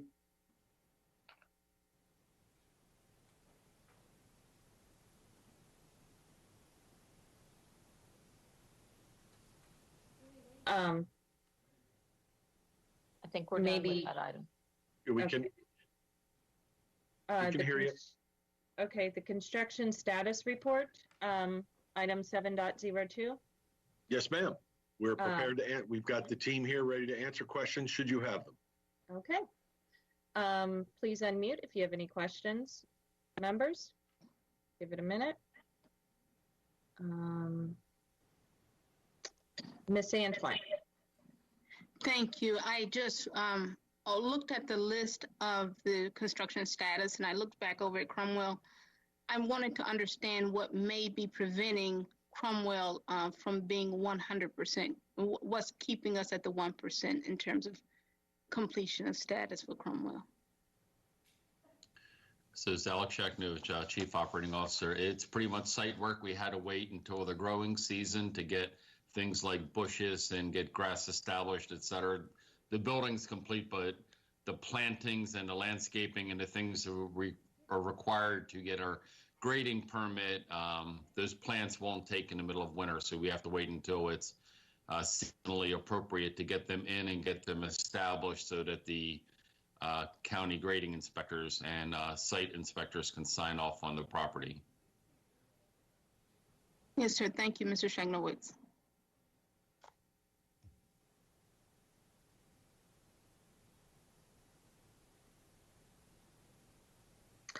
Thank you. Any further questions? I'm not seeing any. Okay, with that in mind, we are good to go on construction status report. And then lastly, item 7.03, the award of contracts. Dr. Alato? Yes, ma'am. We're prepared to answer any questions the board may have. Thank you very much. Do we have any board questions regarding the award of contracts? Seeing none.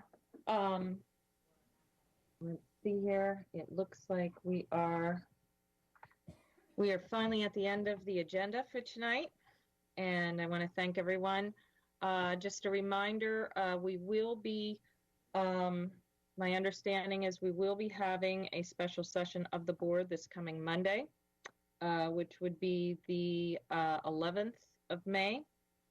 And details of that will be released to the public at the appropriate time. And our next regularly scheduled board meeting is going to be on Wednesday, May the 20th, with the policy committee meeting at 4 p.m. earlier that day, and the budget committee meeting at 4:45 on the same day prior to the meeting. I want to thank everyone for attending, and I believe that is it for the announcements. I can entertain a motion to close. So moved. Second. Okay, we have consensus. The board meeting is officially closed up. Thank you, everyone.